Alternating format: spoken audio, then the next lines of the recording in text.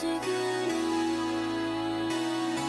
どこにいてもあってほしい青空を見ている私ひまわりのように咲き出し夏になりピカピカの太陽元気いっぱい笑顔の魔法青空を見ている私ひまわりのように咲き出し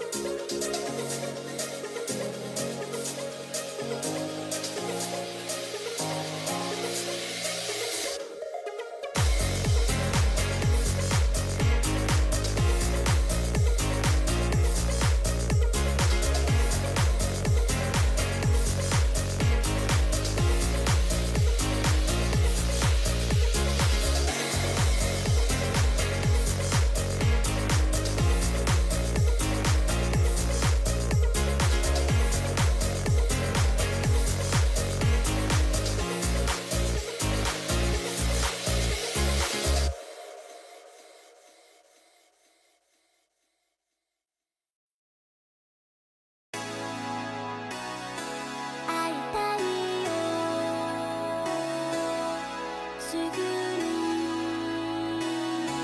どこにいても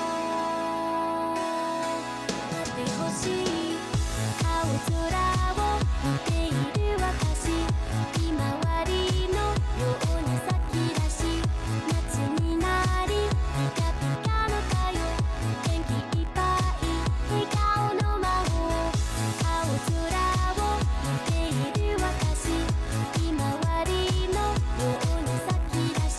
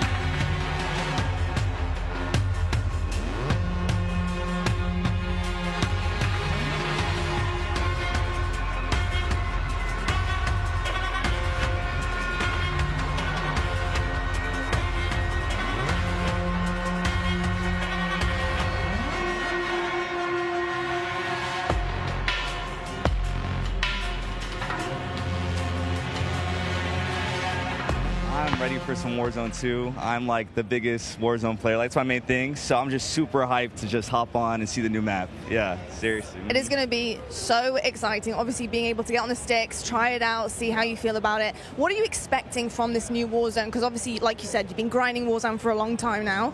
But what do you want to see? What are some of the changes you want made? I'm definitely wanting to see like new movement maybe, because slide canceling like the biggest thing in Warzone, so maybe like a new thing that bridges the skill gap and adds like a new level to like grind it out, Yeah. I love that. So do I. Thank you so much. Appreciate it. Thank you. Have the best time. Enjoy yourself. Thank you. I'm so hyped.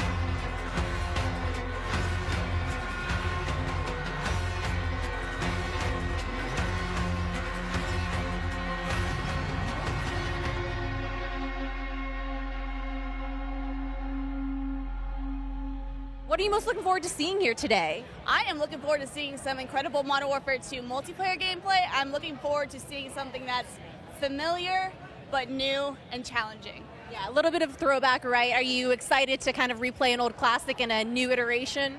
Modern Warfare 2 is my absolute favorite COD of all time. 2009, that was my very first Call of Duty that I ever owned. I am so ready to experience just that nostalgia again.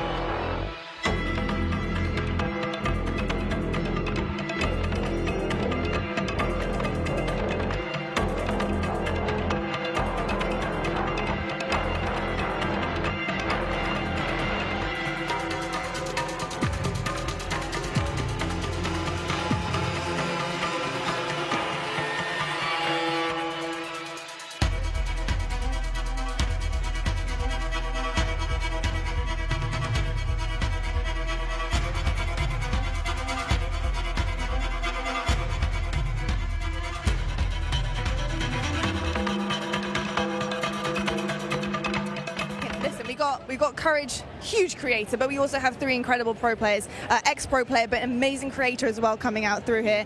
Modern Warfare 2, this is huge for you guys and for the rest of your career, of course. So going into your new season, what do you want out of this big game? Because this is massive for you guys. I'm a simple guy when it comes to Call of Duty. I just want to see the best COD of all time being played. And I personally think that MW2 will be the best COD of all time. Oh, yeah, it will. You know what? I think it will be. It will be. You know what? It will be. So he was saying earlier he wants like nice and fast-paced. I'm looking for the opposite. I want a nice, slow-paced game. I can sit a little further back, watch over my teammates. I'm 25 and I'm proud of it. And I think it's going to be the perfect mix of both. Some good maps, some good fun. I get to beat on him for another year, and I get to hopefully beat his team. Lost by 1 round recently at the big one. So hopefully a good year ahead. Yep. Cool. Anything you'd like to add? Yeah, I'm just looking for good maps. I mean, I want to see just a different variety of maps. I think it'd be really cool. And we could switch it up between fast and slow. I just want to see some creativity in the map. So that's what I'm looking for. Can we go play? Go on, off you Go go. on, get out of here. Bye. Thank you so much, gents.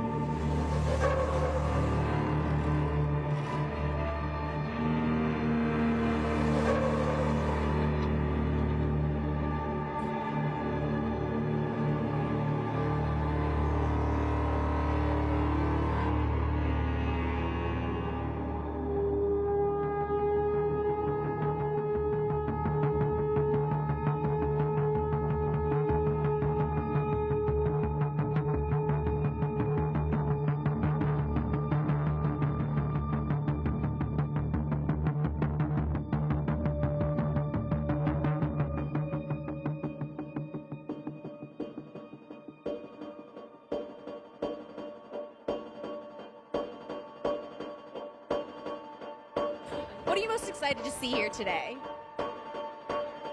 Something I'm not excited for. I think, honestly, being able to see a lot of people who played online together finally in the same area, after everything that's gone on and being able to get back together, like, that's going to be a really fun time for people to be able to, like, see each other across the way. Now there's a lot happening, there's a lot being revealed, you guys are getting that inside scoop on it, but we've got Warzone 2.0, we've got multiplayer, so much going on. What is your game? What is your game on COD? You know, what are you looking forward to? So I'm a huge multiplayer search and destroy fan, so a little bit different than most people here. They play mainly Warzone. Not that great at Warzone, but search and destroy, quickscoping, that's my thing. Okay, we love to hear that. And what about you? Also, search and destroy. That's how we met. Wow, so hardcore. Yeah, search and destroy all day.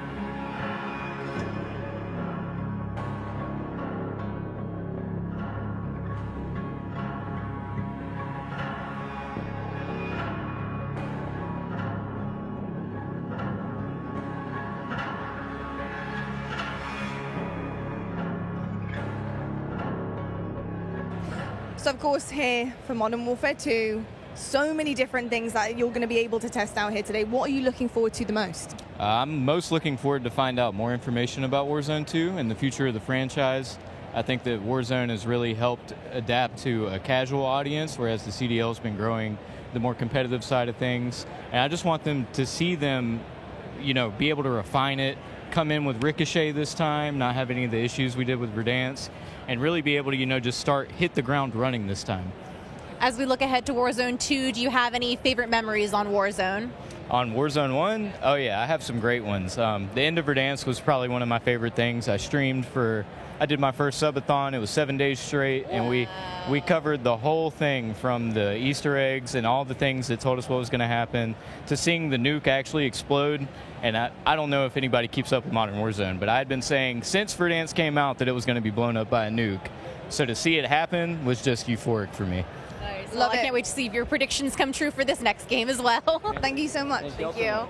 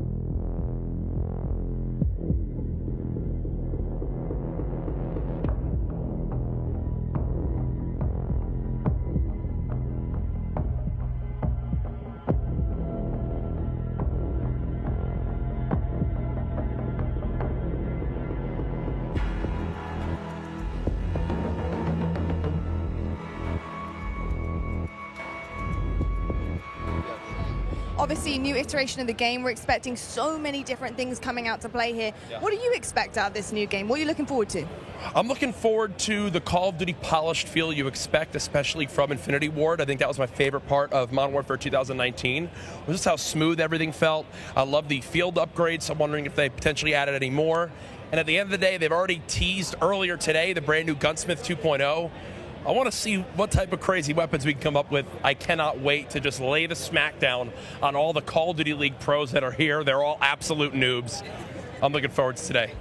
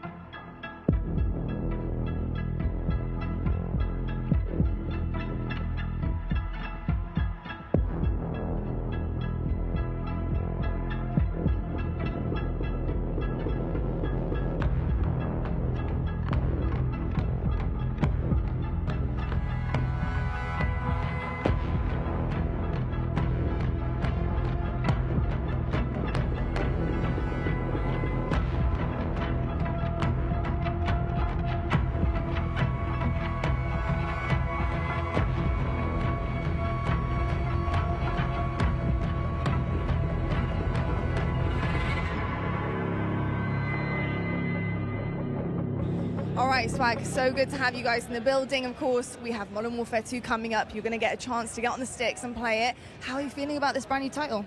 Really good, man. I mean, MW2, the name itself has so much hype around it, and it's just so exciting to play a game. Infinity Ward is my favorite company to make the game, so I'm super excited. Amazing stuff. So, gents, how are you guys feeling? We've got Warzone 2.0. Our first event here, so I mean, we're really excited to be here. I'll pass the mic around.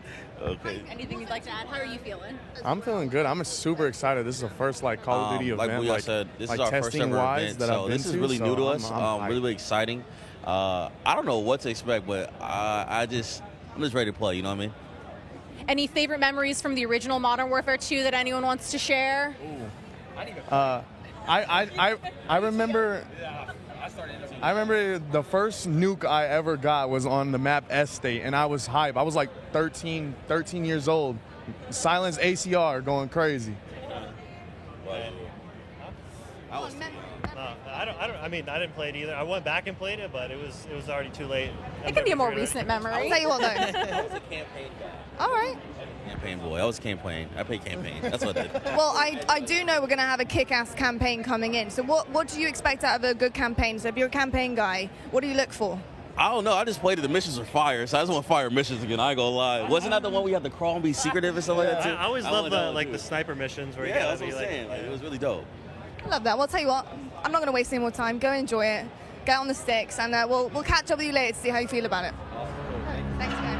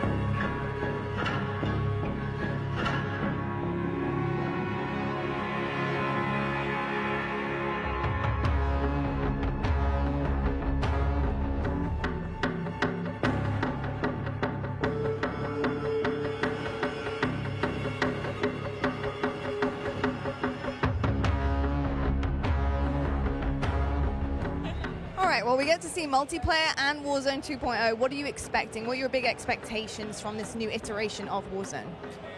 I'm excited. I'm excited to see the map.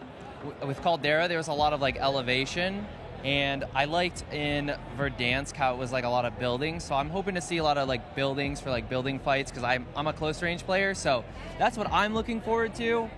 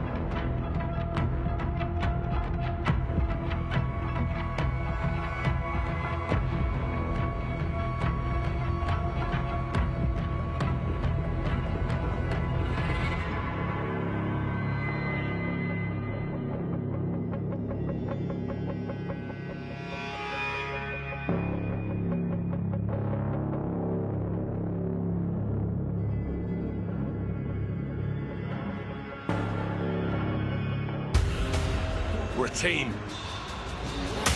All of us. Let's go get them.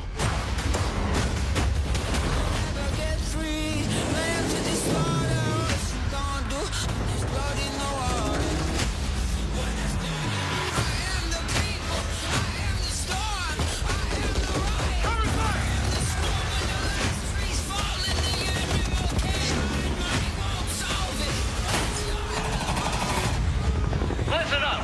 These guys on the ground, they are your brothers now! Yes, sir.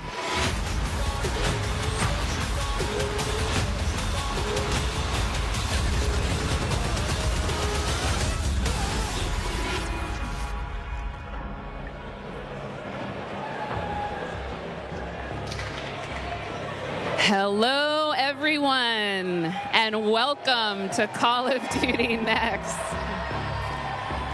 I am Johanna Ferris, the General Manager of Call of Duty, and I am thrilled to help kick off a truly significant moment, not only for the highly anticipated upcoming release of Modern Warfare 2, but a very significant moment for the future of the entire Call of Duty franchise.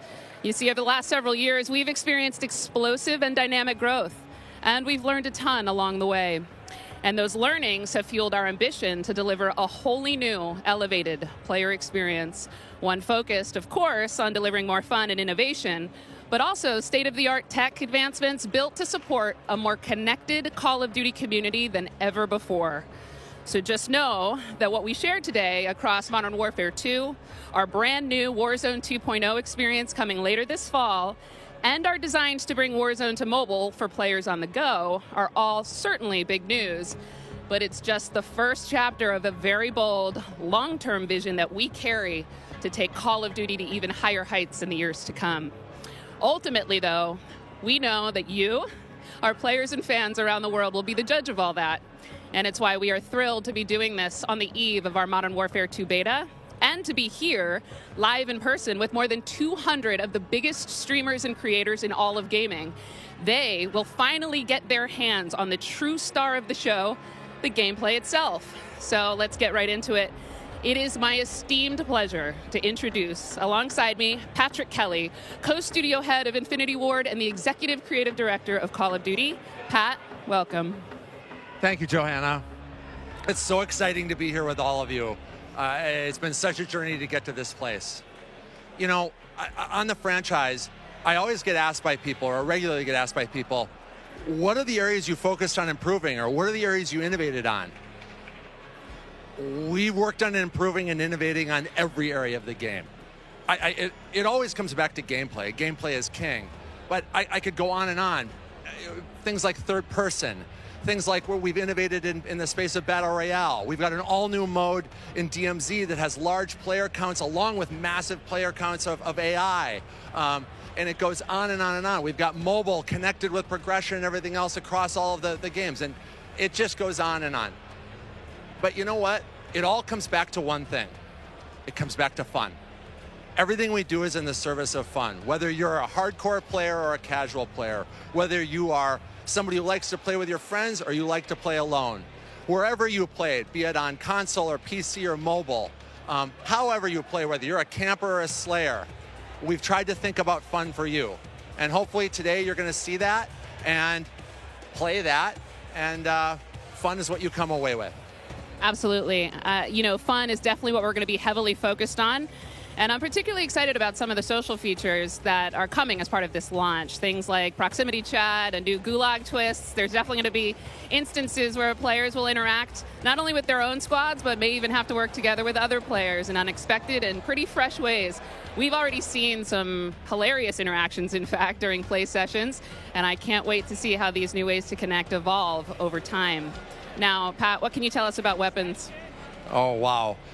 So we've completely innovated in the area of connecting you, the player, to your instance in the game, making you feel more in the game. And I guess you can think about it as starting out with the camera. The camera represents your eyes, right? So connecting the camera to your body, we've done that with some inverse kinematics and some physics and other things like that. We've connected then the body to the hands on the gun. again, with some sophisticated inverse kinematics. We've connected the gun with the actual bullets coming out of it. So now, wherever that gun is pointed, however it's pointed, the bullets are coming out of it exactly from the barrel. There's no disconnect there. And that's before I even get into what we've done with the new gunsmithing and how you build your weapons and the platforms, etc. But look, you're going to play it, and I hope you'll love it like we do. All right, well, we've taken up enough time, but before they kick us off the stage, can we tell them about raids? Yes, thank you.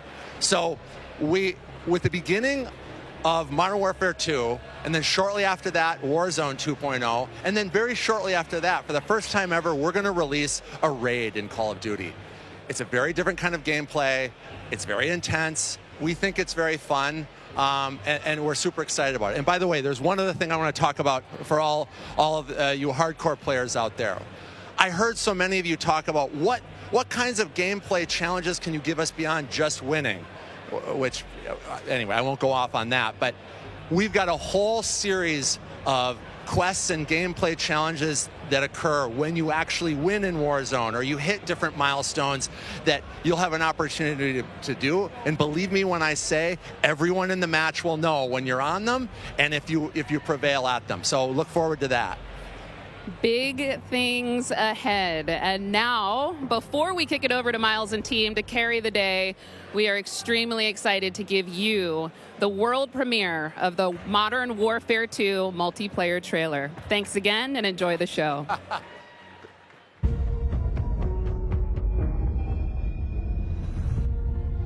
We got intel reports of Hassan and the cartel forming terrorist cells all over the globe.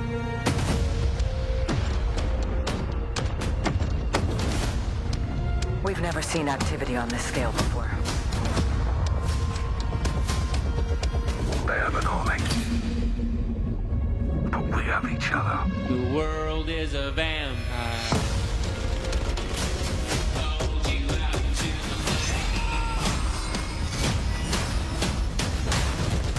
Coming back!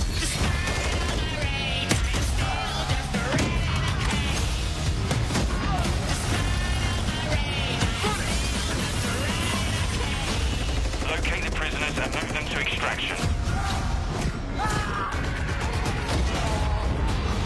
Enemies above! Field charge!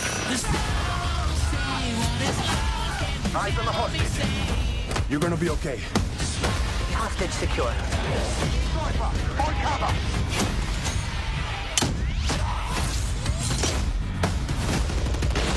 Keep going! Gotcha!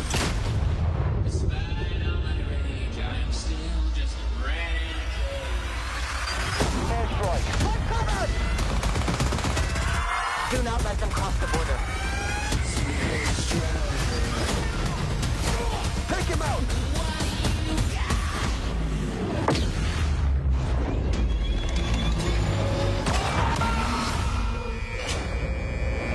Get ready, team! We have never seen a war zone like this! The world is a vampire. They're behind us! Drop stick out! Enemy healer!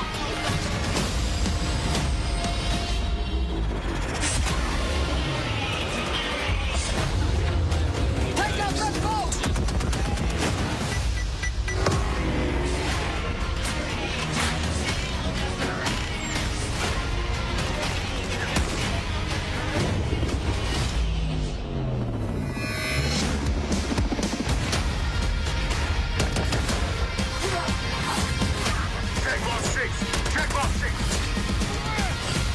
I'm on my way. The world is a vampire. Pre-order now and get early access to the open beta.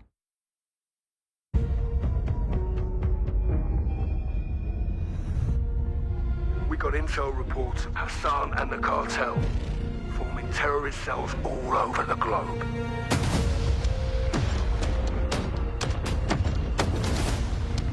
We've never seen activity on this scale before. They have an army, but we have each other. The world is a vampire.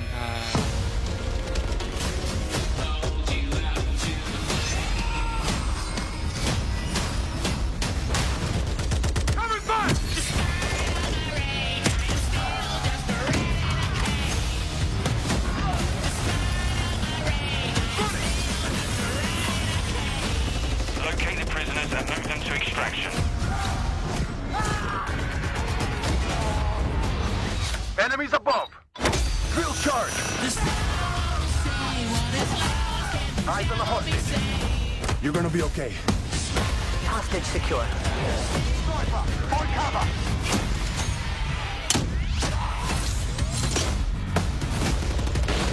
Keep going. Gotcha.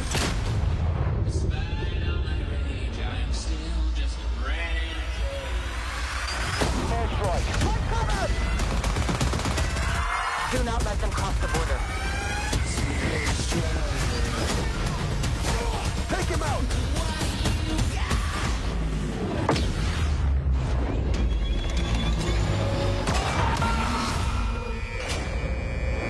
Get ready, team. We have never seen a war zone like this. The world is a vampire. They're behind us. Stop, stick out. Enemy healer.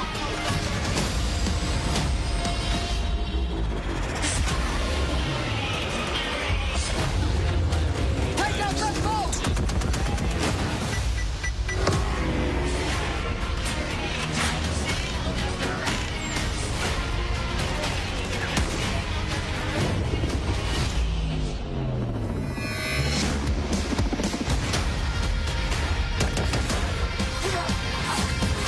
Check box 6. Check box 6. I'm on my way. The world is a vampire. Pre-order now and get early access to the open beta. And there we go, Call of Duty fans. The trailer's so nice. We ran it twice. It is all there. Everything that makes this franchise so special. We are incredibly excited to be here today. And after that, quite frankly, how can you not be? My name is Miles Ross, and I am so excited to truly be here with a few of the members of the Infinity Ward team who are bringing Modern Warfare 2 to life. Guys, we have 200 of our friends behind us who are going to be playing and streaming shortly. But before that, we also have Stephanie Snowden, Director of Communications for Infinity Ward, as well as Joe Seeker over the on-there, Jeff Smith, Multiplayer Design Directors here at Infinity Ward. Guys, first off, how are things evolving from Modern Warfare 2019? I mean, let's start high level because there's a lot to get through today, guys. You saw that trailer. Let's go with the philosophy, Steph. Let's stay high level. What went into the creation of the game? You said it precisely. There is so much. This game has just so much content. It's got something for everyone, and it's really been the result of 3 years of hard work at IW and our partners across all of the Activision studios. And so much of that work started with you guys at home, the community, the fans, our creators here, and that conversation and feedback from 2019 is really been a core piece of what Modern Warfare 2 is. And it's a dialogue that we hope to continue, especially here today. Well, we've got so much in store with this MP experience. And people like Jeff and Joe here, who I am honored to work with, and their experience on this franchise, we're in good hands. Indeed. Okay, so Jeff, well, I don't know where to start anymore. Let's set up what Modern Warfare 2 multiplayer is all about. And let's stay high level for now, because there's a lot of details, friends, juicy details. Sure. I mean, when you come into making a sequel, it can be kind of tricky. What do you keep from the previous game? What do you get rid of? And where can you add new things in and not mess up this kind of nicely balanced ecosystem that we had? And so we came up with a few methods, one of them being player behaviors. And I say behaviors and not play styles. I think a lot of people will say play styles, but that can kind of change during a match. But behaviors are more ingrained in how players play. And we just put them into 3 big groups. We call them rushers, which are just aggressive players. They just want to find the action and go. And then we have sentinels, and these are defensive players. They want to just kind of hold down a building, maybe keep a little overwatch. And then we have stalkers, which are reactive, and they kind of hang back and try to read the field and read where spawns are. And really, we just kind of use these as filters to keep us honest with the content that we're making. So that we're making enough toys and equipment for players to be successful playing our game. Sounds like a lot of fun. Stephanie, what are some of the new features coming to multiplayer, some of the new stuff that you're most excited to talk about? Oh, boy. There are a ton of new features to dive into with this game, but we really pushed forward even the most fundamental aspects of what makes a Call of Duty game with Modern Warfare 2. And it's been really amazing for me to come on board this past year and see these innovations coming to life, to hear Jeff jump into, breaking down the 1v1. And personally for me, water. Our water, I've seen the memes, we love water. It's really hard to make in games. But the aquatic combat, some of the things you're able to do with vehicles in the water, I think that level of immersion is really going to speak to fans and has been something that I've really enjoyed playing the last couple months. Aquatic combat. Steph loves to swim. Joe, sure can we go into some details about our water-based adventures in MW2? Yeah, I mean, last game we really wanted to add water, and we knew we didn't have time, right? So in Verdansk, we froze the rivers and we made the outskirts just to kill trigger. In this game, as soon as we started Modern Warfare 2, we leaned into water, both visually, beautiful caustics, there's waves with white caps, but we also, the gameplay side, there's unique ballistics underwater. You only can use certain weapons underwater. Your pistol is your weapon underwater, otherwise you can't use your primary weapons. But it's also a nice cover or evasion mechanic. If you're getting shot at, you can dive into the water, and as you get deeper, it gets murkier. Like the farther you are from something, you can't see it. And so it's been super fun for us to dig into water and really flex on what water could be in Call of Duty. And you saw the boats and the mine that floats, and every piece of equipment has been filtered. Like, how does it work through water? Like, we had to look at everything in the game and say, how does it work in water? What's the best version? Our vehicles will just slowly submerge.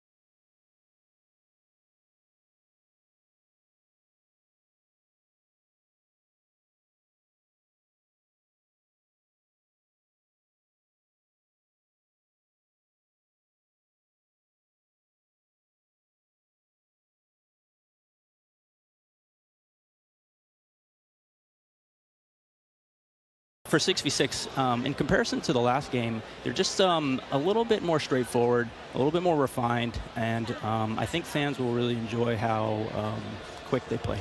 That sounds... A lot of diversity in those maps as well. A lot of visual variety, some colorful maps in there, and I think they feel really clean. Guys, you're moving me in ways I didn't imagine to be moved today. Excellent stuff. Cry? I might. Hey, it's the first time for everything here on air. We've got some of the maps that we are going to be seeing in MW2. Starting with one, we've got a real fun one here, guys. This is one of the aforementioned battle maps. Team, can you give me some details on Sarif Bay? So Sarif Bay is this little fishing town in the south coast of our big map, and we picked this because it has such a great mix of gameplay. It's right on a harbor, so we get to show off all our boats and our new amphibious APC, and, you know, swimming, as we've already said. But what you get inside the town is this really intense urban combat with all these tight little alleyways and all this great rooftop combat. And mixed with our ledge hang, you get these really cool parkour combat action happening. Yeah, I love how you describe the rooftops there on this map specifically as like a separate ecosystem. You can kind of migrate that entire vertical. You can go up there and just hang out and fight other snipers. All right, well, that looks fantastic. Jeff, okay, so that's one of our larger maps. What about some of the 6v6 maps? I think we have some footage of one of the new maps that we're going to be seeing today, named Mercado Las Almas. Do you mind giving us some details on this one? Sure. Mercado is a little street market in a historic section in Mexico. Our story behind this is, you know, the authorities have some intel that narcotics are being smuggled out of a warehouse, and they're going in trying to find and seize them. This map plays really fast and a lot of action right down that center lane. The Mercado is a very dangerous neck of the woods, so watch out when you're playing in the beta. It plays fast. Cannot wait, really cannot wait. Looks fantastic, and again, interesting to see you know, how that ties into campaigns and whatnot. All sorts of fun and games ahead of us. Looks amazing. Battle maps, core maps, 6v6, all this looks fantastic. But let's go back to modes. We've seen some maps. What about the modes being played on battle maps? We will have the return of Ground War, but we've got a new large-scale mode that you've alluded to, right? Let's talk Invasion. So Invasion is it's a big war map. It's Big War TDM, or we affectionately call it the shipment of Ground War. It's 20v20 players, but there's also 20 AI on each team. AI are coming in fast roping. They're coming in on medium birds. And it's this high action mode. It's super fun, but it's also really chill. The announcer's not barking at you. He's not saying like, hey, get to B, you know, they're taking C. You can kind of play it how you want to play it. You sit up on a rooftop and snipe. You can grab a shotgun and go room clearing. If you push too far into the enemy's base, AI will come hunt you. But we've also been really conscious of where we put AI in multiplayer. We didn't put AI in kill streaks or anything like that because we don't want AI showing up in search and destroy. We don't want AI in domination. This mode, though, however, was built for AI, and it's a super fun mode. Can't wait for people to try it. Kind of a funny aside, you know, we took the name Ground War from a playlist in MW2, and that was just large-scale TDM and DOM, and we kind of did the DOM in the last game, and now we're able to add kind of the sandbox TDM, and so we're kind of completing the cycle of that that old playlist. Yeah. Well, this large-scale stuff looks amazing. This looks so awesome. And okay, so what about the new 6v6 modes? Let's keep dialing it in closer and closer. Steph, what have we got? Yeah, so we also have 2 new 6v6 modes that you're going to be seeing here played today, and they will be in beta in Prisoner Rescue and Knockout. Prisoner Rescue. Okay, let's go into Prisoner Rescue first, Joe. So Prisoner Rescue is an attack and defend mode. It's a round-based mode. The defenders have 2 prisoners. They're kind of spread out, and they need to keep hold of them.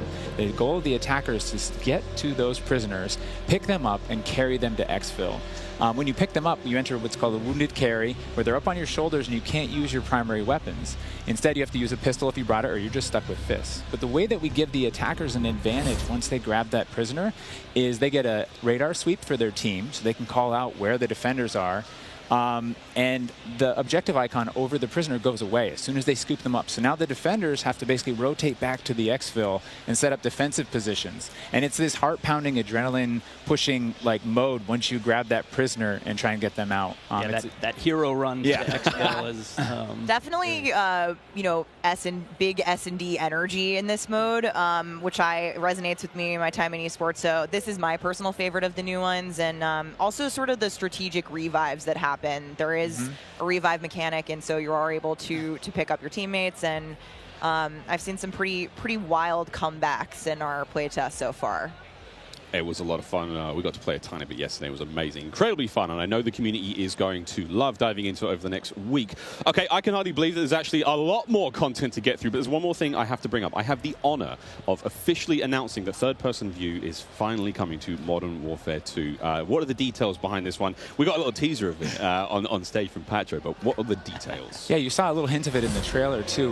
It's been a pet project for us, right? We've always wanted to do third-person, and all while we're working on all this other stuff, we've been kind of lifting up and doing third person in each mode. And the cool thing is that it's a modifier on our game, right? We can just turn on third person.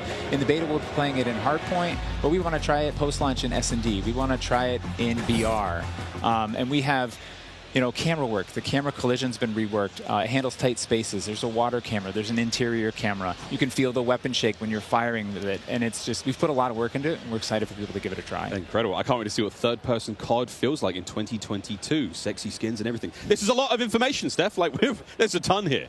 I tried to warn you. They're delivering a lot of new features for you guys to try out ahead of release. And I said we were going to be bold with this beta, and we are, but there's even more to come at launch. So this is just a taste. How is this just a taste? How can there be even more? I mean, we haven't even got to Warzone yet. Okay. Okay, so what about this year's third mode? So I'm happy to say that Special Ops will return as our third mode, and will be focused on 2-player missions, asymmetrical in game design. So think 1 player on air support, 1 player on the ground. And I think the OG fans will be really excited, because we've looked at, you know, some of the iconic Modern Warfare missions like Overwatch, and really tried to implement some of those themes into the design. So we'll be talking more about Special Ops in the months to come. Steph, you're saying I should be looking now for a Special Ops partner? Sitting right next to you. Yes, you are indeed. Well, I'm all set then, Stephanie. I do believe we have one more surprise for PlayStation players out there. What's that? Indeed we do. Let's roll the clip.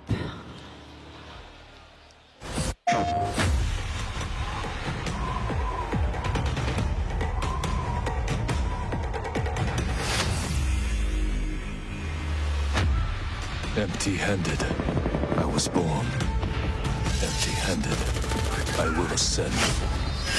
Blade or bullet, fist or bow. Spear, stone, or arrow. These are merely tools. I am the one to fear.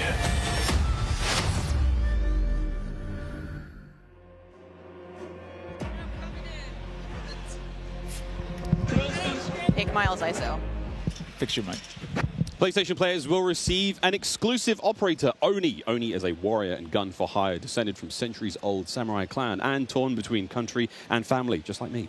This is such an awesome-looking operator, guys. Oni is going to be playable on day 1 for all who pre-order through the PlayStation Store. Plus, he comes with a high-level weapon blueprint, playable in multiplayer and Warzone 2.0. Steph, badass. Oni is awesome. I myself am a PlayStation player, and so I will be becoming Oni main day 1 for this game. And it's been really awesome to see our narrative team building out his lore, really bringing this operator to life with the creation of his backstory, his motives.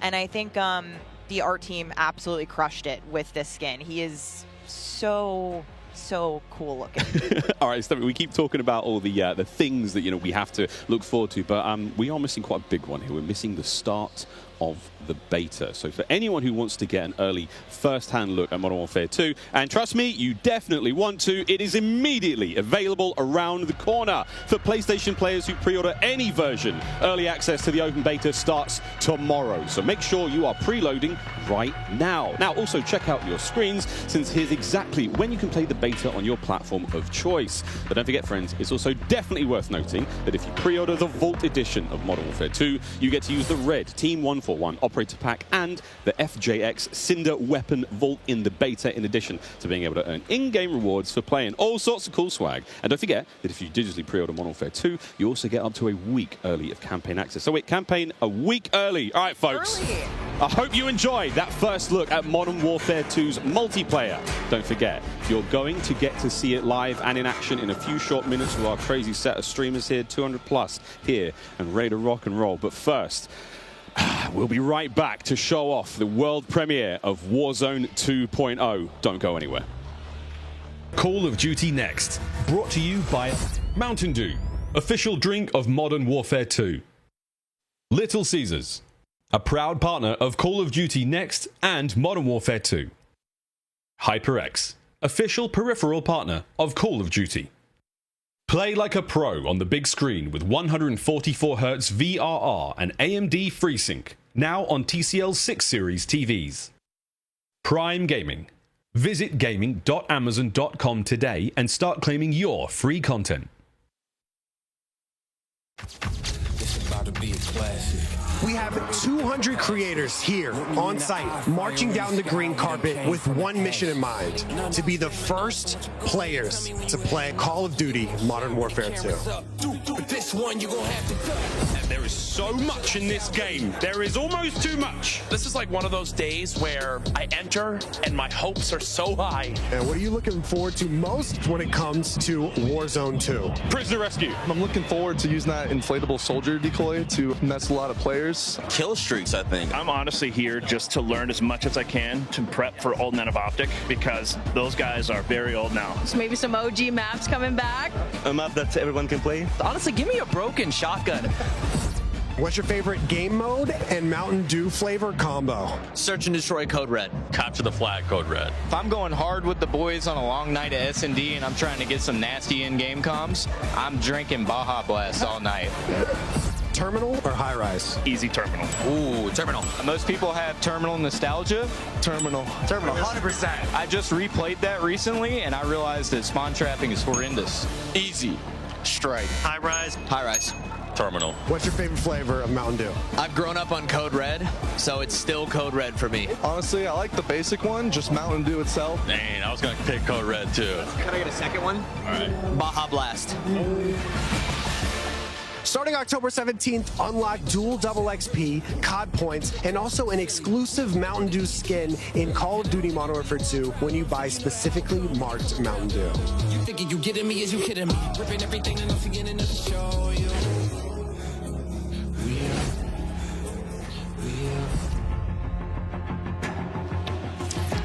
Welcome back to Call of Duty Next. The Mountain Dew green carpet. God damn, it was beautiful. A lot of fun people out there. Everyone having a good time. And some incredibly well-dressed people out there. And some definitely not. Sweaty T-shirts abound. But here we go. Welcome back to Call of Duty Next, friends. We promised it was coming up, and now the wait is over. It is time to talk about Warzone 2.0. We got a glimpse of some Warzone 2.0 in the multiplayer reveal trailer earlier today. And it does look awesome. However, we need some true experts to help out. Back at the desk here, we have got Stephanie Snowden. Joe Seacott is joining us. But of course, welcome Jack O'Hara, Game Director at Infinity Ward. Joe, how are we feeling? We ready to party here? I mean, this is a lot. We need to know everything. Warzone 2.0. Stephanie, the world cannot wait. It feels crazy for me to be up here revealing Warzone 2.0. I ended up at IW as a fan of the game, and so this moment is absolutely bananas for me. But Warzone 2.0 is everything that we loved about the original Warzone, right? Where it's based on the same experience that we all had, that fun, all of those moments, and it's a return to shared tech across the universe for Modern Warfare 2, and that's going to create a really streamlined player experience. And I think the key innovations that we discussed for multiplayer, those all exist across Warzone 2.0 as well. So we're bringing it back. It's all connected. It's the same world, and I think the players are going to love it. Oh my good God. Real excited about this one. Again, there's a lot in this one. Jack, where do we go from here? So MW2 and Warzone 2 have been developed side by side since the beginning, right? Since we started down this road, and they're part of the same universe. Like Stephanie said, they share the same mechanics, the same weaponry, and even more than that. But the centerpiece of all this, of course, is the new map that we've been working on since 2020 with teams across the globe. It brings together our philosophies on map design. It brings together new technologies in order to do it, and lots of artwork to make it happen. And we've learned so much from players experiencing Verdansk and playing in Verdansk over the first few years of Warzone, and we're really excited for them to land in Al Mazrah with their squad. There's a wide variety of points of interest for players to explore in this map, and we're really looking forward to seeing everybody in there. Well, here we go, a brand new map to explore and traverse. I cannot wait. Stephanie, let's take a look. That's right, Miles. Welcome to Al Mazrah. This is our new map for Warzone 2.0. It is a really interesting mix of geography. It is expansive desert settings with a mix of industrial areas, towns, a city, and of course water. It looks way better on this screen than it did on Twitter. But you're going to find a lot of really cool elevation, rocky peaks, caves, subterranean spaces. This map is beautiful, and it's actually the biggest BR map that we've ever made. And I am so excited for all of our streamers here to jump into Al Mazrah later today. It's huge. Look at the size of that thing. Okay, so that was a big picture, and it's a great way to see it from a sort of top-down layout. But let's take a better look at some of these points of interest. So when we set out to create these spaces, the team works to make it feel like a real space, right? So that there's infrastructure in between all the different, what we call points of interest along the map. And if you're paying attention, you might even see a few that seem pretty familiar out there as well. And so as the team works through these, they're trying to find some variety on each point of interest to make them something that the players will want to drop in and get the particularity of that single point of interest and find the place that they want to drop and where they want to play, whether it be a high elevation observatory at the center of the map, whether it be the big city that's up the top right, and whether they want to explore that, or whether they want to work in some of our POIs where we have water intersecting with geometry here. So we have in this one... Ooh, that looks familiar. That does seem familiar. And there's a river system that goes through all of this. So you'll be able to catch in a boat and drive between the different POIs. And here's one of our favorites, Sawa Village, which is... That's my favorite. Colloquially called Sunken Town. I mean, I love to swim, so you find me there. Absolutely. I'm curious what you guys think, Jack and Joe, on what the hot drop will be today, right? We've been talking about this the last couple of days. This is our first time seeing other people who are not us play Warzone 2.0, and so I'm just very curious where you think everyone's going to immediately drop today. I think so they're going to drop to Observatory just to go back to home, you know, go have some fun. They're coming home. It's always nice. You're moving through the map and you kind of hit a spot and you're like, wait I've been here before. I know what this is. You have all these flashbacks. Yeah, there's a lot of nuggets in there for some old Modern Warfare fans. Yeah, I'll say Corey. I think that's gonna pop off. I think people will land around the edge so they stay in as long as possible in this match. But smart. We have some news for our edge of the map players coming up. Ooh, all right, guys. Well, the map looks absolutely gorgeous, and I can't wait to watch our streamers here drop in early in an alpha build later on today. Okay, so moving on to the gameplay, we've got this beautiful space to play in. How do all of these multiplayer elements we've talked about a little bit earlier, how do they fit into Warzone 2.0? I mean, the super simple answer is all the stuff we talked about in multiplayer, the stuff you saw in the multiplayer trailer, that's all in Warzone, right? It's all integrated. So that tactical camera works in Warzone, that decoy mine works in Warzone. Like, it's all of it's been built from the ground up for both. The slide, the dive, the water, like... More swimming. Yeah. Oh. This is a great taste of some of the water combat. I can't wait to go full Captain Miller, you know, Apocalypse Now coming out of the water, knifing people. I mean, this just looks... Yeah, the rendering team made some work, so you come out, you're looking all wet. Yeah. See the caustics on the bottom. Yep. I'm not even sure what caustics are. I have no idea, but it sounds great and it looks incredible. You can see the armored patrol boat coming by there with its two turrets. There's some cool stuff. So I'm glad you brought up vehicles. Steph, you touched on vehicles a little bit earlier. What can we talk about? You know, we've seen boats, we've seen tanks, we've seen all sorts. Jack, what have we got? So we've implemented a new physics and handling model for the vehicles. So some vehicles are heavier, some will slide more, have more traction or less traction. And as you're driving them around and you're encountering them and other squads are playing with them, you can choose to shoot off the tires to kind of impact their handling. You can have them, they react to explosive differently based on their weight. So if you're in a heavy armored 4x4 and get hit by an RPG, it's going to kind of bounce a little bit, but not quite take the hit as a small sedan. You can also choose with your squad to be rolling into a POI and somebody jumps out on the roof, somebody leans out the window, and suddenly you got yourself a lot of firepower driving into the POI. Of course, that vehicle needs to survive for quite some time in the map if you want to keep using it to go from point to point.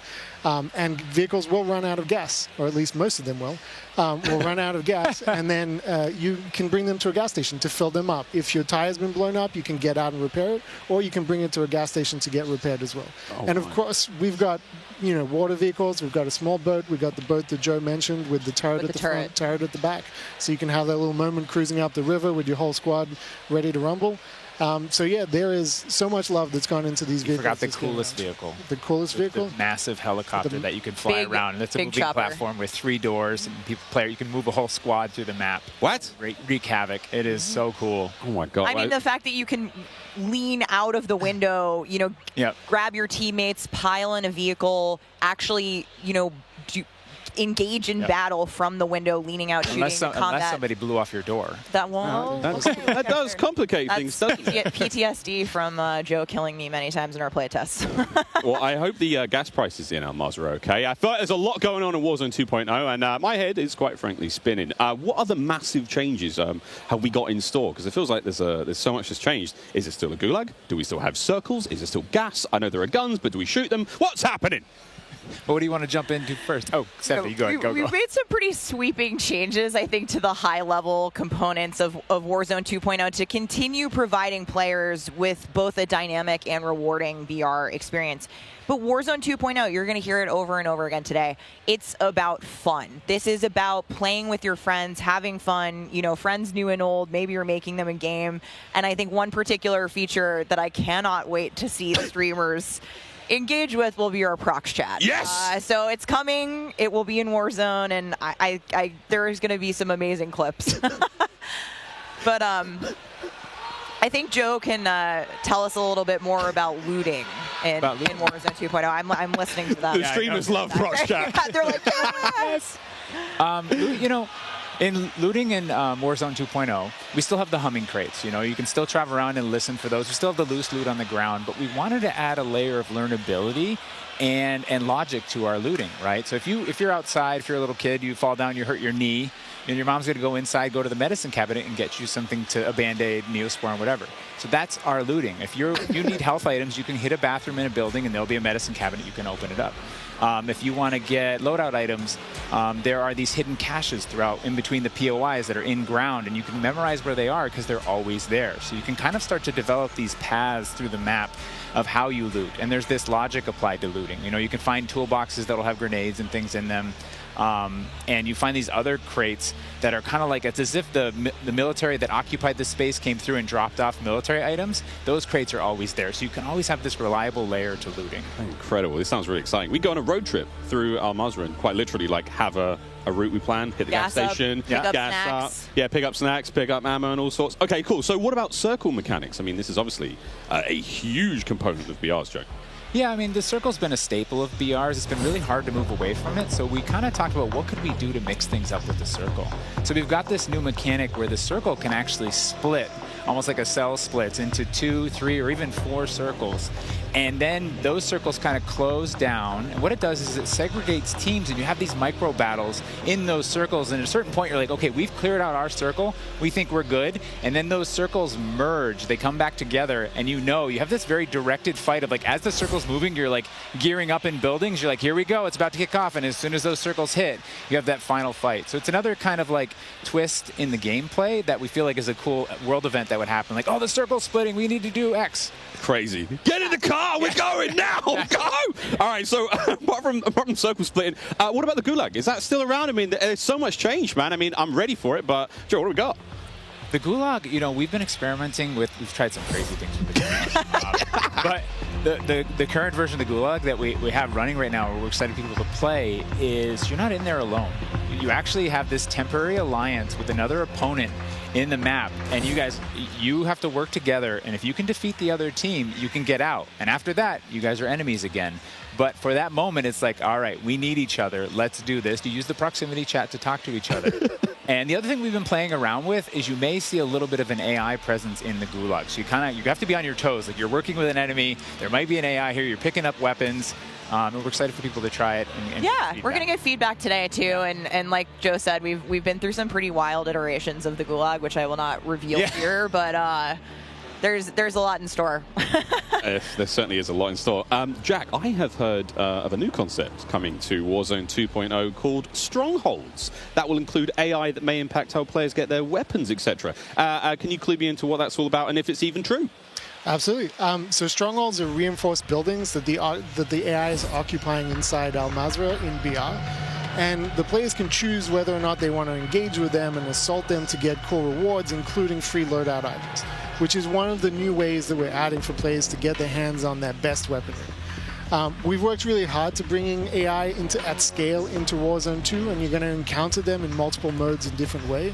In BR specifically, they're in these strongholds, and if you get to a stronghold, you can find the location of a black site, which is going to have even cooler stuff in it, and you can fight your way from one to the next. But in other modes, you're going to find the AI occupying large portions of the map and just kind of protecting different POIs in different ways. Unreal. Okay, so we've all heard the rumors that Warzone 2.0 is going to have some very, very interesting new modes. Would you care to confirm or deny Stephanie Snowden? It's finally time. I have read about some new modes on the internet recently, but one of the most exciting things about Warzone 2.0 is confirmation that an all-new sandbox experience is coming at launch. I am happy to announce DMZ, Call of Duty's extraction mode, will arrive with Warzone 2.0 at launch later this year. I played DMZ for the very first time on my first day at IW, and to this day, playing it nonstop, the possibilities with this game mode blow my mind. So DMZ. I can also confirm that DMZ is real. But we're not going to go into depth on it today because we do have to keep some stuff in reserve. What I can tell you, though, is we've created a rich sandbox where you can define your own win condition. You infiltrate Al Mazrah, you accomplish your goals, and then you decide to extract when the time is right. It is played across the whole map, and the AI is occupying large sections of the map, and they are lethal opponents, and they do command your respect. You have to watch out for them. You have to work with your team. They patrol areas, they occupy strongholds, and they'll reinforce based on players' actions. And then on top of all this, you can choose which mission you want to accomplish, or you can chase after a variety of activities in the world.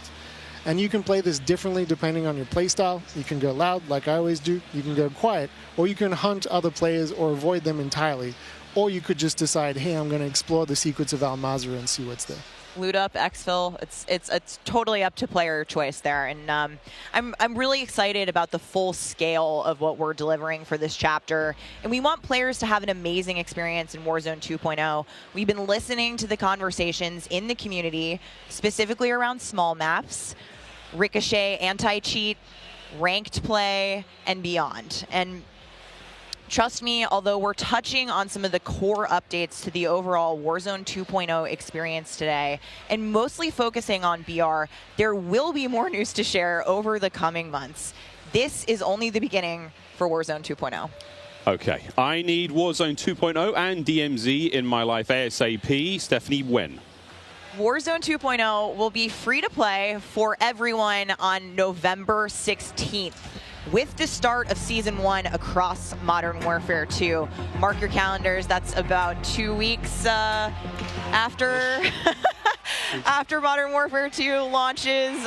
And we had 125 million players in the original Warzone, and I cannot wait to see all of you and hopefully more of you in Al Mazrah for this experience.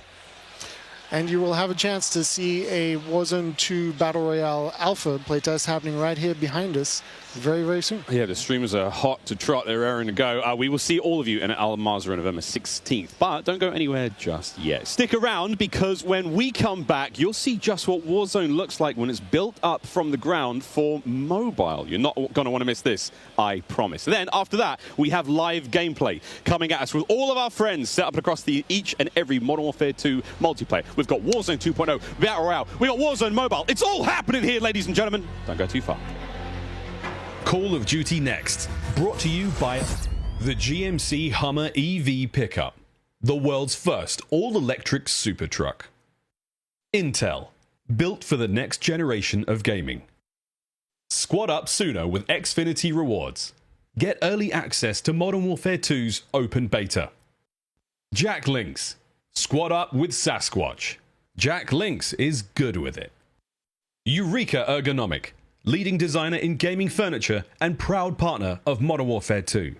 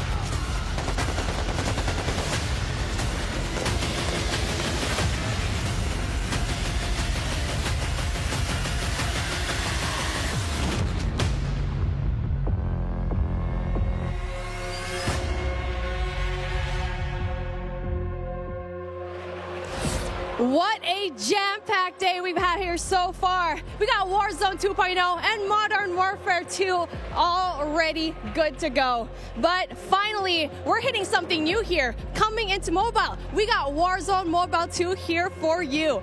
It's me, Beef Mommy, and I couldn't be more excited to be here with none other than Chris Plummer. And Chris, what do you have for us today? That's right. Today we are proud to introduce Call of Duty Warzone Mobile. Yeah. This is the real thing, and it's on your phone.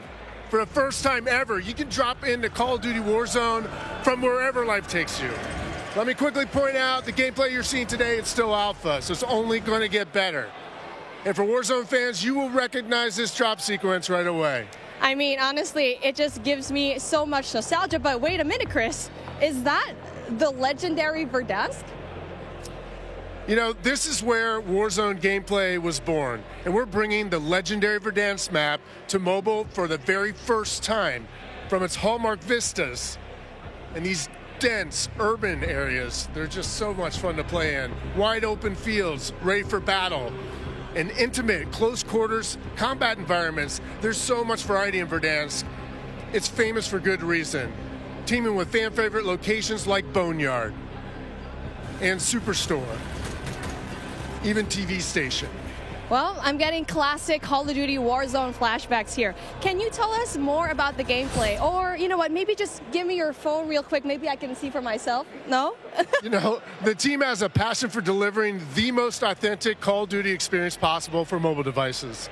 From the way you aim and move to the weapon handling and the control responsiveness, all these critical little details combine to make Call of Duty Warzone Mobile feel best in class. We've made sure that the physics, the feedback, the sights and sounds, all those essential little touches are smooth and accurate. It's about creating an experience that's so true to form, you can imagine feeling that dirt compressing under the soles of your boots with every move. Or imagine those tiny shockwaves of recoil moving through your entire body with every shot.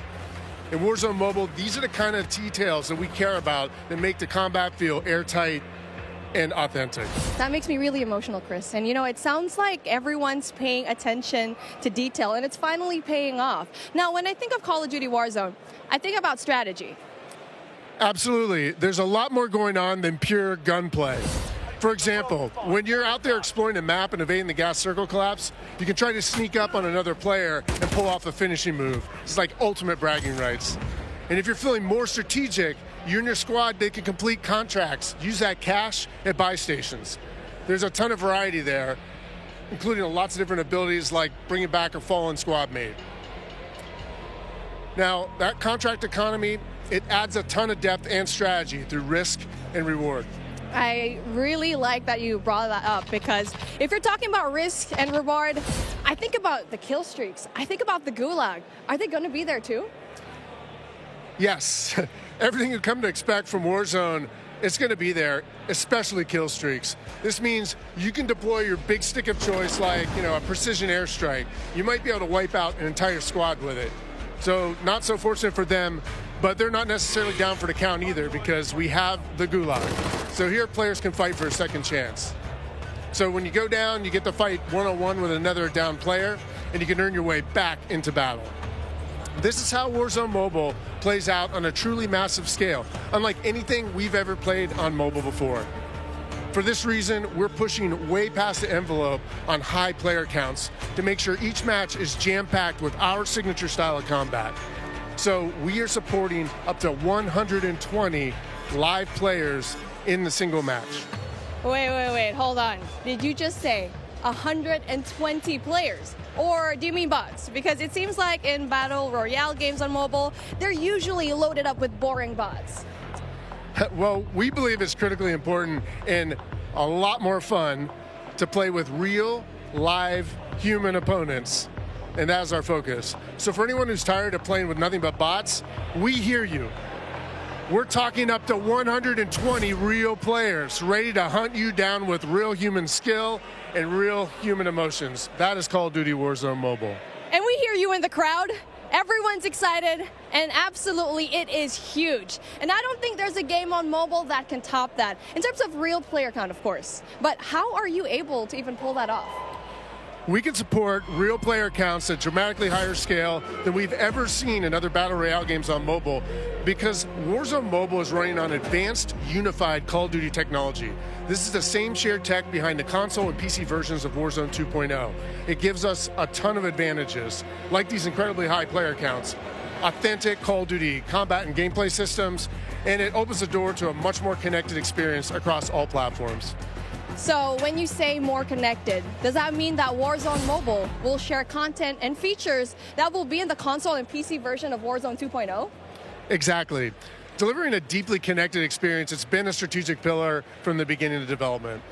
Now, we know that your time is precious, and your investment in playing is now recognized across Modern Warfare 2, Warzone 2.0, and Warzone Mobile.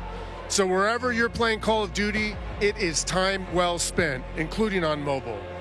Even your friends list and chat are shared across platforms, so you can stay in touch with your friends, whether they're playing on console or PC or mobile, wherever they choose to play. I mean, that is so exciting. I totally get that. Now, one of the coolest benefits of having this kind of connectivity is that Call of Duty Warzone Mobile is loaded up with the same authentic Call of Duty weapons and operators you'll recognize from Modern Warfare 2 and Warzone 2.0. And whatever you get from the Battle Pass, you will see it on console or PC. It'll also be there on your mobile device too. And the other way around works as well.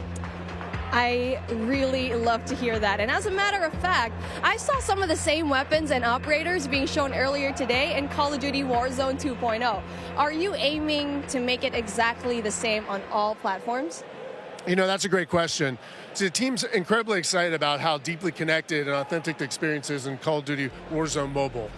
And we'll continue to adapt the best content and features and innovations created across the franchise. But at the same time, we recognize that mobile is a very unique platform. Mobile has its own flavor, advantages, and player expectations. Sounds like the game will be tied into the Call of Duty franchise pretty nicely. And will there be mobile-specific events or content that is unique to Warzone Mobile? Yes. Above all else, the team is committed to ensuring Warzone Mobile is a world-class, mobile-first experience right down to its core. Controls are a huge part of it. It just needs to feel natural on the device, intuitive, and native to the platform. A lot of it comes down to tuning, and this is why we're supporting synchronous crossplay between iOS and Android platforms exclusively on mobile, and we're avoiding the imbalance that comes with crossplaying between mobile devices and consoles, or mobile to PC. This allows our teams to deliver the best possible mobile gameplay experience with a unified feel. And by doing this, we don't need to compromise the tuning for any platform. This ensures a level playing field and more fun for everyone. Now, keeping those controls balanced for all player types, it's super important. So whether you're the hardest of hardcore mobile pros, or maybe you're a console first player that's sneaking in an extra match during your lunch break, even brand new players to the franchise who need a little help getting into the flow of the game, we are committed to providing the most robust control options anywhere for a pick-up-and-play experience that's accessible to all of our players. I love that accessibility, and that means all my friends can get in on the action for a change, but how do they sign up? Well, it's time to get your mobile devices ready, because I'm super excited to announce that starting right now, you can pre-register for your free download in the Google Play Store. Signing up means that you can be among the first to play when the game launches next year. We look forward to seeing everyone in Call of Duty Warzone Mobile. With that being said, hey, we got Ferg on the horn, and I think he's literally the first one to pre-reg. Ferg? Hey guys, Ferg here, and I am thrilled to be one of the first to pre-register for Call of Duty Warzone Mobile. And now, you can too. Scan the QR code at the bottom of the screen to be among the first to drop. Tell your friends, because the more pre-registrations we drive, the more rewards we can earn, like special weapons, vinyls, and emblems. Plus, if we reach the top milestone of 25 million pre-registers, we're going to unlock a super cool secret reward you're not going to want to miss. What are you waiting for? Sign up using the QR code below.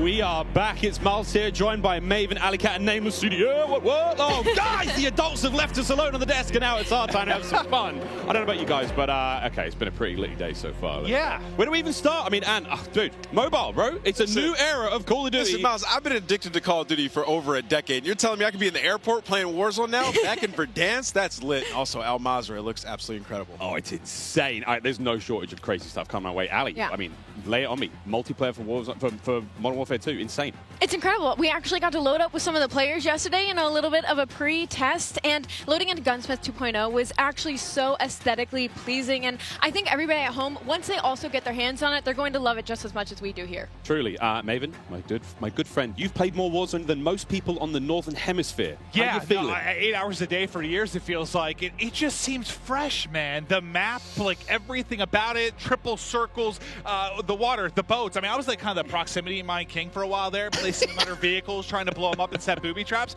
And now you're telling me I could do them in not only land, but also the sea. I'm with it. It's going to be something, man. We really have seen a lot so far today. We've seen, Warzone Mobile, of course, multiplayer there, and a bit of Warzone 2.0. Cannot wait. But, guys, it's time to get into business. Let's now get into the command center. This is it. Welcome, ladies and gentlemen, to the command center, presented by Xfinity Rewards. We're going to be rolling the show through all day today. Xfinity customers, they can start playing Modern Warfare 2 sooner with Xfinity Rewards. Visit xfinity.com/rewards to get your code for early access to the open beta. It's free and it's easy to join. Guys, I mean, every time I sit down, I take a breather, I'm like, there's so much. But first and foremost, guys, before we get into this one, there's so many streamers here. We need to give a big shout out to Intel, who's powering all of the streaming PCs here today. Massive shout out to those guys. Clint, there are 2 PCs on every desk. Explain. I couldn't believe it. Cloaksy is here. Like, the fact that he actually made the trip out, I figured they have to have something special. The fact that you have a dedicated PC to the streaming side and to the gameplay side, and it's set up for this many people. Intel, thank you. Ridiculous. This is incredible. It's incredible. Ridiculous. We're actually almost ready to get into the gameplay, guys. I mean, Ali, you teased it a little. Yeah, you just played, a little. a little, yeah? We played a tiny could bit. have an accent, too. You did. I'm getting mocked here. My bloody desk. We got to play a tiny bit yesterday. Yes. It was pretty fun. But now we get to watch 200 streamers, some of the world's finest, quite literally from almost every part of the planet, coming together here in this crazy top secret location. What can we expect? It's going to get loud. It's going to get incredibly loud. Yesterday, it was loud, and I believe like not even everybody had shown up yet. So now that we have a full building of all of these creators, all of these PCs, I'm expecting people to get up and start screaming, Miles. It's going to be insane. Clint, we heard Courage from like headphones on. He can be heard from space. Oh yeah, no, 100%. Like Bobby Pop, if he's on a subtrain or something, Lord knows what that's going to sound like. But my boy Tyler Blevins, Ninja here as well. But like, I think this is a testament to how pumped up everyone gets about Call of Duty every year. Like the fact that there are this many big name streamers in attendance, we're going to see some incredible gameplay, go through the various modes. I mean, this is going to be a real treat. It really is. I mean, and you've been around a long time in the Call of Duty world. In this venue right now, we've got streamers and players from, all across North America, South America. We've got players all over Europe, Japan, Australia, you name them. We are all over here. Mobile players everywhere. Yeah. How do you describe the vibe in the room right now? I mean, it's just incredible. It's a bunch of homies who love Call of Duty all in one room getting ready to grind. And, I was talking to them earlier. I was walking around doing the round saying what up to everybody. They're going hard, right? Like, I was talking to some of the Warzone guys, Repos. He's like, I'm here to fry. Zuma's ready to go. So I'm interested to see them with these new weapons and the gunsmith, what they come up with, especially our new game modes like Prisoner. It's going to be lit. Listen, as much as they're here for their love of Call of Duty, they're also here because they want that banger clip. Like, everybody wants, like, you're trying to go out and fry some of these big names, get a clip out on social, your YouTube, whatever it's going to be.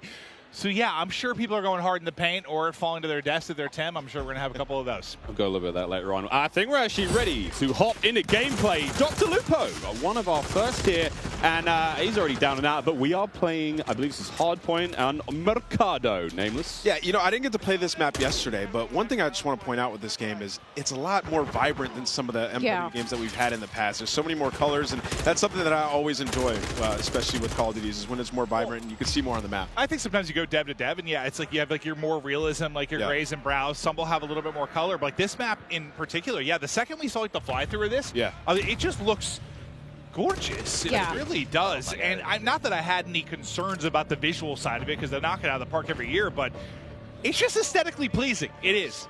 It's very, very pretty. That is, of course, Dr. Lupo. You can watch him stream this live. Every single member of the crazy, I don't even have a name for it, the stream pit here, COD Next, all of them live on their own channels, and unreal, man. Yeah, it's unreal. I mean, all these guys are going hard. You can see he's locked in. Talking a little bit about the game and the movement, though. When I first hopped on yesterday, the movement felt so much different than Call of Duty's in the past. It's not that slide cancel. You got to complete your slide. The dive mechanic, it plays out so much different when you're going into a gunfight. You can dive out of a window. Miles, it was a lot of fun. We were getting into the mix. We really did get into the mix. I'm going to tell this now on air in front of God knows how many people, but last night, Ninja wasn't in the venue. I played on his setup. He wasn't quite here yet. And I found there is an in-game whisper feature. So I was sending messages to other creators as Ninja, talking horrendous, man.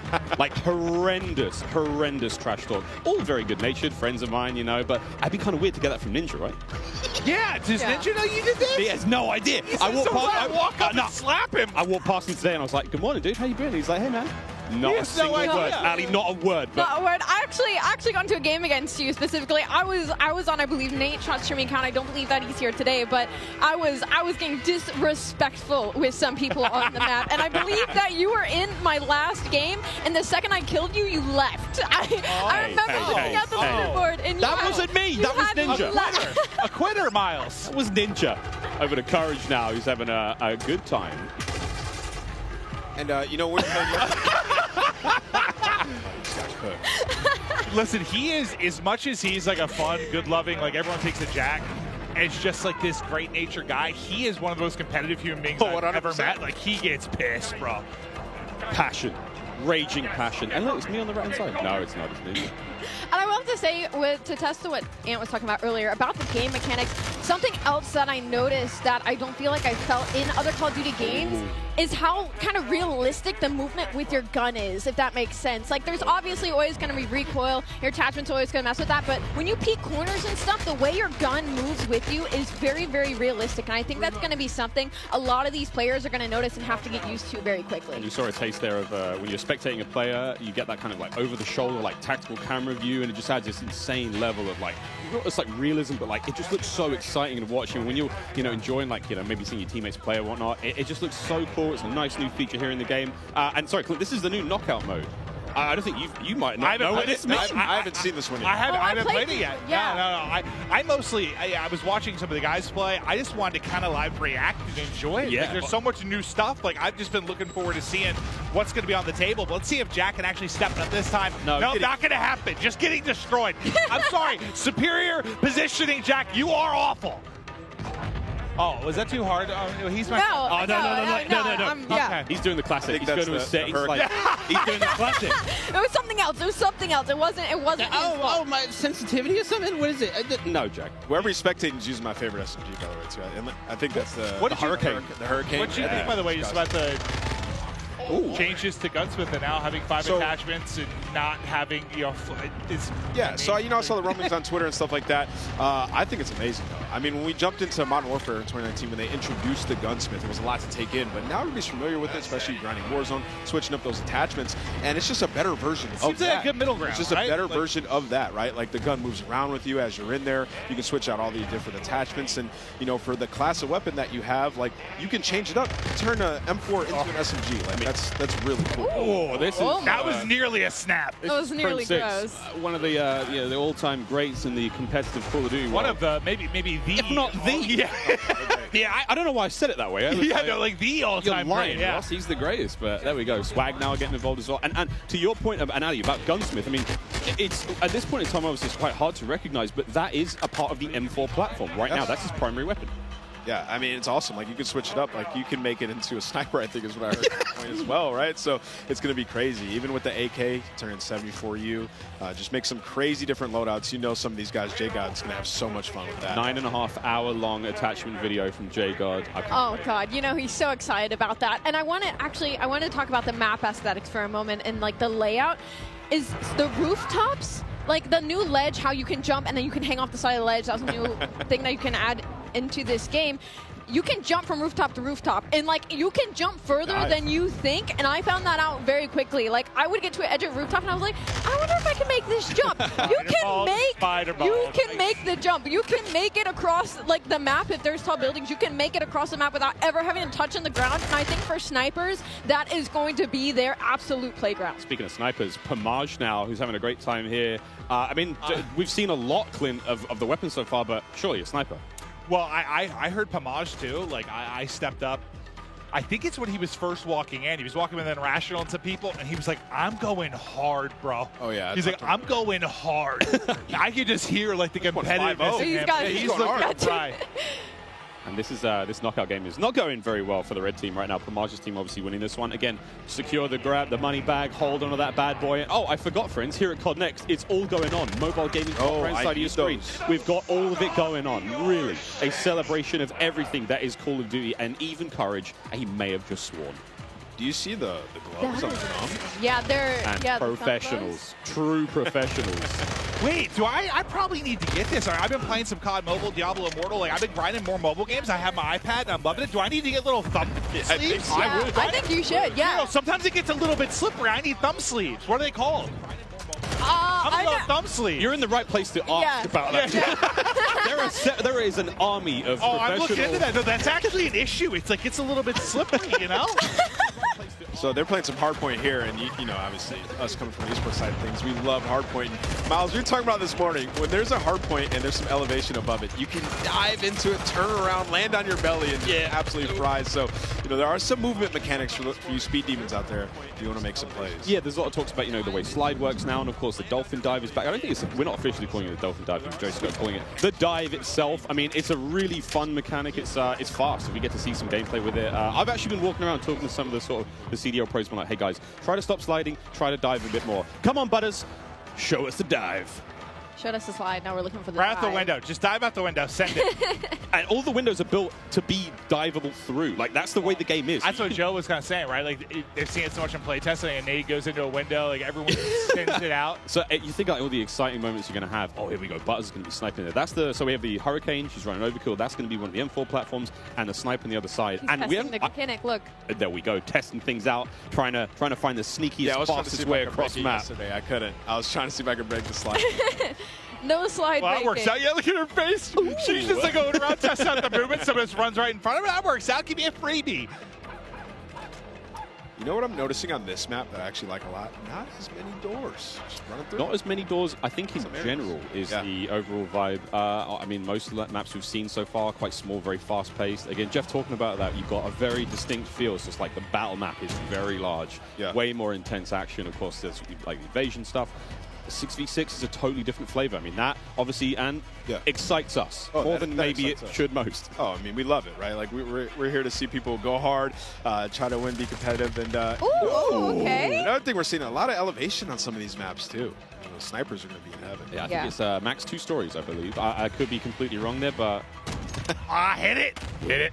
Also, look at that little stock. Did you guys use the sniper yesterday? Yeah, right? No, I didn't. I used it for a whole the cutest little stock I've ever seen. It was so fun. I think we were in the same game, too. Yeah, I was in the back sniping the whole time. I can't wait for the sort of like anime skins and stuff like that, my cute little stocks. Of course, we can put skins on individual attachments now when it comes to making some very handsome looking weapons. Oh, Dylan Price, speaking of handsome. Oh, also something we haven't talked about yet is the way the perks work. I love the perks because system. it reminds me of back in the day the specialists. When as you get kills, you get more perks. As time goes on, you're gonna have 2 base perks. You can pick whatever you want. As time goes on, you get another perk. As time goes on, you're gonna get an ultimate perk as well. So it's actually it's completely new. They've redone it, and it's gonna be sweet. Well, the reason I think I haven't really played it yet to deal with it too much to see like how vastly different it makes the gameplay, but I know for a lot of us, when you're playing like the multiplayer experience, I feel like you get a couple perks you like, and you just sort of pick those. They're your go-to. You don't really think about it, right? Like, you figure that out in the first couple days or weeks of playing the game. Those are your perks.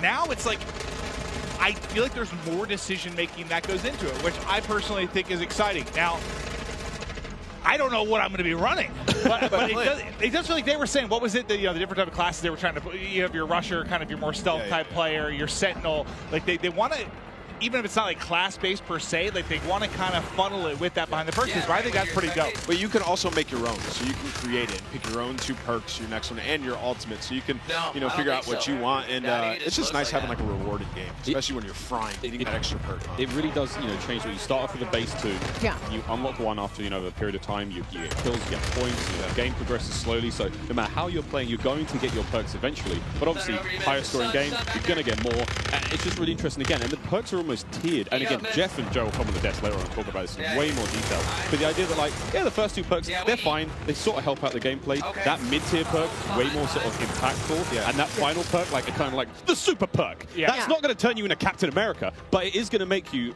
way more effective. I kind of want to be Captain America. We're spilling the beans right now. Taking Jeff and Joe's thunder. Well, Symphony was just on screen, so... I mean, the wagon on that boy. What? There it is. Right, listen, picture there. Yeah, 2 million views on TikTok, something like that. It's impressive stuff. That's what you're watching in your free time, Clint? Yes, it might be. It might be. Okay. I'm watching them. It's Brooke's TikTok. She's very creative. This is a Search and Destroy, Call of Duty Classic here on Farm 18. This looks cool. This is one of the maps that we saw in an Intel drop not too long ago. Ooh, let's go. This is simply spectating Ash Sanders. And of course, we're talking about like 3-lane maps. This is one of those maps that felt like a very good hybrid 3-lane map that does really, really well when it comes to a game with like Search and Destroy. Like you have your traditional outer lanes, and they have their hidden corners, and they have their ways, and then that middle is just pure chaos. It's kind of like a little bit of like it reminds me of like a paintball range with all the walls and the corners that there are. So this is probably one of my favorite maps that we are playing right now in the beta testing. And as you can see, everybody is having so much fun on it. I mean, 4 and 5, everybody's doing pretty okay. It's a close game. Aiden has 14 kills. I just saw the kill board. He's on the other team. Mason just realized he's on the stream, though. He's ready to get nasty. He's going in. He's fully loaded. Look at the bottom. He's got all his perks. He is perked up. Quite literally. Come on, Mason. Show me something special. He is flying. Oh, wow. That's what we're talking about. Oh, no! That's the Fennec. I was loving that one yesterday. Oh! That thing turns... That's an OG weapon. That turns people in a super close range, but Ponyhoff just gave him the business. Smoked him. Nice try, Mason. We still love you. Huracan OP. That's what we're saying. Huracan. It's such a different look. Like when we're spectating these players and they're having gunfights, stuff like the way the player animations are, the sound effects, like the game has just been... Like it's everything we liked about MW19, all the stuff that was already there existing, and they've just been. I mean, it's Salt Bay right on top, just hammering away, sweet seasoning top to bottom. Well, and it was a close game, and now it's done. He looked very sneaky, and then he was just evaporated. I gotta say, the bunny hop is back in full force. Oh, yeah. Man, the bunny hop is clean. We know Sam LaRue Octane. Gotta give him a shout out. He's gonna be bunny hopping all day. Baby. We got Myth on the screen here. What's he using? M4, I think. Again, looking at these weapons, you know it's an M4, but the configuration he has. I was using the bigger sight, the double. I forget the name of it. But I like the extra zoom. And of course, kill streaks. Cruise missile back. A lot of fan favorites, Clint. I mean, everything you would expect from a Modern Warfare game is there. We get to see one. That'll connect. Myth able to hit it. He's vibing right now. But it's crazy. Like, yeah, bottom right, you were kind of mentioning like how different the guns will look. Like, the same type of gun is based on the attachments that it has. It's wild. There's also in-game settings where you can make your gun a little more narrow, a bit wider, further away. I mean, there's options, you know, just create that sort of visual. Look, you want the game to be as appealing as possible for you. Maybe you don't want the gun to be so big to obscure the view. Maybe you're one of those players. More settings personally. Like, give me the option to tweak it how I want, right? There's a lot of settings in this game. I'm gonna get lost in that for the entire first day, probably. Once campaign hits, I'll spend about 3.5 hours messing with settings and then getting that first mission. When I see Courage on a 5-string, that pop up at the top of the screen, it might have. Courage might be popping off. Oh, well, he just died there, so take it back. Ooh. Come on, Swag. Swag's dialed. Hit it. Swag. Ah! Yeah, this sub looks like it's dominant. Also, all the sounds and everything when you level up guns. Oh, yeah. Everything is there. I mean, I wish everyone could experience just this environment, though. Like, as much as we're enjoying the gameplay and stuff, how cool it's been. Because, like, a lot of these content creators, like, they're friends or they're familiar with each other. They play games online. But, like, it's not often you get them all in one place like this. It has just been a vibe. Seeing everybody going up, some meeting for the first time. Like, I know Iceman and Isaac, we have interacted so many times on social. I've never met him in person, dude. We hugged for a solid 30 seconds. It was beautiful. And it just shows like how hyped people get for Call of Duty. I was telling you, I was like, I can't believe I still get this amped for Call of Duty after over 10 years. I don't think many things like bring everybody together like this. It is it's special. The beta starts tomorrow, in case you've been living under a rock, or if you've just joined the stream. Yeah, one of the two. One of the two. There's no in between. User interface has been completely changed as well. Dead silence available on that lower right-hand side. There's a lot more sort of clean changes. Of course, the menu system, which you might not have seen here on the main COD Next stream, but individual streamers seeing them going through weapon loadout, seeing the operators there. So many cool changes. A lot more of a streamlined experience.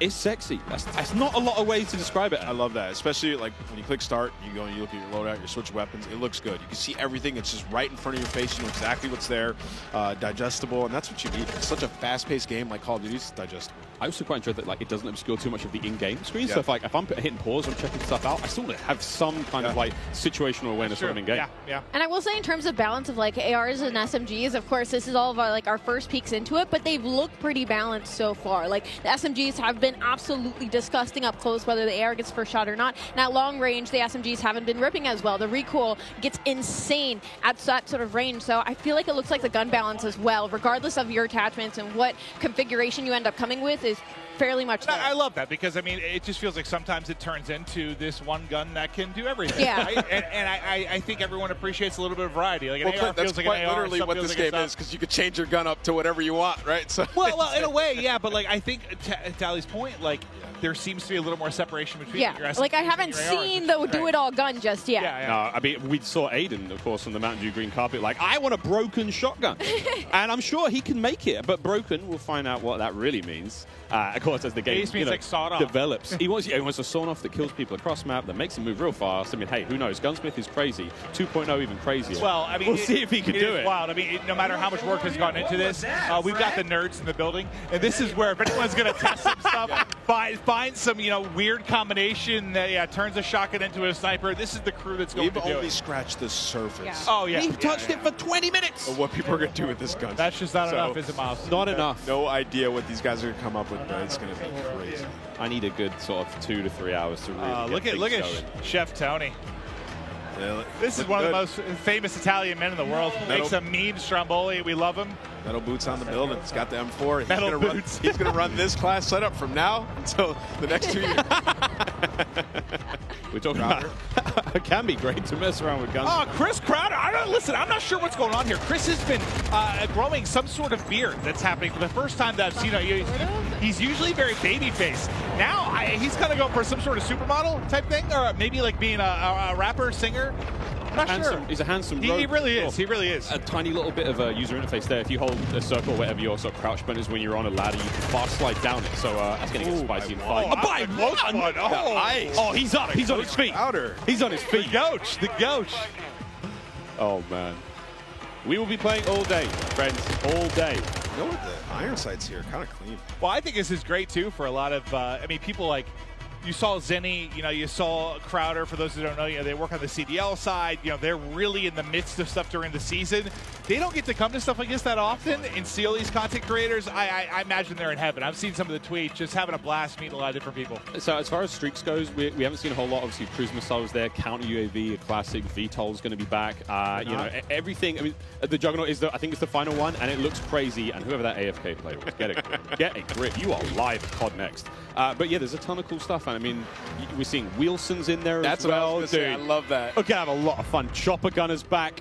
It's called I think it's called air support now, but it's it's an AC-130. You know what I'm talking about, friends. There's a chopper gunner in here as well. Oh yeah, we're gonna be seeing it all. Yeah, Miles, like, if we play against each other later today, when we get the free play, I'm getting a chopper. I think I'm actually locked on this desk all day. I would love to play more. after the stream's over, I think we can play more. Yeah, I think we once the curtains go down, we're gonna dive on. Can you hear the chain? Yeah. That's how I visualize, like, your ankle's just tied to the desk. They can wheel me in the chair, but it's hard to get down the stairs.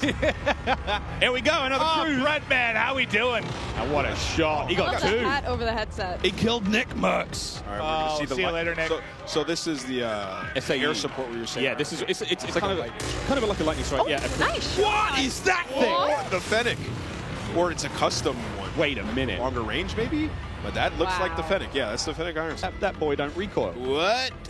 All right, Breadman's already found a winner. Yeah, Bread's got the Oh my god! It does recoil, but it doesn't. But he's holding that thing down though. Yeah, all right. He's a mouse, obviously recoil, long range. You can manage Jesus. But it doesn't seem like there's a lot. He's just putting them down. Yeah, cameraman, get in there real close. Show me the hands.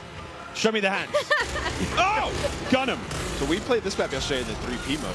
That was a lot of fun. Museum, yeah. This is a lot of fun. We saw a top down of this on socials recently, but there we go. Yeah, give me the hands. You hear how that sounds? So satisfying. That sounds scary though. Yeah. When you hear that, that better be on my team. I mean, he is one of the better aimers I've seen, though. Like, a lot of the tournament stuff, when you're talking about mouse and keyboard players, like, he is absolutely nuts with it. So, not surprised to see him finding some wins in the long-range battles, but... I gotta see his recoil control. So, what do you guys think about all these maps so far? What's been your guys' favorite, Miles? Honestly, yeah, it doesn't look like he's pulling down a whole lot. Honestly, this is Museum. Nice big central area, essentially 3 lanes. I mean, there's a second story. We're about to go up there now. This is where Breadman is. It's nice, man. We've got some decent lines of sight. Snipers are going to have a lot of fun here. We played Hardpoint on this map. We played Prisoner Rescue. Courage and I clutched up big time last night in like a 2v5. I had the Prisoner on my back. I was sprinting. And I can hear Jack picking up 3-4 kills. Let's go, baby! Screaming. I'm there sprinting. I'd be that guy on the team, too. I'd be carrying. Yeah. It was great. It was really great. We had a lot of fun. There's a lot of cool, the opening breaks and stuff. Like he's on a 15 streak, by the way. Excuse me. Yeah, he was frying. He's literally annihilating the lobby. Yeah, let's stick with him. He's on 15 in a row. Another cruise coming in. Bang! This is the Elgato replay of how this all started. Oh, he gets 2 again. Just ripping them. It's the same 2 people. No, sorry, this guy. Oh, it's a replay. Oh, is it? Yeah. I was about to say. Yeah, he was on 15 in a row. I thought he got another one. I thought he wrapped his streaks. It's all good, Clint. Oh, dude, I basically just pulled a symphony, dude, when he was casting the pregame lobby. Oh, and it was I thought he earned another one. Glorious. Well, last thing I saw was 15 streak. I was fired up for my guy. So he put a. So it's M4. His just sounds crazy. I think it's the dubbing of the audio. It might be his stream, but either way, it's his stream. That boy is ripping metal. So, okay, kind of cool to see there on the bottom side of the screen for a moment there how the perk system works. He's already at his 2nd tier of perks, which I think was Spotter. 19 kills. Let's go, Breadman. And, of course, he's working his way towards that final perk here in this hardpoint. Yeah, it's not that crazy. I thought he wrapped streaks now, is it? He is annihilating everyone. 20. He's farming. Yeah, he's literally farming. Somebody kill Breadman.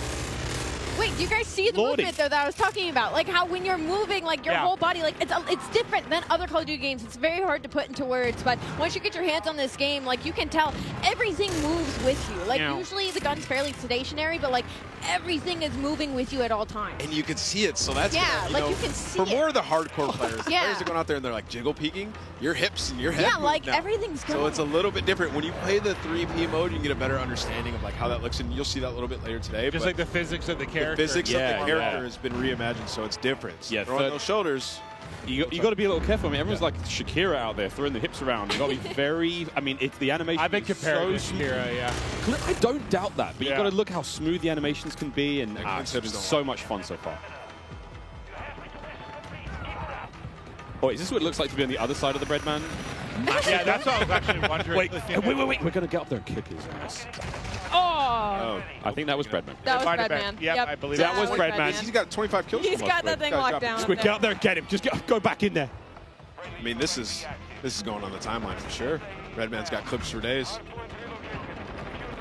I mean, Destroyer's calling the streaks to the SAE above. What have we got here? We got a sniper. I just think about, imagine loading in, like trying to check everything out, run some different guns, and Breadman's just up top. Yeah, no. He just looked dialed in. I don't think he said a word. Hit it! Ah! ADS not quick enough there. 2 posted up on the bridge, just shutting him down. But so he has the pistol on Miles. Remember we were playing with it? We turned into a fully auto sub yesterday. Yeah, thing. Wait, what? But yeah, so of course, Gunsmith is ridiculous. 2.0. Yeah. You can turn your sidearm into something pretty mean, and then of course the ledge hang mechanic. I'm hanging on ledge. Clint, you were singing the Spider-Man song earlier. Hey man, not too. If Spider-Man carried a Glock, yeah, baby. It is crazy to see like how much damage you can do with that thing, and just I mean, it's something that we have to learn now as Call of Duty players. I have to now look at funny ledges and see where players are. Yeah. I was also trying out some of the field upgrades yesterday for the short amount of time that I did have. I tried the camera one. It was so interesting. Just like throw it down, go hide in a corner. You can see when they're pushing at you. It's You hold your own. You hold your own flank at that. Yeah, you got your own choke points. That's great. And again, another thing. Oh! Oh, Isaac. He nearly got both of them there. And of course, Isaac, one of our streamers coming in from Europe, made the long trip across. Yeah, I was wondering how many people we had here internationally. I've casted over him in a bunch of Warzone tournaments. He's made some deep runs. Guy's a monster. But as he's just trying to hit some snipes and try some of the different weapons out, Breadman's kind of been annihilated in the lobby. But there we go. Another shot gonna hit. Bang. I'm already really liking the sounds of these guns. I'm liking the way the crosshairs look. Like, this is something I cannot wait to get. Oh, hello. Breadman just got a 3-piece, and then Isaac followed up with the 4th in the feed. That was very satisfying. Oh, yeah. They are just tearing them apart, it feels like. What's that field upgrade he has there? I can't tell from here. That could be the portable radar. That might, yeah. So that little bad boy kind of gives you sort of a local sort of UAV, but the radius isn't obviously great, but hey man, in a pinch, I'll take it. Dude, look where that bullet hit. Just hit like right on the panel of the window, so the first shot didn't hit. Second one, that'll go through. I was using this yesterday. It's a powerful shot. It got feels, a couple collabs. It feels. Oh, wait, somebody saved him. Oh my God. It was Breadman. Oh my God. Nick Merckx was trying to assassinate Isaac. All right, get us out of there. Over the crowd. Here's the Fennec. He runs so quick with this thing.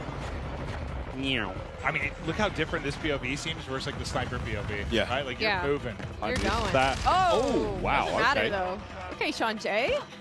Sean fries him. Again, this is that sort of idea of like the different, maybe not play styles, but kind of like player attributes here, what you're going for.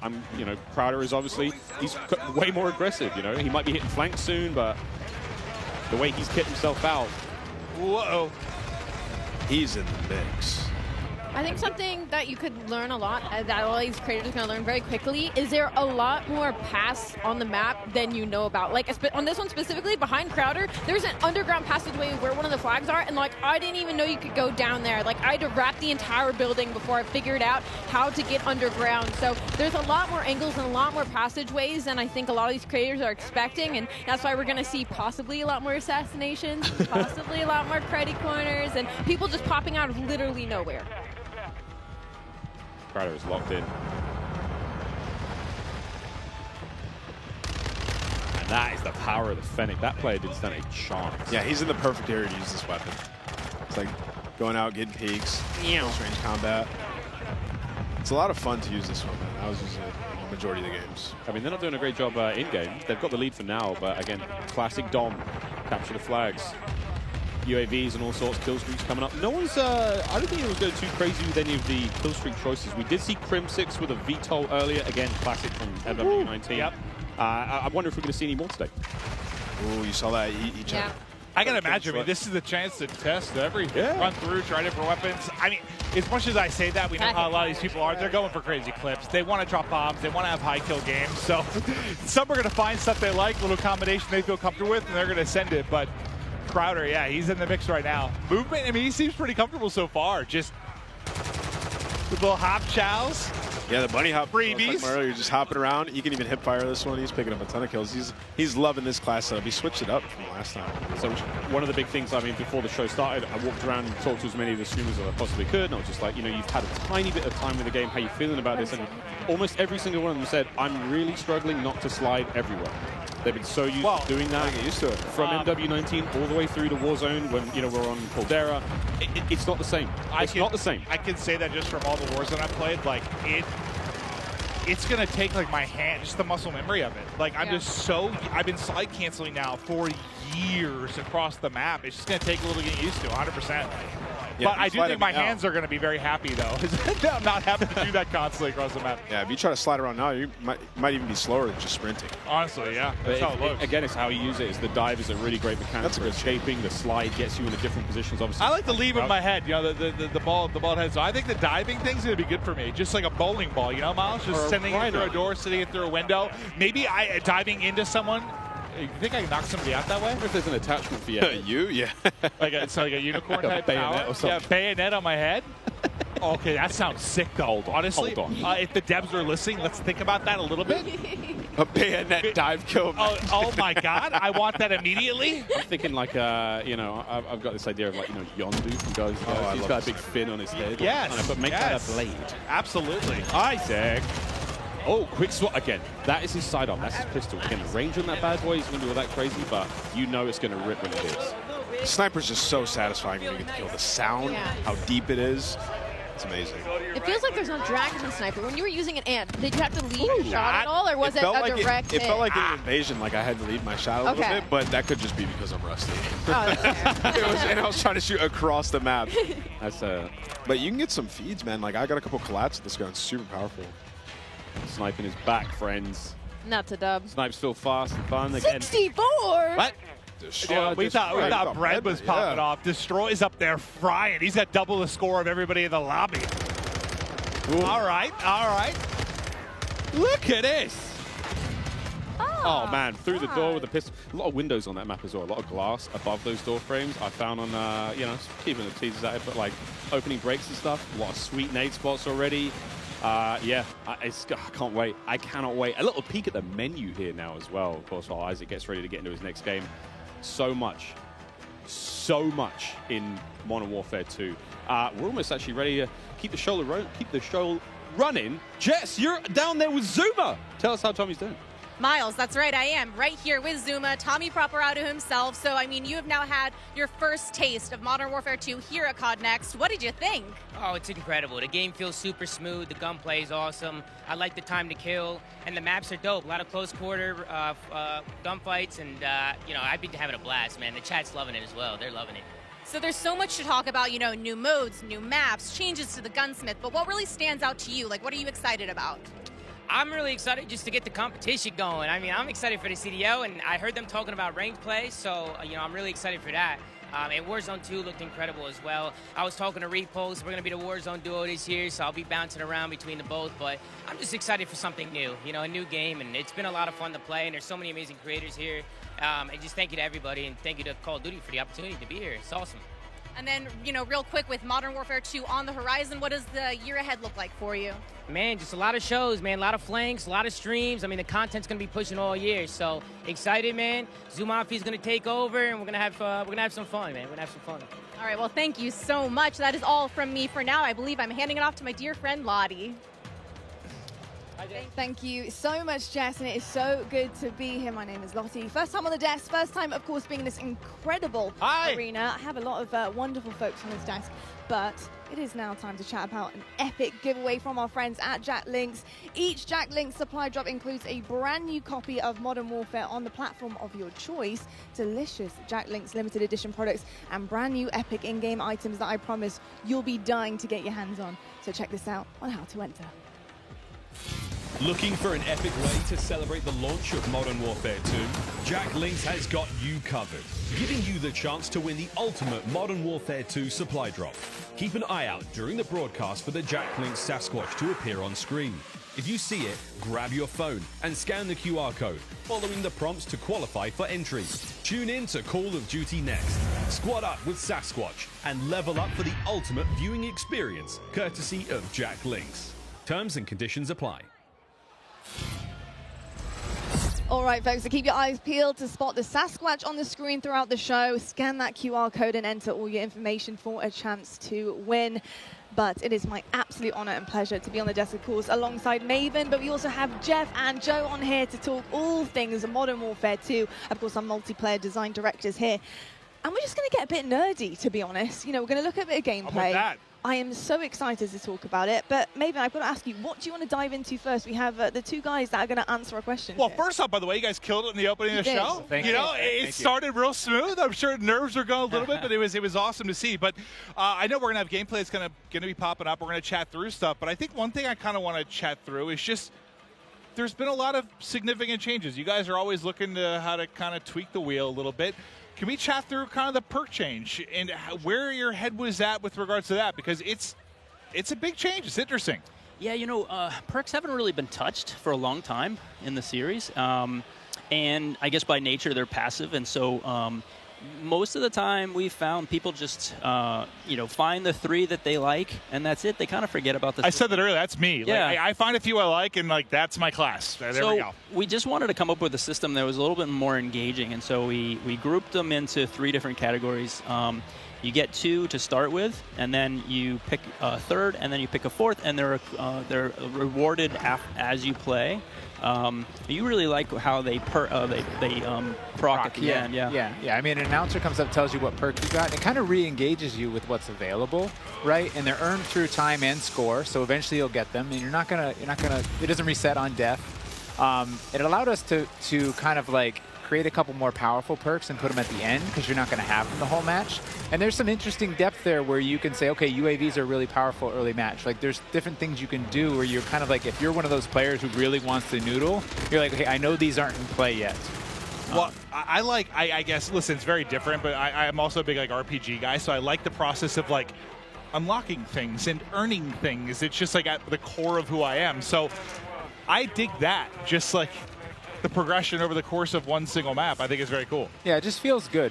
It feels good. It feels good to be reminded what you have. Yeah, no, 100%. Oh, and I guess we didn't touch on actually is the packages, right? From like, we're talking a lot about the theory crafting of yeah. But we actually have these defined packages. So early on, you just say, you know, I want this playstyle. I just grab this package and go. And then later on, when you're like, okay, I like that, but I want to noodle a little bit. You can hop in and create your own packages. You know, that kind of, it really, people can see that through the default loadouts. And we've packaged in, based on those kind of player behaviors we were talking about earlier, we've usually shipped 6 or 5 default loadouts, but we have 6 with this one. Okay. We found 2 for each behavior. And so those perk packages are already in there. And it's something different in this game. We actually allow you to attach a field upgrade within that, within each loadout. And so it's a little bit more micromanagey, but it felt to us that you're kind of more creating your class and your character for, you know, in that. So people in the beta should really try out those default loadouts because we put a lot of time into how those play. Well, I'm curious in like play testing, did you see like I'm sure everyone has a way they view themselves as a player. Like maybe you want to start as more of like a sentinel type. Did you see like as people got more comfortable with the game, like an evolution towards maybe a faster pace, or what did you notice when playtesting these different types of things? Yeah, I mean, I think overall most of our players are rushers. Yeah, but, you know, you're not wrong. Depends on the circles you run, but you know, there are these other players, and we wanted to just make sure that you know we're supporting all of them. And so, you know, some of the field upgrades can be more sentinel and trying to hold down positions. But that's why we added in the DDoS, like we said, to kind of just say, I've had enough. I want to pause all this stuff and make it go away. But we also leaned into creating game modes that can facilitate this kind of siege gameplay.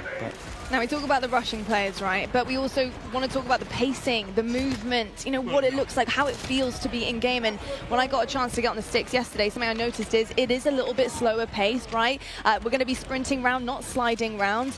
And I think another thing I want to talk about is the dolphin dives. I've been diving down escalators, getting prone, looking at hard points, trying to figure out, can I see bomb site B or A? Like, you know, it's pretty incredible with the movement and how it feels.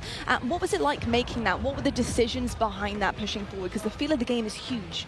Yeah, I think fluidity, and I mentioned it previously, is like really, really important, right? But we did make some small tweaks, right? Like slide has a little bit more of a hang up so that people aren't just sliding around the map, so that they're actually moving through spaces, checking corners, and kind of like pacing themselves. But the general movement of guns should be almost exactly the same. And Jeff and I regularly check in. We're like, okay, how are we doing? Like, let's look at last game, let's look at this game.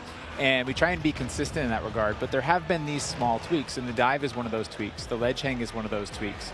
And those will change how people move through a space, right? You won't throw yourself over a wall, you'll peek that wall first. Yeah, I love the ledge hangs because, just testing out yesterday, being able to kind of ledge hang and really use it as intel as well. I think when it comes to multiplayer and competitive side, that's kind of where I'm at here, is being able in S&D, just being able to know where people are, give that intel to your team, peek that back down again, making sure you're not getting your dome ripped off by a sniper, of course, major stuff here, but and exciting that the fact that you can get your secondary weapon out and start to put a bit of damage in and help out there. So in terms of ledge hang, where did that come from? What was the idea behind it? Why is it so special to have it in the game? To be honest, it came out of face planting too many times, parachuting in, just missing that ledge, and you're like, nope, that's frustrating. Let's fix that. Well, we've all been there. Like, whether you've been playing Warzone, like you're trying to like hop and grab it, and you just like, it's like you want to hit the button to like activate the pull-up, but then you hit your shoot and you're like falling down. It can be so frustrating. Yeah. So I mean, really, that's where it came from. But yeah, it was also the high mantle too, right? Like late when we were developing Modern Warfare, and then Warzone started to come out. We had these walls and things. We ended up turning up the mantle height in Warzone. Okay. And it didn't feel as polished, but it allowed people to get over walls they otherwise couldn't. But like I said before, you kind of commit, and now you're like, throw yourself over a wall and get shot as you make that transition. So the high mantle is definitely like get up, you can peek, or you can just double tap it and pull yourself over if you're in a hurry. It just adds that extra layer of like, I can be a little bit smarter about how I move through the space. That's a good note that we make all of the equipment, all of the movement, and all of these things for scalability, and we have to kind of check ourselves that everything we put here is going to show up in Warzone. Well, now you've got this like metaverse of like there's so much. It's a big kind of, like I was saying earlier, right? It's like not hard, man. I'm sure. It's like, how do you add different things in and make sure it all stays in check and not mess up this ecosystem? Well, it feels like I guess for me when I view it, well, what has been the one thing, at least for me, that really separates Call of Duty from a lot of other shooters? It's like it does feel so fluid, but like there's a limit to that too. You don't need to be an amoeba, like it's just like floating through the map. Like you want to be some realism to it, but like how can you add that realism and the ability to, I mean, think about, I don't know, 10 years ago, what you were able to do with just like interacting with the map and what it's come to now. I mean, it's insane how much it's changed. We had to argue to get sprinting into, I think it was COD 4. I'm sure. We didn't have that, and so like just the evolution of where. Yeah, it's come a long ways. I played the very first one, so yeah. Yeah, it's been pretty special, and something else that's a bit special as well is the fact that we have all these content creators behind us. We have an Elgato replay for you guys. It's actually Myth here on Prison Rescue. Just gonna check this one out and see exactly what went down here. And Prison Rescue is gonna be a really exciting one, of course, because you have to get that objective done. You need to go rescue the prisoner, and carrying them out is gonna be huge because that icon does disappear. How did it work with this prisoner, being able to put them in the game, knowing that somebody's going to have to run this prisoner back and extract them, and having that defense to be set up later on and have to completely and utterly change the game, go to that defensive mode? What was the kind of makings behind that? So it was actually kind of a hard mode to make, and we went through all these different iterations, and we had these problems where we're like, hey, the modes around rescuing these prisoners, but people, they weren't able to, right? We're like, hey, do this heroic thing, and rounds just kept ending in elimination because it was so hard. And that's why we added the radar sweep that you get when you get the prisoner, and that's why we took the icon away when you pick the prisoner up. Because we were going through, and we tried with one prisoner, we tried with two right next to each other, we tried all these different iterations, and it took a while before everything kind of clicked. And often when you're making game modes, you don't really know. Like some of them pretty quickly, you're like, oh, there it is. Yeah. But this one took a lot of work, a lot of finessing, and then we finally got it to where there is this balance, and we're seeing more hero moments. And that replay we saw, I think of that one, but while we were talking earlier, I saw him actually pick up the prisoner and take it all the way to extract and have that run, and that's what we wanted, that hero run. Yeah. I'm just thinking about like how crazy it's gotten. Like I don't envy you guys at all. I mean, I do. You have great jobs, but like the fact that you have to think about like everything within this sandbox. Like from when you're trying to make a new mode, like how is some new movement or anything going to affect Warzone? How's it going to affect Ground War Invasion? Like, I think every game you have that His moment layup at is the sleeping. end of the previous one. You're like, okay, how do we squeeze more blood from this stone? Yeah, You know, right, like- right. And it's like, but then you start iterating and trying different things, and you do kind of like, all of a sudden it's ballooned, and you're like, oh no, we have to cut stuff. We have too much. Yeah, I mean, Jeff, Joe, this is a pretty hard question, but just to kind of wrap things up here, you know, I think when you talk about Call of Duty, when you listen to feedback from players and different generations, they always talk about that nostalgic feeling that they get when they get on the game. What is it about Modern Warfare 2 this time around, this title in particular, do you think that is going to bring generations back, years to come, and say, look, Modern Warfare 2, excuse me, was my game, and this is why I want to play it year in, year out? Yeah, you know, nostalgia is a weird thing, and I know from working on past games and people speaking so highly of these different things, and it's kind of where you're at in your world and your friends and things like that. And so for us, we can't really control that, but we try to lay out kind of, I don't know, for the lack of a better term, like you're kind of laying out a nice meal, and you're hoping that everyone enjoys it. And from all the systemic play with all of our equipment and all these different interactive systems, we're just hoping that fans find new and crazy ways to play the game. I don't know. What about you? You just want it to be fun. I mean, at the end of the day, right? Yeah. Because nostalgia, you got to probably tune some of it out. Like some stuff, that's tough. You don't know what's going to become nostalgic, right? You don't know. And I think one of our strengths, though, is that I run into people all the time, and they're like, I'm an S&D player. Yeah. I'm a Warzone player. I'm a Plunder player. Like, you know, like I love TDM. I just play that. And so it's interesting that we're fortunate to be able to make all these different offerings so that people can come into our game and they're like, I love big war, vehicular combat. I'm going to ground war, right? And so I think that's an advantage that we have, that people can find their place, the thing they love, bring their friends in, and then years to come, they're like, I remember that. That was awesome. Yeah, a bunch of different experiences for sure. And I got to say, the fact that we haven't even really scratched the surface yet, you know, we're here at the reveal, we're seeing it for the first time. There's so many questions that we have as well. I want to know what some of the challenges have been for you guys to develop this game, to really get it to the point that it is now, where you are comfortable to show it to the world and reveal it. You know, what are some of the hardships been along the way in this ride? You know, I think the big kind of elephant in the room is just, you know, a lot of this was made from people's homes, you know. You're looking at people's art and work that, you know, people in their home spaces is their living room. Wild. I work out of a shed in my backyard. Like, there's people in their mom's basement. I bet it's a cool shed, though. Not really. But hot. You know, but the fact that we can get this done through, you know, millions of Zoom meetings and millions of kind of keeping everybody up to date and so many different studios, not just ours, you know, all these different Activision studios, to kind of keep on point and make sure that everything is, you know, good and great. It's been tricky. Yeah, I think I think it's a great segue to, like, we have a really talented team, and we're up here representing that team, whether it's the multiplayer team, the engineering team, the animation team, our team, and they're all specialists in what they do. The fidelity on our view model animations, the guns, everything, the art and the maps, the design. Our geo designers, they make these 6v6 type maps, they make these huge ground war maps, and they put it all together into this massive big map, and everything needs to sing. And so all we can do is thank them and do our best to represent them. I'm kind of curious, were there any like positives for me from a creative standpoint with like the fact everyone was in the office and like everyone was kind of like away? Like I almost feel like maybe that would lead to some interesting ideas. Like when everyone's maybe not in a room and like maybe one idea kind of takes precedent, like everyone's just kind of isolated a little bit more. I just wonder if there was any like creative advantages there. Yeah, I think a lot of people were worried that kind of like productivity would go down by living at home, but we just found that everyone was so passionate about, you know, making this game that they could either play a game or their PCs sitting there and they could make the game better. And they're, you know, consistently working way too much, and we're like, hey, calm down, we're good. Let's get, you know. So I think that is a little bit of the fun part. What I heard in some cases, like productivity actually like went up, which you didn't expect, and like now people are downscaling offices. So I was kind of curious if you just had like a lot of, I don't know, superstars kind of show up and pump out some really amazing stuff. Yeah, it's tricky because, you know, we've just now been coming back in and getting kind of that kind of community in the office, and that has been a great way of kind of solidifying the game and getting people back in and feeling you don't get the big hoots and hollers when you're at home, right? Yeah. So we get people in the office, we get them in the big pit, and we're all playing. And Gold like, star.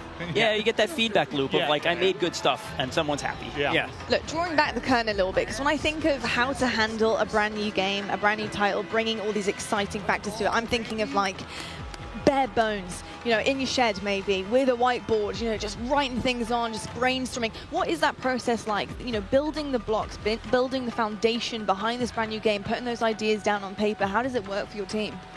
Well, that's a big question. I mean, one aspect we used was we tried to kind of break everything down as simply as possible, and that really is just like a one-on-one interaction. Yeah. Like if you imagine how many times a one-on-one interaction happens in multiplayer or in single player, and like what does that look like? They could just shoot each other, but it's what is in your loadout, what's in my loadout. It's almost like it's like a card game where I use my flash and you use your smoke, and and so like we really worked on how many permutations and how that can play out. And so we figured if we can get that to come and play out in a lot of different ways, we can make a really deeply replayable game, which should, make everyone really happy at the end of the day.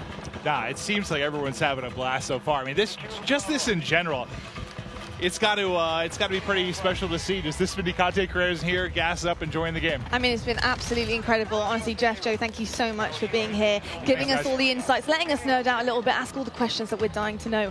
But I tell you what, it is about time right now to head on over to the main stage to talk a little bit more about COD Mobile.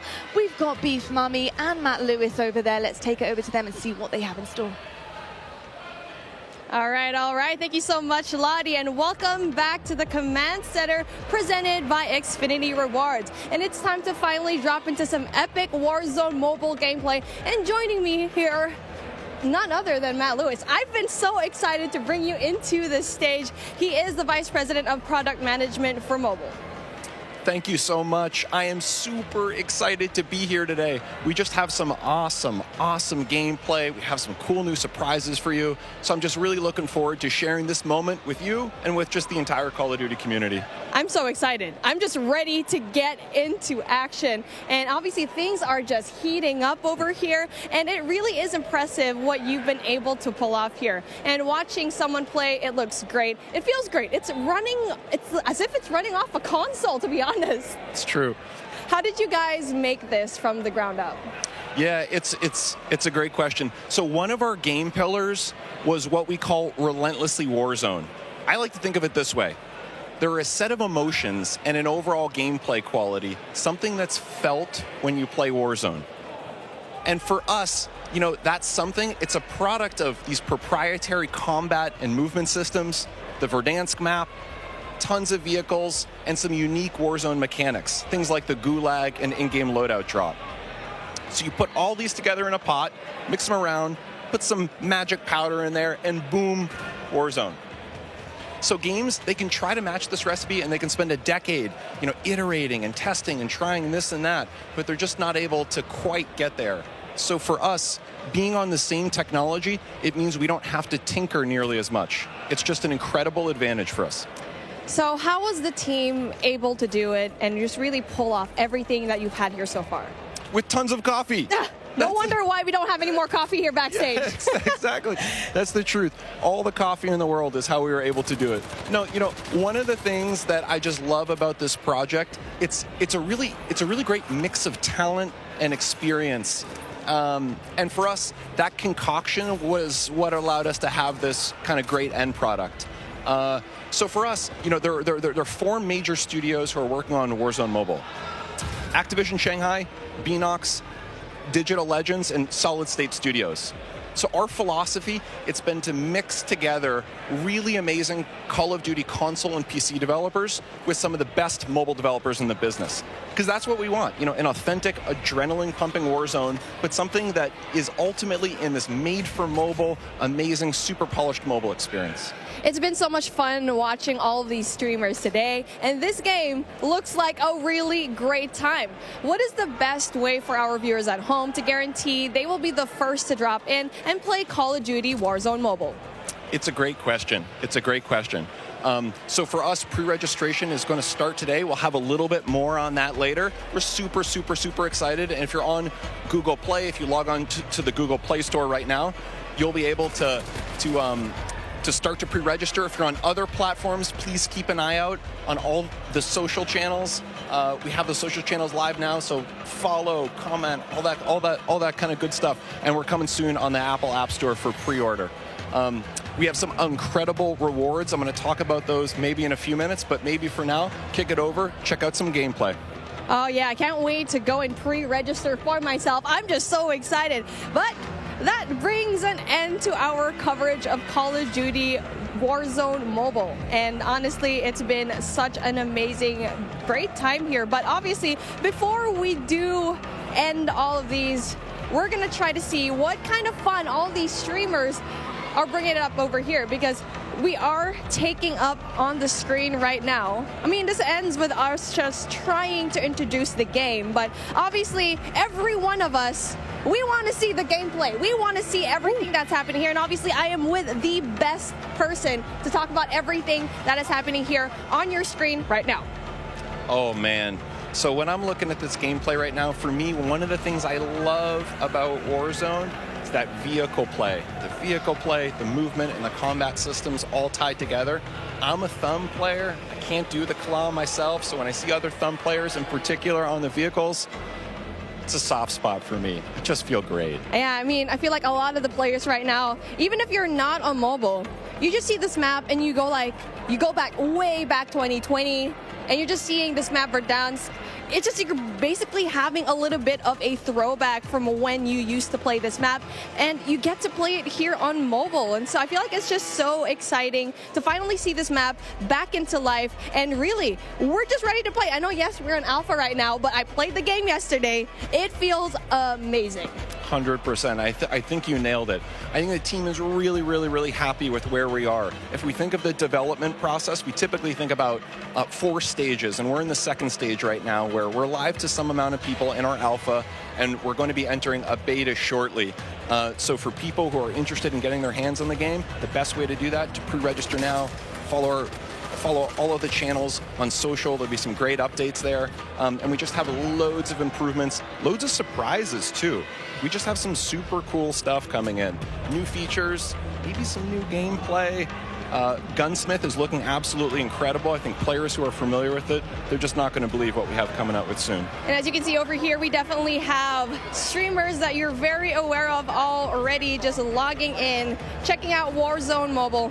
And it looks and feels amazing, as you can see on your top left screen. We were talking about this beforehand, right? One of the POIs that we really love to talk about is Boneyard, because for me, in my experience in Boneyard, it's great. It has so many chests. You definitely can get a lot of money, but the moment that you drop in, you already know there's a bounty on your head, most likely. Me too. Boneyard for me is my favorite.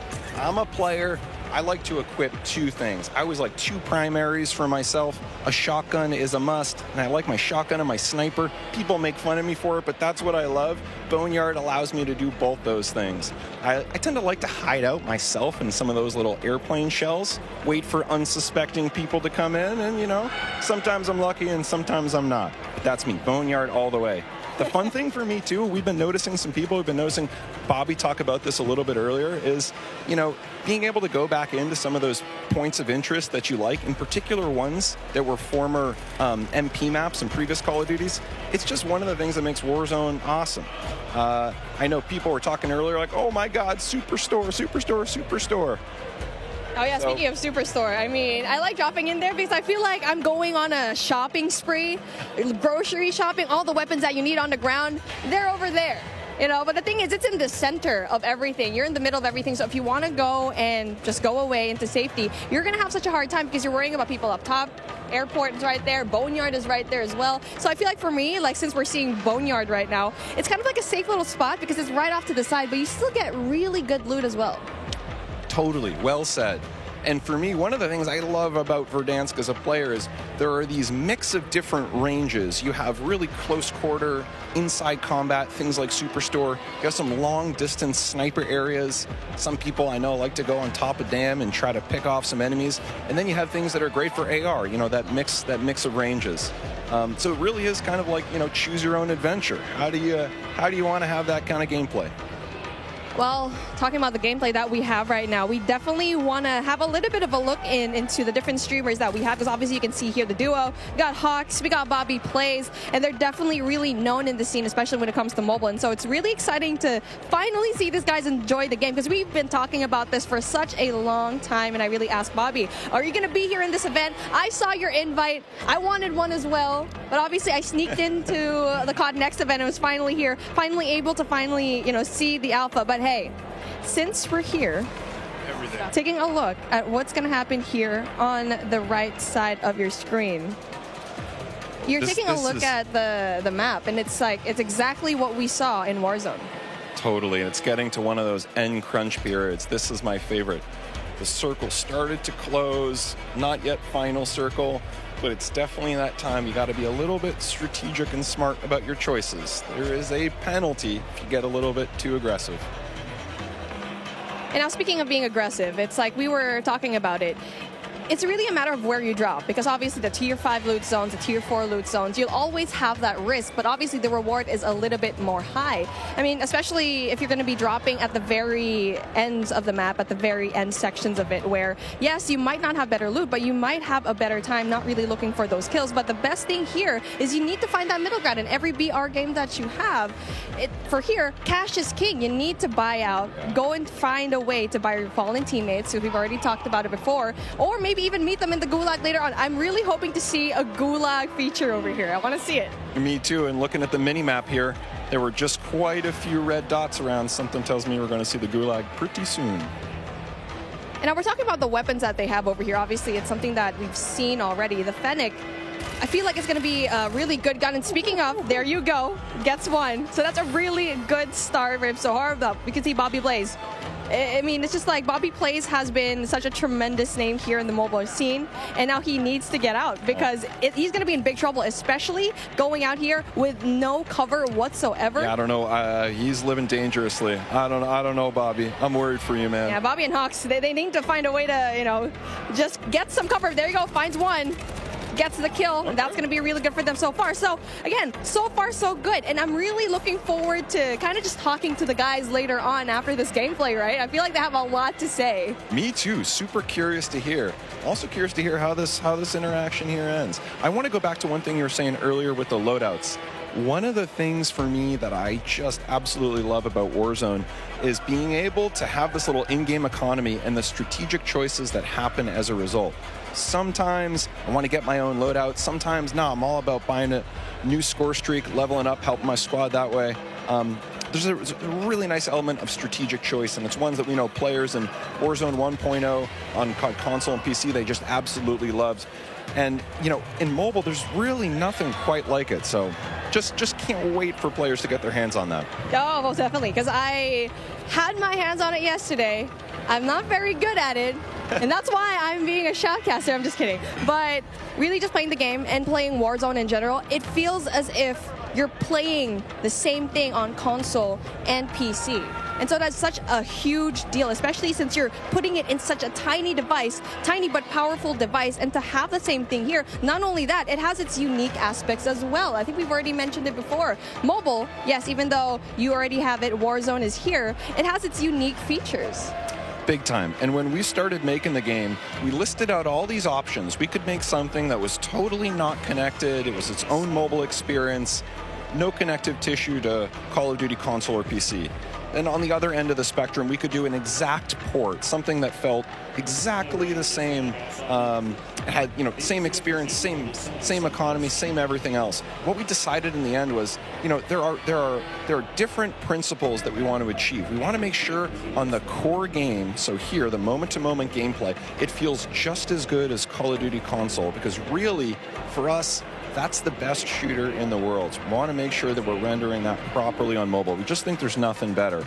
At the same time, for mobile players, there's certain customizations that are really important. Sometimes on the event side, or what we call internally the live ops side, but also just on the controls. So we want to make sure we're taking those best of both worlds and adding them together into an experience that just feels like nothing else on mobile. We think we're on the right track.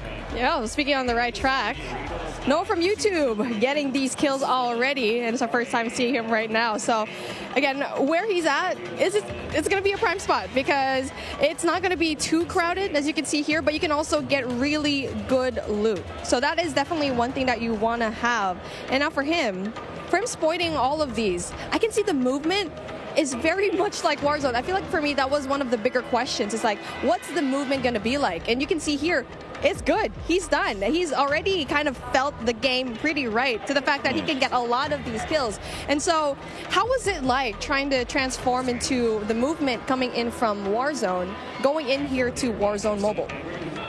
That's a great point. We thought movement, that's one of those things. Movement and really the whole combat experience, it's something that we just felt like we don't want to mess with it too much. It's so special. It's what makes Call of Duty Call of Duty. So for us, it's about rendering that in the right kind of way. And again, not totally there, but man, we're pretty happy with where we are at this alpha stage in the development process. I'm just so excited to see every one of these streamers just battle it out, especially at the very late game where you get to see the circle just kind of closing in. But obviously, we only have a set amount of time, and that brings an end to what we saw when it comes to the gameplay of Call of Duty Warzone Mobile. And it has been really fun, really exciting to see all the streamers playing the game, and we still have way more lined up for you. But with that being said, let's bring in Xavier for a special sideline update. Yeah, what's going on? WWE Superstar Xavier Woods, a.k.a. Austin Creed, here with the only, the man, the legend, Myth. I'm here with Austin Creed. Woo! Having a good time. Good to see you, man. Good to see you. How you been? Brother. I've been great. Good. I'm having such a good time so far, man. It's crazy. Well, I love to see you. Yeah. Now, first things first, we've all been at home for a long time, and now we get to come out to come do an event like this. You get to see all your buds, play Call of Duty with all of them. How does it feel being at this event right now? Honestly, there's like a 13-year-old little boy like inside of me, the 13-year-old version of me that's like freaking the fuck out. Sorry, I don't know if that's allowed or not, but my bad. I won't do it again. But like, I am losing my cool. Like, I think it's awesome to think about the fact that like I'm at a Call of Duty event and one of this scale for a game that's this big. Right. Yeah. Well, since you got to play the game with a bunch of people so far, what's your favorite thing? Ooh, my favorite thing, an individual thing. I think so far what I've come to really like is I feel like they took everything that I loved about Modern Warfare and elevated it to the point where like the visuals, the gunplay, the feel of everything is just really polished and tuned. And that's part of what I really, really loved about Modern Warfare. Nice. Now, you're going to get into some Battle Royale later today. Is there anybody here that you are excited to find and take out on the battlefield? Give me Symphio. Give me Symphony's Pidgeotto ass. You know what I mean? I want to take him out because, you know, he's known as the cheater, the Warzone kid, and he's my good friend of mine. So I feel like it'd be legendary if I was able to just smoke him in the new Modern Warfare 2 Warzone. You know? Well, there we go. We're going to be watching. Yeah. We're going to see if you get it. All right. Appreciate you guys listening. Back to you, Lottie. Great job, guys. That was awesome. Did you freak out back there? Awesome. Yeah, that was great. That was so fun.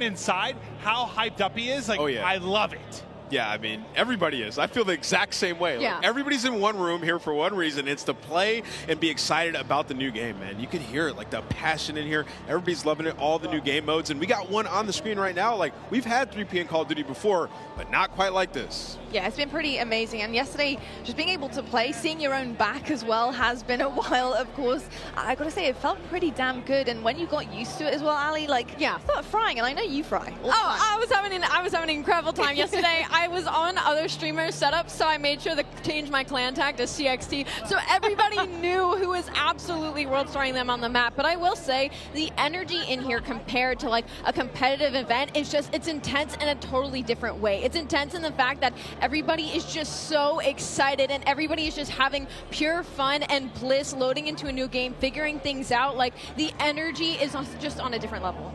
It really is on a different level. This looks sick. It does. Yeah, what I like about this, Clint, is in 3P, it's 3P, you use the corners, get that advantage. But when you aim in, I was worried about... It feels really natural. It looks really natural. Yeah, I was worried about how seamless it would be from like going from 3P to aiming in, but it's perfect. Your centering feels on point. If that's how you play the game, you try to keep your red dot in the middle, you can play like that, right? So it's really nice, man. It works. Well, the only time I'd really messed with it too much for me was the COD Mobile BR, like the first iteration of it, like that kind of that 3P to first person. That was the first time I really had messed with it much, and it felt great. So it's really cool to see them try to double down, create a game mode here. Yeah, and you can also looks really seamless, like you said. You can also kind of see how your character moves. Remember we were talking about earlier, Ali, where it was like the character, the movement, like it feels different. It's reimagined. Like when you're jiggle peeking, you see the hips, the head move, everything. Yeah. You can really see that in the 3P. That's what when I had that realization, I was playing that earlier. I was like, okay, I'm gonna have to play these angles a bit differently. And if you're a little bit more of a tactical player,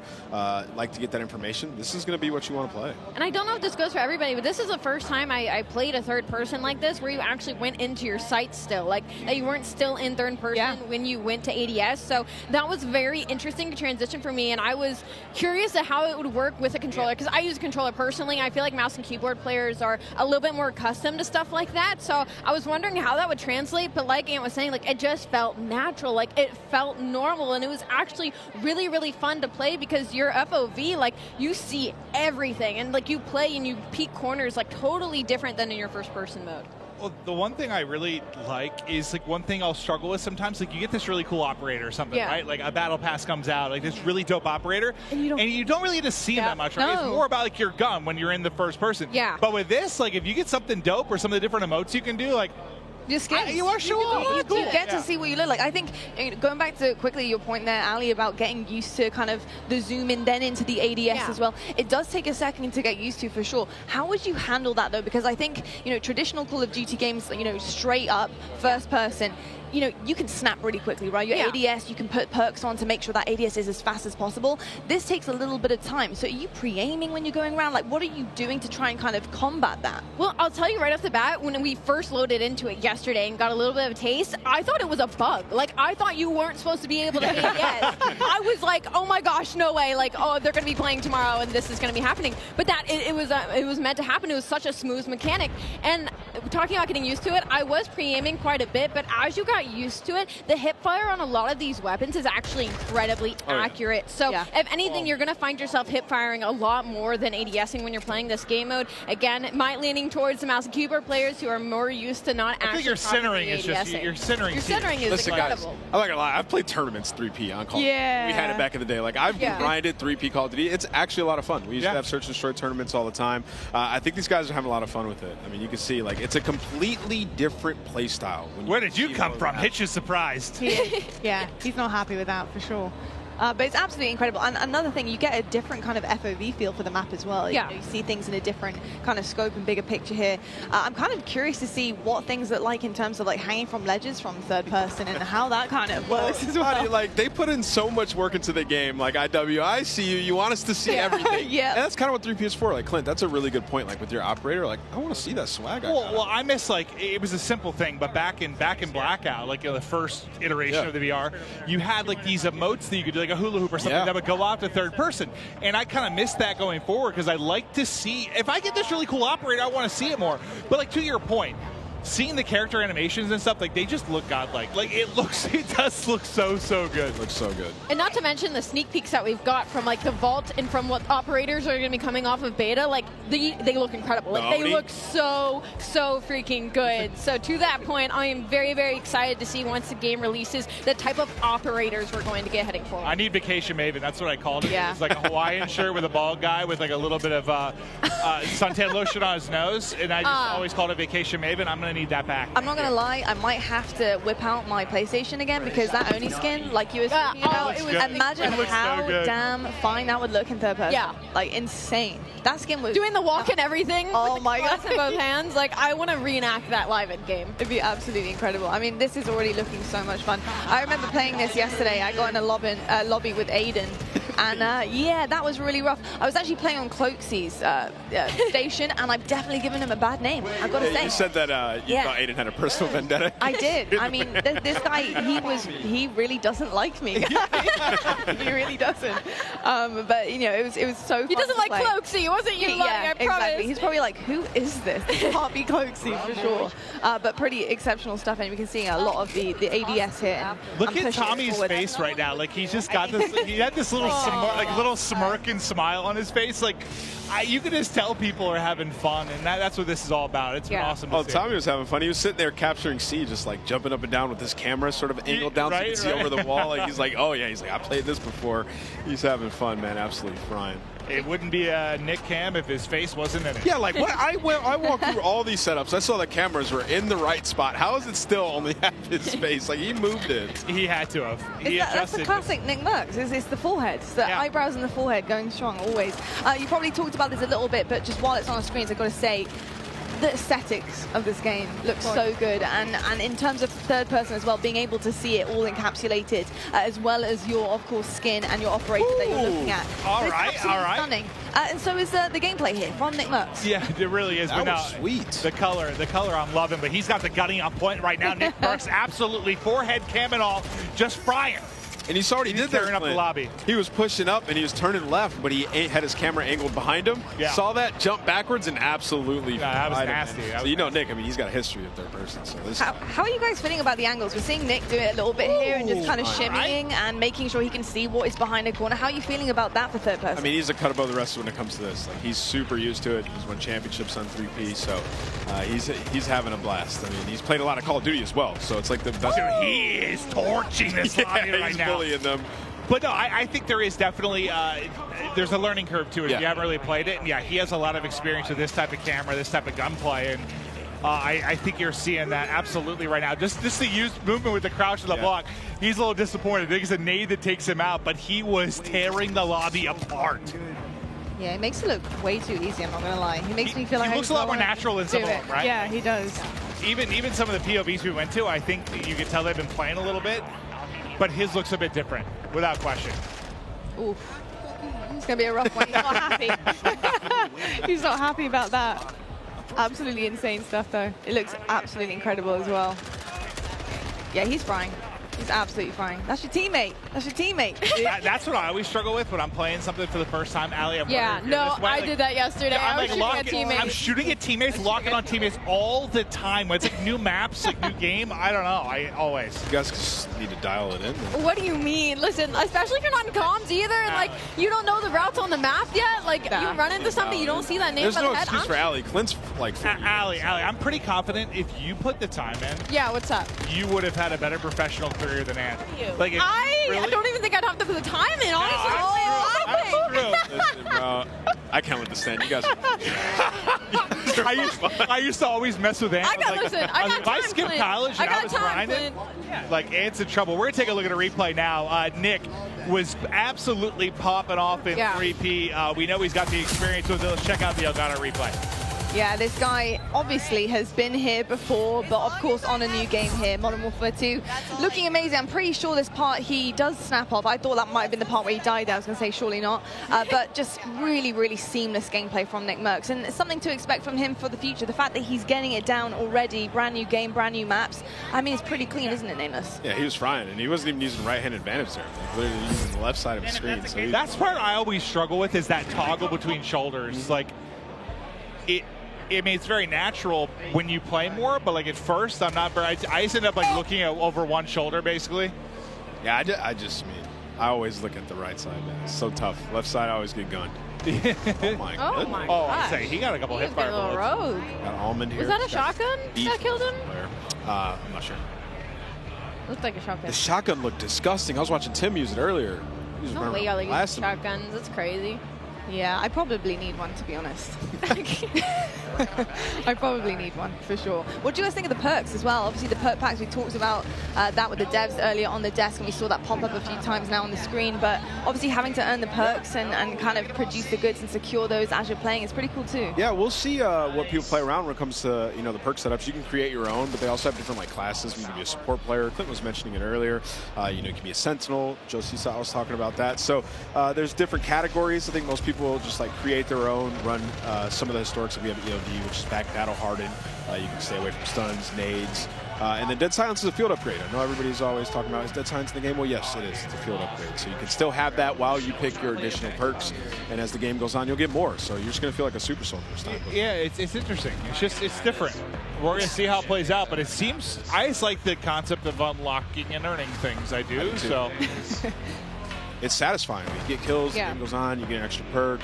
We've had something similar before back in Ghost with the Specialist, and you felt unreal as you start to unlock some of the other perks. So I'm excited to see how these guys play around with it. Oh, all right, Papa App.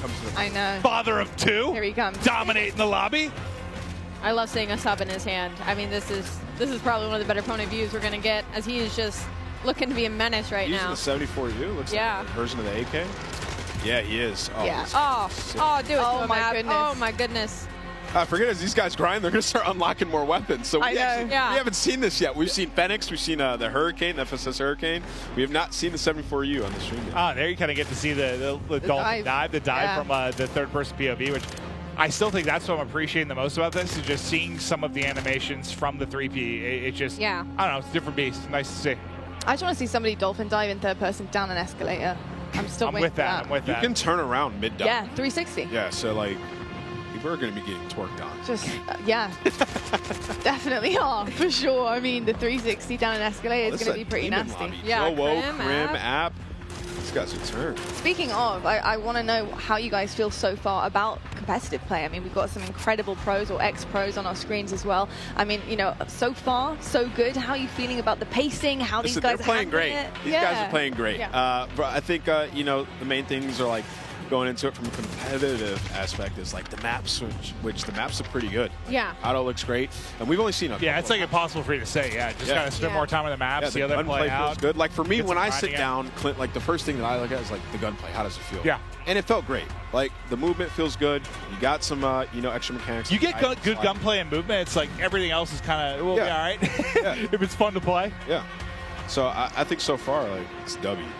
See, and I'm on the other end of that spectrum where I'll look at the maps right away. I'll go through my attachments and all right, I'll try this one out. But really, when I first load into the game right away, I'm looking at the map layout. That's kind of my forte. And I will say the Mexican Village, that map, I love that map. And a competitive aspect, it gave me a little bit of a 3-lane, as well as the paintball map that had the middle section of Chaos. I was talking about how there was the underground passageways. It's giving, again, a 3-lane hybrid. So with the maps that we are given to play with on this alpha test, I am looking forward to the game release. I'm looking forward because for competitive side of things, at least my personal opinion, things are looking bright. Cool. Amazing stuff. I love to hear that. And I'll tell you what, I love to hear from some other people in this amazing arena. We've seen a ton of action so far, of course, our third-person mode as well. But it's time to toss it on down right now to Gina Darling and Stephanie to give us an update on how things are on the floor and what is going on over there. Hi, Stephanie, and welcome back. Now, listen, we've heard it teased a couple times today. Raids are coming to Call of Duty. Now, would you mind letting the people at home know what they can expect for this new experience in Modern Warfare 2? Thank you, Gina. It's so exciting. I feel like I have been able to announce so much cool stuff today, so this is sort of the cherry on top of the sundae for an awesome stack of all of the Call of Duty content that's coming your way this year. But Raids, an all-new experience, different gameplay than we've ever really brought to fans. And this mode is ultimately all about communication and coordination, the things that you expect from a raid. And we're actually going to be looking at episodic missions, all of them sort of a couple hours in length, starting with Season 1 and the launch of Modern Warfare 2, and then having that narrative, which will actually, play in with the campaign, continue to play out across every chapter. Exciting. Oh, I'm so hyped for this. Now, can we get a little bit more detail on the gameplay itself?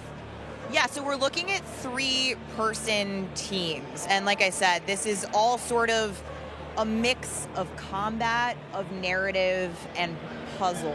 So those sort of core mechanics of what we know and love from raids are coming to Call of Duty in that style. And like I said, I think the way that the narrative will continue to evolve seasonally across each encounter and each mission, I'm stoked for everybody to get a chance to see these.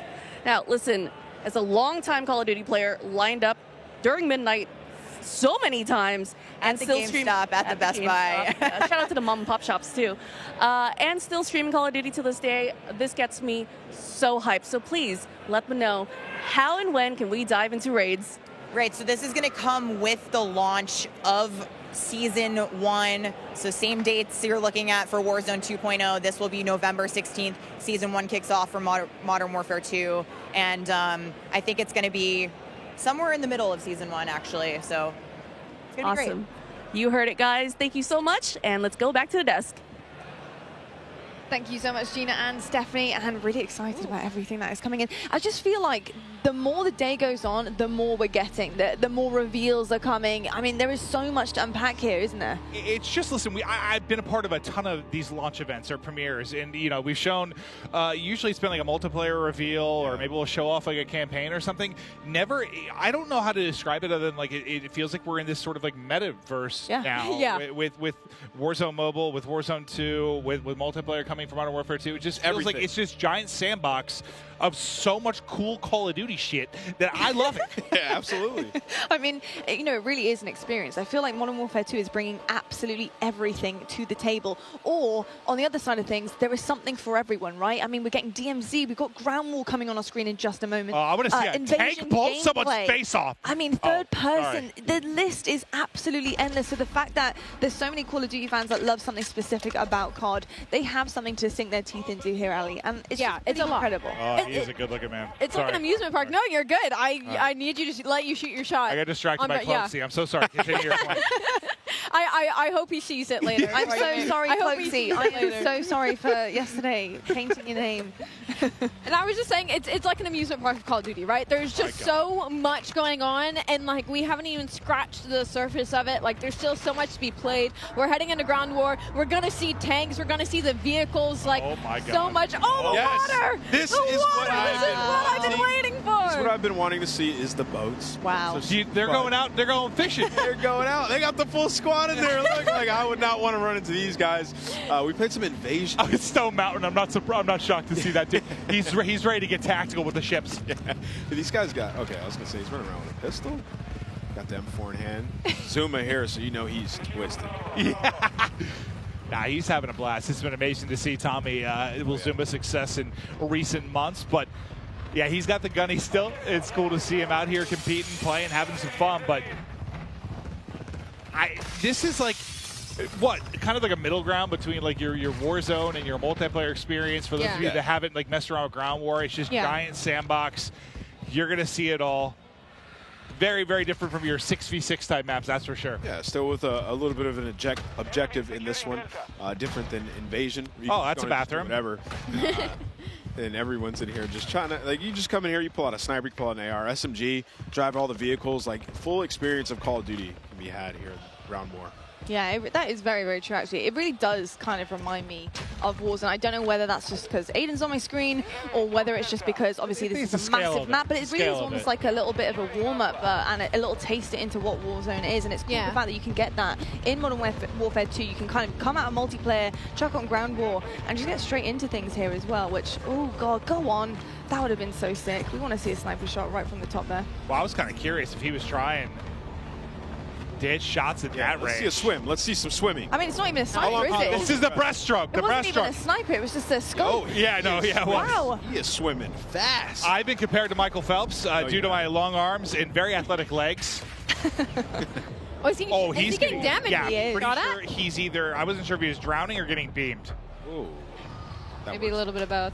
Hold the phone. I love how the movement with Aiden, like you can tell he's playing it like Warzone. Like when we were first watching him, like he was busting doors open, looking at the ground, looking for high ground. And so I think that's like, it's so interesting to differentiate the play styles between all the players and creators that we have here. Yeah, it's very interesting. And you can see right now he's just obviously selecting his loadout here, and it's something we also got into earlier on. But Ground War, what kind of loadout do you want? Obviously, it's very different from multiplayer. It's so much bigger. You know, what are you thinking? You gotta have have an AR with it. You saw he just put a bigger scope. He just hit himself in the forehead with that nade, I believe. Split. Hey, listen, it happens to the best of us, Aiden. It happens to the best of us. Not me, but it happens. I love that you can select your spawn as well. But yeah, you're gonna want like a sniper, an overkill AR. Nice movement. Yeah, this spawn selection is huge, by the way. That is such an interesting, cool kind of push there into Ground War. Listen, this is what I'm doing all day. If I'm not in the back sniping Ground War, like I'm in a tank, 100%. Like, look how fun this is. This guy's just driving around, just blasting people. Nothing but vibes. What song do you think he's got playing in the tank? That is a good question. That's a very good question. Yeah, I would say it was some like AC/DC. Usually in the trailers, I feel like there's usually some. Oh, he's trying to rock shoot the water. anthem. See what Wait, drive the tank in the water. I want to see what happens. I would love to see that, please. Well, what's the one? Is it the ATV that's like can do both? It's like amphibious, right? I believe they talked about it. I think in like the opening of the show, there are some vehicles that you can take right to the water. Like this is some James Bond stuff. They said they sink slow now when you drive a vehicle in the water, which I want to see a tank sink slow. I know. It's kind of cool just to see people diving in, by the way. Isn't it? It's kind of cool to see people jumping into the water. Dip your toes into it. And just like when we It's scale hot. out, They're in the desert. when we come out of game and we see the view like this, it just blows my mind that they were able to set this up. Oh, just Like, the venue everybody itself. grinding, like everybody in a ground war, queuing up. It's been absolutely amazing all day, man. You can hear everybody's getting loud, passionate. They're ready, man. Oh yeah, there's been a fair amount of trash talk. A lot of these guys know each other. They're in the same lobbies, just screaming at each other across. They just redeploying on a giant heli? I have not seen that. Oh, I was looking away back behind us. I didn't even see it. Yo, Stone Mountain on a giant helicopter, like 3 other players, super high. Here we go. Yeah, I was kind of curious how much you got to lead. Yeah. That's what I was saying. I was playing. Oh, how is that not? I know. I literally was like, how? And I was leading my shot, not hitting him. I was like, surely that was on the dome. Maybe it's no lead. I think it's one of those things like just different sniper. You just got to get used to it, dude. Once you get a feel for it, here we go. Yeah, well, up close and like medium range, I was fine with sniper, but from range, it felt harder. It's gonna take some time to get used to. It'll take a little bit of time. I mean, I'm kind of all for that. I'm kind of hoping, at least just from the amount of like Warzone I've played, and I know we're in Ground War right now, but like your really long range stuff, I'm hoping with a reduction in attachments. Like this? Oh, yeah. What is going on here? This looks awesome. Yeah. Well, what sort of sniper perch is this? It's like a chopper gun. Like, this looks lit.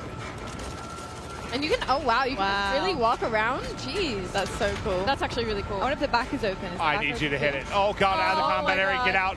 2, 1. Oh, just back made in. It. Look, 2 of them didn't, though. Look, noisy. Oh. But I hope, like, with the reduction in attachments, try to snipe. It's a little bit harder. Like, we've gotten so used to being able to just beam someone at 200 meters. Yeah. There's a little bit more of a challenge to it. Yeah, a little bit more of a skill factor coming in. Oh, someone saved his life. Guardian Angel.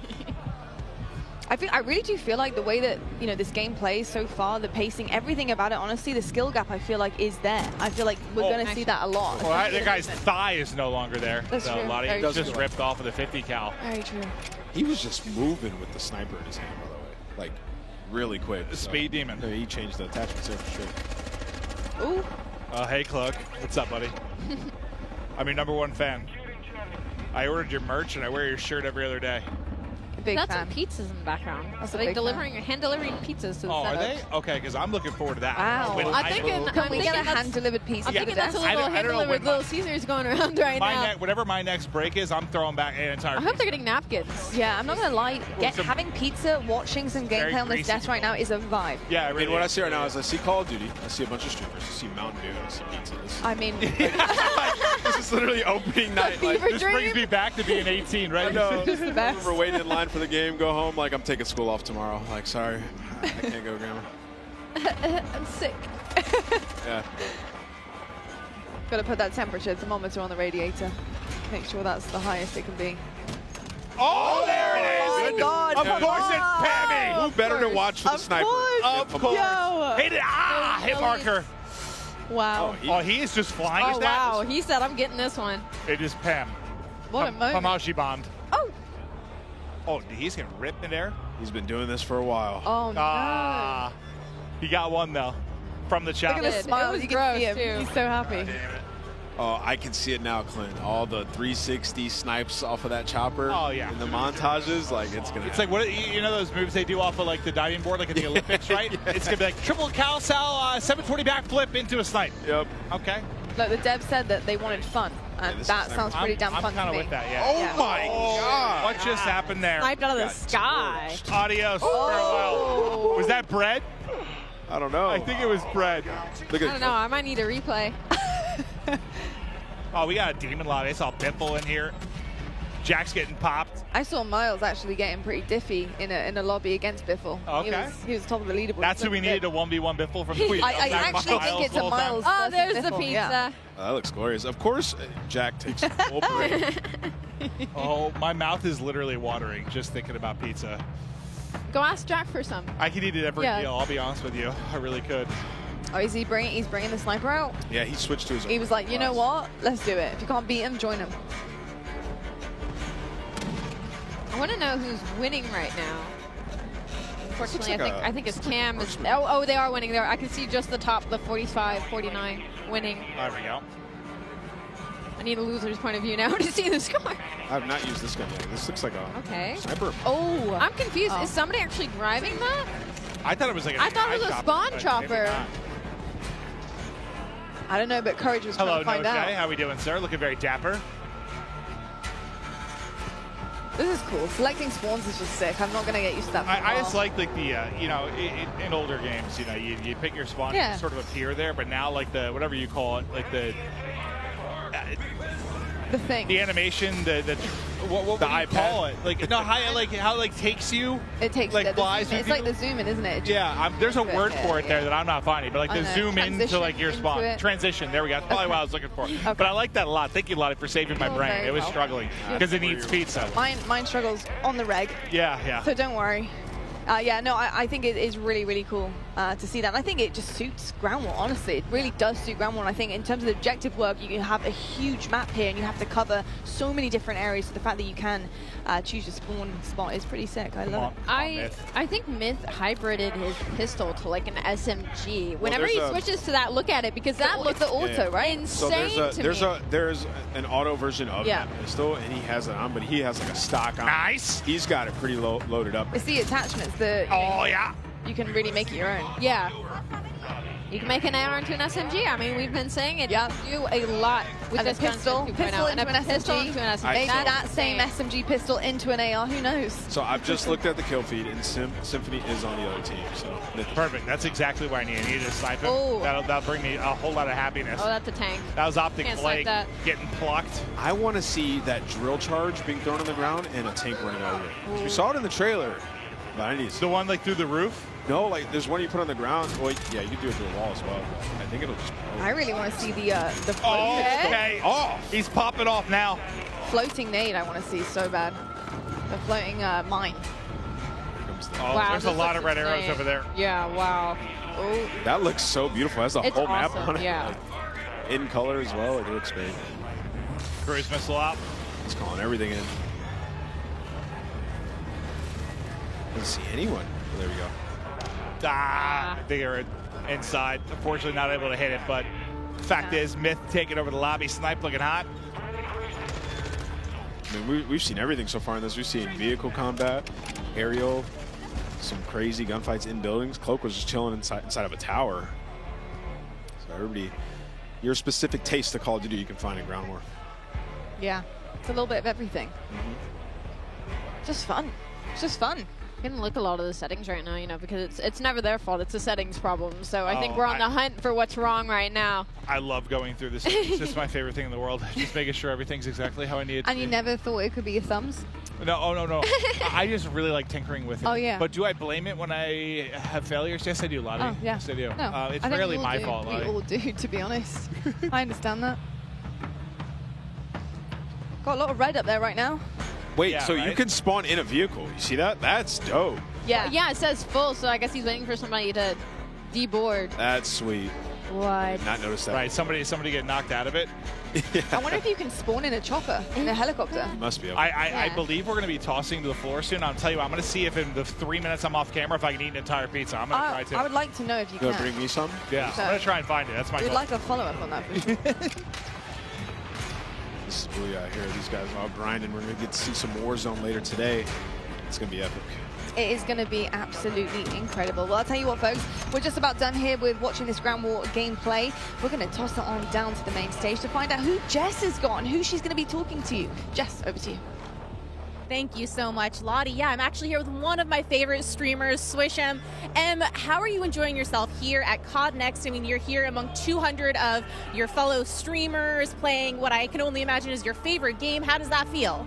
Honestly, the experience so far, it's been amazing. Like, I can't put into words. Like, the feeling to be here right now playing MW2 and getting all the first looks, like, you can't have anything better, you know? So far, like, I'm loving it. Like, I feel like a little kid on Christmas. Like, everything, like the aspect of all, you know, everything in the game right now with multiplayer, it feels so good, so smooth. I just want to keep playing this. I don't want to go back to Caldera right now. Well, we've had a little taste now of, 6v6, Ground War, different maps, different modes. Kind of what's your main takeaway here from this game? Honestly, I'm loving third person right now. It's like, honestly, I didn't know if I was going to like it or not because, we've never had third person, with the past COD. But honestly, I'm loving it a lot. And I love the maps. Everything, is really good right now. And it's feeling, smooth. All right, final question. I mean, what is next for you and your stream and your content? MW2 grind. That's all I'm looking forward to. Can't wait. That makes perfect sense. Well, thank you so much, and best of luck. Have fun out there. Lottie, babe, back on over to you. Thank you so much, Jess. And you can see right now there is so much happening behind us. All the creators, you can see the ring lights for days. So much Modern Warfare 2 being played. But my name is Lottie. I'm on the desk. I'm joined by Maven. But I also do have two very special people to talk about Modern Warfare 2 and what it took to make it look so damn glorious. We've got Mark and Joel joining us. And guys, I mean, studio animation director, and we've got studio art director here. I gotta say, first and foremost, this game is stunning. Awesome. Like, it is absolutely beautiful. The colors are incredible. Yes. I just want to dive in IRL, to be perfectly honest with you, but it's not really just beautiful. brown. It's not just brown. It has some color. I promise I didn't joke about that already multiple times today. But no, seriously, there's been a lot of like gray and brown sometimes. There are many hues. We got our hue chart out. We put that in there. It looks vibrant. I'm loving it. It just feels good when you're out there slaying. It looks absolutely incredible. I'm so excited to dive deeper into that. But folks at home, if you didn't already know, we've got an epic giveaway from our friends at Jack Links. And each Jack Links supply drop includes a brand new copy of Modern Warfare on the platform of your choice. Delicious Jack Links limited edition products. Brand new epic in-game items from Jack Links. So if you want to find out more, check this out. Looking for an epic way to celebrate the launch of Modern Warfare 2? Jack Links has got you covered, giving you the chance to win the ultimate Modern Warfare 2 supply drop. Keep an eye out during the broadcast for the Jack Links Sasquatch to appear on screen. If you see it, grab your phone and scan the QR code, following the prompts to qualify for entry. Tune in to Call of Duty Next. Squad up with Sasquatch and level up for the ultimate viewing experience, courtesy of Jack Links. Terms and conditions apply. All right, folks, keep your eyes peeled to spot the Sasquatch on the screen throughout the show. Scan that QR code and enter all your information for a chance to win. And trust me, you certainly want to. But back to it, though. Of course, Modern Warfare 2 is where we're at. I'd be good as a Sasquatch, though, right? It's hard to mocap Sasquatch. To be honest, people might honestly get that confused with you. Yeah, there is that problem. I'd be really good as that. There is that problem. Anyway, I'm so sorry. You can throw the razors out. You don't need to But I tell you what isn't a problem is the color palette on this game. It's absolutely stunning. I looked at Mikado earlier on, and I was just floored by how good it looks. What does it take to make a map? How from scratch, you're looking at the color schemes, you're looking at what you want to put in, the details. It's very finely detailed, and I think that makes people really want to dive into the game and start grinding it. Well, I think like it's important to create an immersive environment, go out and capture reality, but at the end of the day, it's all the details. And what's funny about making stuff like this is it's about what you leave out. The real world isn't completely cluttered all the time. It's very, kind of understated and things like that. So kind of holding people back sometimes because they want to keep going, and especially in a game space, that's important to pay attention. And then putting AI in there and having a living world. I mean, that's just insane. The AI part is something that blows my mind, and I think it really brings such an incredible aspect of that realism, that realistic effect that you guys are trying to achieve here in Modern Warfare 2 and in COD games in general. What does it take to make that happen? Oh my. Well, it takes a lot of like just research and reference that we use. Like all of us are mad action movie fans and you know, cartoon anime and all that stuff. That's the action side of it. Yeah. But we have to have that authenticity where we deal with our military advisors, all different branches of the military. We ask them questions all the time. We're always asking, hey, would you do it like this or would you do it like that? Most of the time they'll say, yeah, nah, I wouldn't do it like that. That's Hollywood. You know?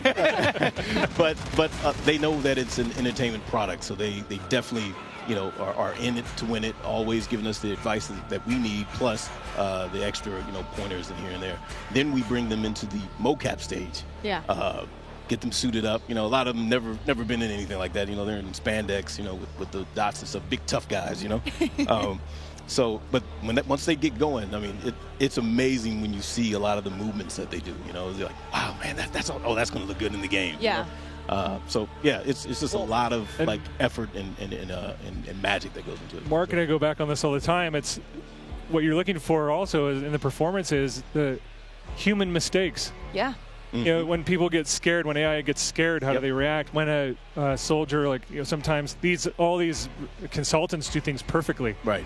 Right. And they rehearse it. It's muscle memory. But you want those moments where they're making mistakes and they don't do it perfectly. Imperfections. Human, yeah. Well, I feel like the hard part, at least from the outside looking in, is just like finding that fine line between realism and fun. Mm-hmm. Because I play games. I'm not going to call it any other games, but like they try to have sometimes a realistic weighted movement to it that to me is just not as fun. Like I want more arcadey sometimes because that's just we're playing a game at the end of the day. It's a fine line. It's got to be very tricky. You can't go too overboard and WrestleMania or anything like that, and you can't go too I don't know, whatever.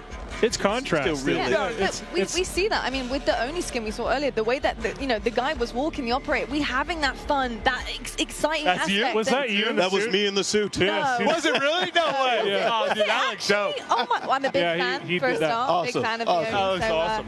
But I mean, That was fun. we are bringing that fun element to operators like Oni and having these exclusive skins that you're able to put on, and it changes the whole character that you are embodying in the game, and that's where the fun aspect comes in. But you do have people who want to stay true. They want that realistic kind of approach and feel to the game, and I think the balance is really difficult, but something so far we've seen is that you guys have done that so well. Where does the decision making of the AI come in? I know the intuitive, creative part of the AI is so important to you guys, and having them making those decisions and become actually a vital aspect of in-game play. How does that work? Well, that's a balance between the programmers. The animators, we want them to do everything. So Yeah. we just have them running around, but then Cooking a meal. the design, Jeff and Joe, like, we don't need it like that. Can you guys switch it this way? So there's a lot of balance between design, code, and animation. The art. How many times do we go back and forth on silhouettes and because you want the AI to be identifiable, right? In that when you mix it up, you need to get it's that a stuff. little difficult, but it's a balance between that triad of design, code, and animation where we have our vision in our head and we just have to come together and compromise. Well, how much? I guess I feel like adding the third person kind of put a spotlight on you from an animation standpoint, because we've all seen when you're in first person, you don't see a lot of the animations you do, but when you're fighting somebody online, every now and then the animation can be janky due to whatever desync. You're playing on the internet, but when you have the 3P, it is a spotlight directly on the animations of the character. The animation department and programming went to town. They had to, right? and it's so awesome to see it. Our animation director at the studio, Bruce Ferris, I was just talking to him today about it. But it's really awesome. So I was just sitting down here on the floor watching it a few minutes ago. I was like, wow. Man, it looks so good. That's what I was vehicle thinking. mounting and all the stuff that goes on with that. The way that you mantle on things. You've got a nice system where the feet are falling on the terrain the proper way on staircases and things. It's I don't know. It's just awesome to see. It makes the characters look great. When you see someone else doing it, that makes you feel even more badass. There's a power fantasy seeing it happen. That's all I could think about in the 3P part was the character animations. They look so. They knocked it out of the park. It's awesome. They really do. I got to ask you just a personal nerdy question for me, but I love finishing moves. I think they're so sick. How does that get created? You know, what's the magic behind finishing moves? Are they actually played out live? Do you guys have to do it? We do. Like, oh, we do. wow, So cool. we don't do them ourselves. It wasn't me in the suit. We go get stunt people, and we kind of map it out first, draw sketches, you know, like, hey, maybe it's like, do it like this, do it like that. We get them on stage, and then we kind of like just go through it together, you know, to kind of just bring that action and that feel, that same thing that you just felt. Yes. We did it last project. This time, we like, all right, we need to up the ante a little bit. Love it. So, violence and aggression. I'm going to put pressure on both of you if this isn't in yet. So, listen, this is going back to, we were talking about the fact that one thing that's tough with first person is when you get cool operators, right? You don't see them as much. And like finishing moves is one where you do, but like going back, this is back to like Blackout, but like when you would do, there were different like emotes you could use where you would like dance and you'd have the hula hoop and stuff like that. So you'd kind of see your avatar more. You could show off. You could do a lot of taunting type things. Yeah, right. Is that in that, or can you add it for me? I feel like we get that out with a wide, like a big breadth of finishing moves. Yeah. I think that's where you really get to see showcase that. Yeah. You weren't asking if we have emotes, right? Well, no. I guess more like I'm trying to think back. Like there was one where I could do like a hula hoop or like goofy kind of stuff you could do to like show off. And I just like I guess I like to see my operator more and more. For sure. Yeah. And you guys have put so much work into the animation. Like I want to see my guy dance. You know, I want to get down and nasty. It's an evolving system. We have to see what happens. Right now, we're so focused on. This is a big game. Oh, yeah. You don't say. You don't say. If I look tired, if I don't look tired, it's because the makeup artists here are really good. Right. But yeah, there's a lot going on. But yeah, we've got a long. Oh yeah. There's a lot of road left in front of us too. Keep me in mind that I want a bald character that can move a little bit. All right. Easy. That's why. If we need to get me in, we got you. If we need to get me in. I'm going to call it dance some on motion grade. caption stuff. Yeah, I'm with it. like I'm that. with it. I can definitely attest that you don't want to get him in. and yeah, that could be a little bit of an error there. It could be, hey look, it might be the goofiest one we've seen so far. And I'm kind of down for the goofy part of it. That's for sure. Well, I think that's where you guys get to have some fun too, right? Because it's balance. Balance and contrast. It's the balance. It's the balance for I sure. imagine all the realistic stuff talking to the military, but you want to have some fun too. Absolutely. I do. 100%. And we are. Very and we will. Very true. Well, look, it's my job to balance the desk out here, and I got to talk about something very, very exciting. And Mark, I want to know a little bit more about the shoe surgeon. What have you been cooking up for us here? Hey, shout out to shoe surgeon. We all a lot of us at the organization, we're shoe heads, right? So sneakerheads. But we're really excited to work with a huge name in the sneaker world, which is the shoe surgeon. They made 2 incredible shoes for us, based off of the brand of Modern Warfare. Okay. 2, with look at that. That's wow. So these actually all unique for these 2 shoes. One of them is for the Modern Warfare brand. The other one is for Al Mazrah, the big map. And it's a lot of desert tones. It just is really, really, really awesome. It's iconic greens and all that, inspired by, Al Mazrah and all the materials. These look awesome, and I also think I need to get some tattoos. On the teleprompter. and they both have ghillie snap-ons too, like some people don't even know. What are those? You can ghillie your like you don't know nothing about these. You got to put your ensemble together.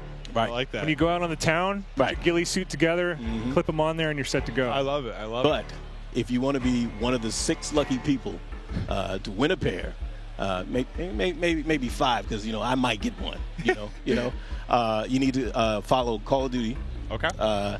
Then you need to tweet hashtag CODNext and hashtag sweepstakes, or you can scan the QR code there and enter to win. It's as easy as that, folks. Absolutely incredible. I've got to say, I really want to cop that desert color pair. I want the Modern Warfare 2 one. Ooh, I like that. The iconic green. Yeah, the iconic green. Absolutely. I'm wearing it today. I've got to say, it looked pretty good with what I'm wearing right now. Did you see Joanna's pants though? I did. I mean, who didn't? Yeah, I mean, right. icons everywhere I look. Including on the stage, though, it's right now time to toss down to Beef Mummy and see what she's cooking up. Right down there with the content creators. Wow, I'm ready to have another slice of that action here in Warzone Mobile. Did you like that? Yeah, Little Caesars right here. We're ready for another round of gameplay here. Amazing. Ready for another slice of action? Me too. So yeah, only in Call of Duty Warzone Mobile can you have the type of intense, up to 120 player real action. So let's get back on in and see what we have going on today. Well, you can already see it. It's after the turns of what we've seen here so far, because so far it's been absolutely crazy. It's been Warzone 2.0, it's been Modern Warfare 2, and now we're going back in here. We're going back to mobile. And now I'm pretty sure a lot of you guys at home are really interested to see what is happening with our streamers that we have here today. And if you don't have it yet, comment down below what were your favorite moments here yet again, because we've had so many things happening already. Incredible. Now, and one of the things that we wanted to make sure we do is go over. Let's talk to some of the talent, talk to some of our friends, see what's going on. Why don't we head over there? And another incredible round of Warzone Battle Royale comes to this, and now it feels like such a great time. And now I'm really excited to go and move around, especially with my little box. I wonder if all of our streamers playing today wants a slice of this pizza, because obviously we've been eating this the whole day. And that's the reason why we have so much energy. And not only that, it's absolutely delicious, but we are heading on over to our streamers right now.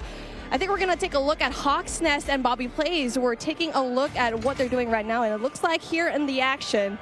Let's see if they kind of want to slice, but obviously they are very busy when it comes to the gameplay right now. See, you can see the comms. They're just so into it right now. The focus. Bobby and Hawks, they don't even know what's going on outside them. They have a camera, they have a pizza box. Oh, maybe if they smell the pizza, they'll want some. Hi, would you like a slice? Are you hungry? Yeah, actually, very hungry. Okay, maybe we can help them out later on with a slice of pizza. We can be your personal pizza holder. But we're moving on right now here to Bobby. I kind of want to ask him, so far, you're just walking inside, you're chilling. So where are you guys right now, and what's happening so far? Well, there's a guy right ahead of us. I'm going to go ahead and die to him. Wait, no, I killed him. We're chilling. We're just dominating. We obliterated Godsley earlier, and he didn't really stand a chance. Noah managed to outcamp us. Wait, there's multiple people, multiple directions. Oh my God, I'm probably dead. I'm concussed. Okay, we're gonna get back to you later on. You guys focus Bobby. over there. I don't want y'all to die just because of us. Oh, and speaking of, Bobby's gonna be headed on into the gulag, but you know what? It's okay. It's fine. A lot of these gameplays happening right now. So far, how are you feeling right now, Matt? Like, you're seeing all the gameplay. It's been crazy here so far. Great question. Feeling really good. We still have so much longer to go in terms of development. But right now, we know people are loving the game. We know people are excited to get in there. And more than anything else, at this point, we want to make sure the moment-to-moment action is just good. For us right now, moment-to-moment action. And the other thing that's worth touching on a little bit is cross-progression, really breaking down what that means a little bit. Absolutely, that cross progression. If you are at home, if you're playing Warzone 2.0, if you're playing Modern Warfare 2, that progression that you have over there, it can transfer over into Warzone Mobile, where if you want to grind for the Battle Pass, you can do so at the tip of your fingers. Yeah, that's right. If you have things going down at home, you can definitely bring it down into wherever you are. If you're on the car, you can grind for it. So again, so many new things. And for me, I think it's such a revolutionary thing for this to happen. Yeah, exactly. We were talking the other day around what does that mean? If I'm a player, cross progression, how does that benefit me? And there really are a handful of experiences we think are just made better by cross progression. So I want to talk about those just for a little bit. The first one is, let's say I'm playing for a couple days. We have some new functional weapons that are unlocked. If I'm playing on console or PC or mobile and have a long session, maybe I do pretty well, then I unlock that functional weapon. That time investment that you just made, that now carries over to all the other platforms, regardless of where it happens on. So think about the time save there. Exactly, not just that, you're interconnected. I mean, we like to say it again and again because it's just a revolutionary thing to have. But I know you have something else in mind, because you have so much new features here, and we're only in alpha here. So again, we're just talking about all the main things that's happening right now. Exactly, and so that's the first one for me. Unlocking new functionals, it's fantastic. It saves me a lot of time. The fact that whatever I unlock on one platform, I find on the other platforms. The second one for me that I think really is just super cool, and also is very player friendly, which is one of the things super important to us, is shared battle pass. So let's say I've leveled up the battle pass on one platform. Say I'm playing on mobile, had an awesome session with my friends. The next day, all that progress again carries over. So the stuff I've unlocked and my level, just those benefits now kind of really carry over with me. And the final one I just want to talk about for 1 sec. Let's imagine over the years I've built up a group of people. Now some I know in real life, maybe others I've met playing. That friend group, so the chats and the larger social experience, now they're going to carry over across platforms and across our sessions. Why are we doing this? We're doing this because we can, honestly. Other games can't. And also because we just think it makes for a better social experience. And now that social experience is definitely really important because it's the first time that we can cross over finally from mobile to PC and console. So if you're playing a game, you can literally just call up your buddies, message them, and there you go. They're going to know you're playing. Hey, what are you doing? I'm playing Warzone Mobile right now. No way, you're playing us from your phone. That is just absolutely revolutionary stuff. And so with things like that, I'm really excited to see how it progresses later on into the game and really just excited for its launch. And now, speaking of, we're taking a look at our duos yet again. So we're going back into the gameplay where we're taking a look at Jokesta. And with everything so far, I don't think we've touched up on vehicles that much anymore. So, I mean, yeah, the ATV, you got it right over here. You have the classic vehicles that we got to see in Verdansk the first time. Exactly. One thing I love about the Verdansk vehicles too, a lot of differences. Helicopter, slow trucks, fast, quick ATVs. You really have the whole experience. There's nothing better for me too than helicopter. I don't know about you, but I'm a helicopter person. I agree with that. I mean, it's the fastest route to go in there, but if you need to be ready, you have to go and drop right now. Especially if there's going to be a javelin just pointed at you, you make sure that you get out of the helicopter ASAP. But again, when it comes to finding those vehicles, you need to know the map very well. I mean, you can already definitely look online where to find like the great moments and the great spots. And for me, I feel like that's going to be airport. Around airport, you're going to be having a lot of vehicles right now. And so right now for this particular time, now they're slowing things down just a little bit. We've noticed it. And for me, like I feel like for this duo, they prefer just going into the outskirts just a little bit. Exactly, yeah. I think they're smart that way. They loot, they get what they need to do, always staying together. But then occasionally, once they have what they need, they're waiting for the next circle to collapse. They're finding those areas in the map where maybe the action's a little bit lower. After all, last people alive win. Exactly. I mean, it just depends on what kind of gameplay you really like. Are you going to be aggressive? Are you going to be dropping down Superstore, Boneyard, downtown, or do you prefer the outskirts and be on the mountains and try to see what is going to happen when you are going to see just a little bit of a step back? But obviously, it does have its risks. You won't have as much loot going into it, and you won't have as much kills. Exactly. Final thing, getting into Storage Town, circles collapsing. For me, this is the intensity that I'm looking for. Man, it's my favorite.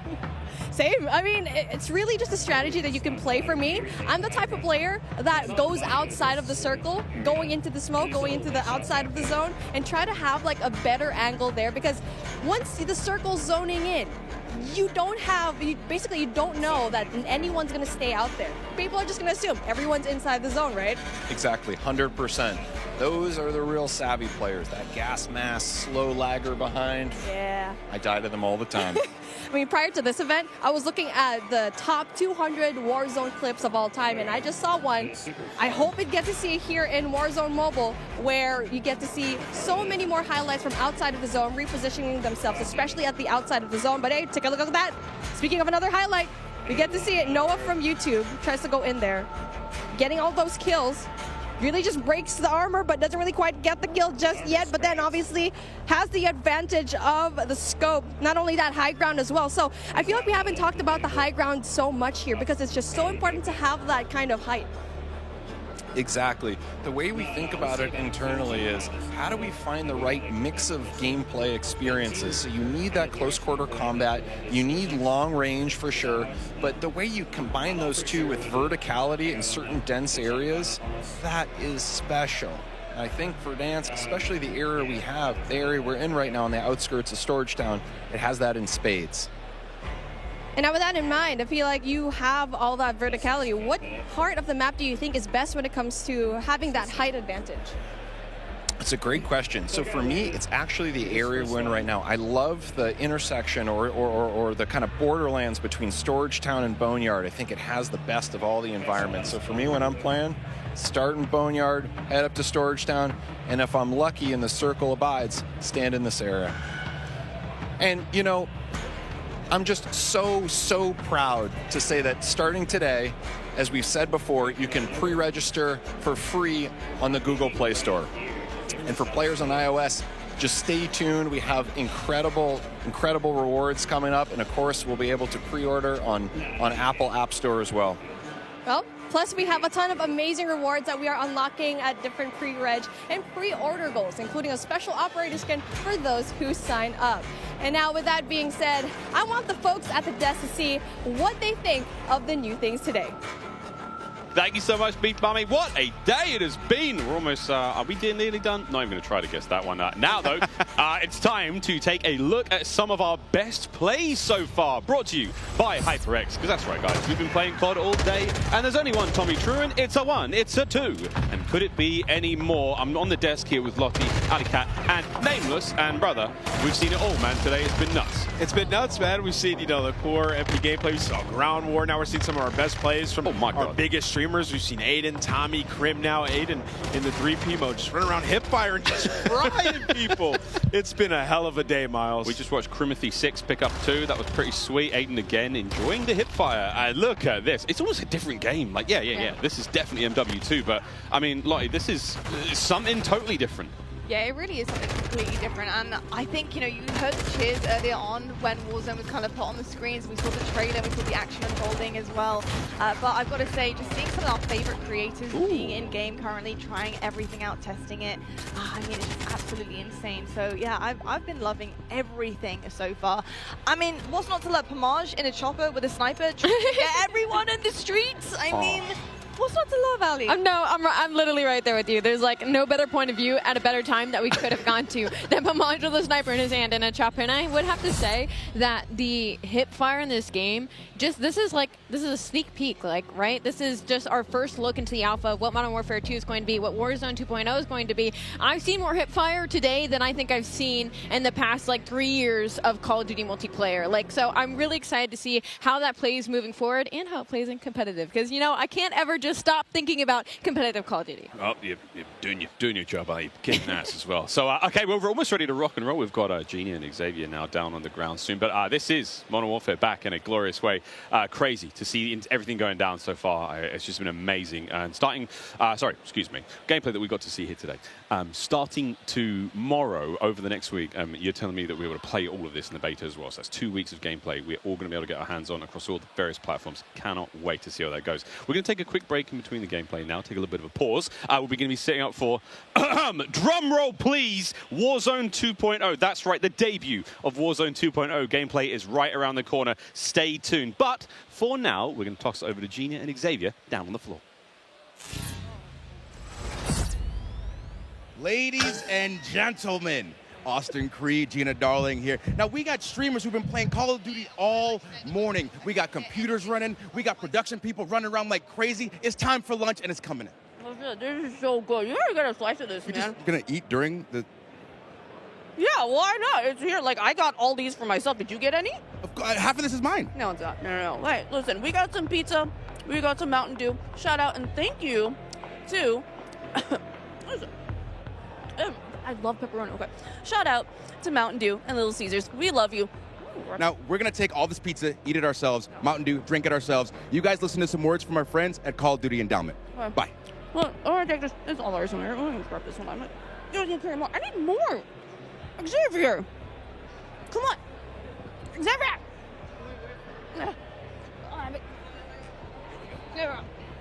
What is this?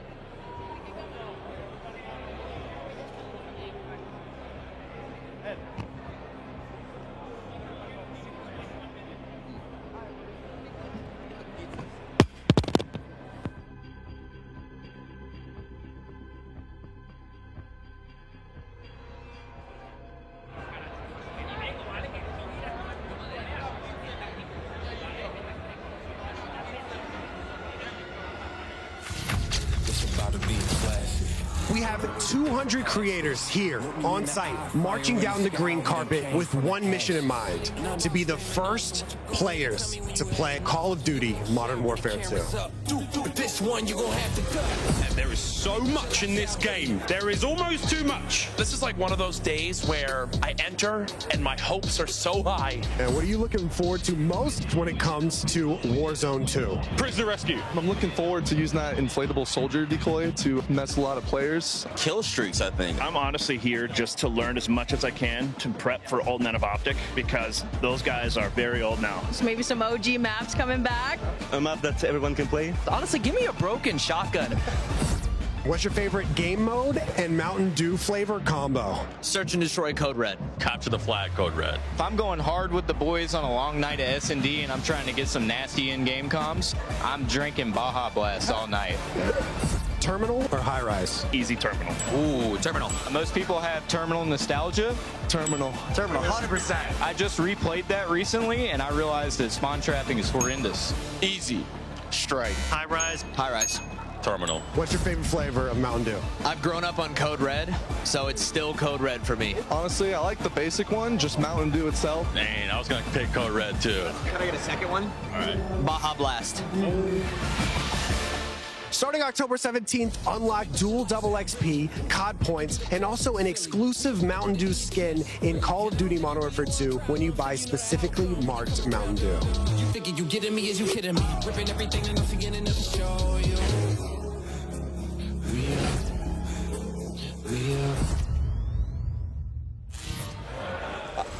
All right, here we go. Dan, it's been a while. How are you doing, sir? It's great to be back with you, Maven. It is. We've got a lot to chat through. Listen, you are here for the Call of Duty Endowment. Tell me a bit about it. Sure. The Call of Duty Endowment is an organization that helps U.S. and U.K. vets find high-quality careers by supporting groups that prepare them for the job market and by raising awareness of the value that vets bring to the workplace. Through support from the Call of Duty community and our partners, the endowment has placed more than 100,000 veterans into high-quality jobs, becoming one of the world's largest funders of veteran employment. And we couldn't do this without each and every one of the members of the Call of Duty community. The endowment does incredible work. I mean, it's amazing what you guys have done over the years. Tell me why you were so focused on veteran employment.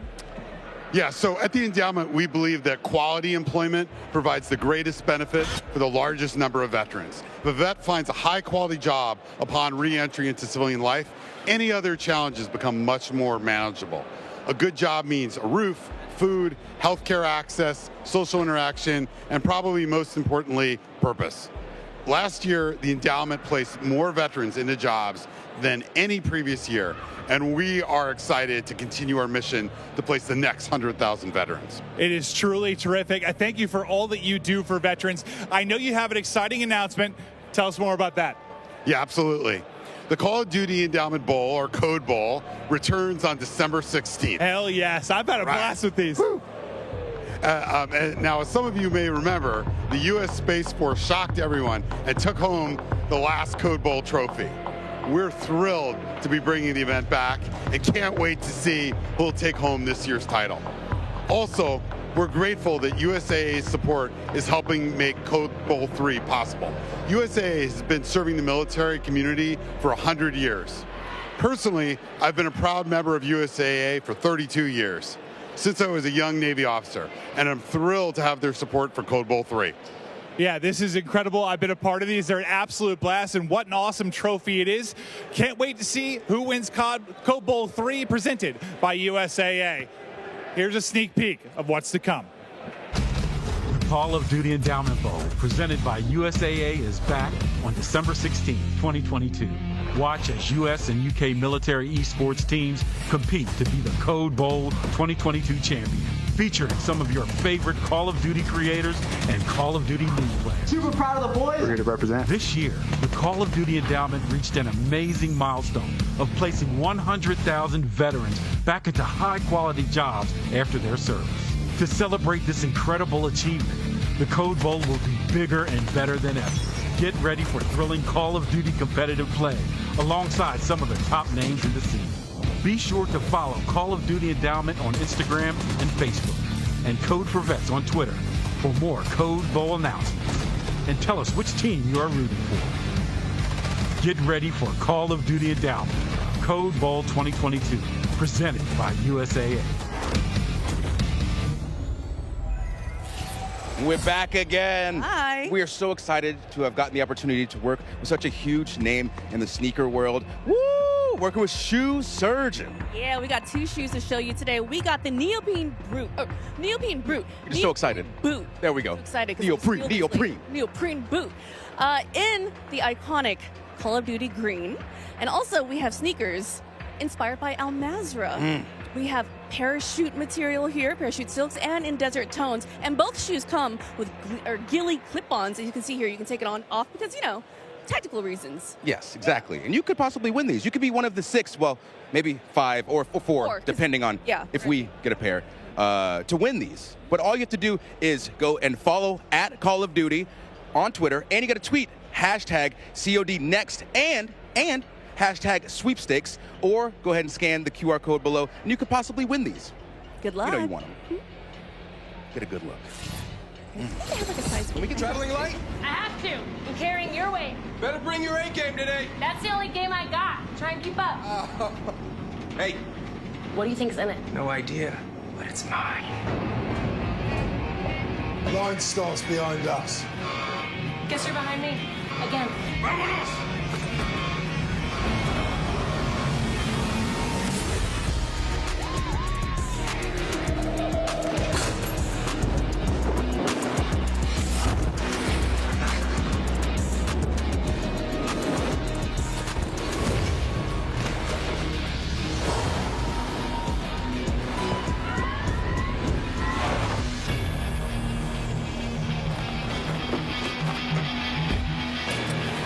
Adios, amigos.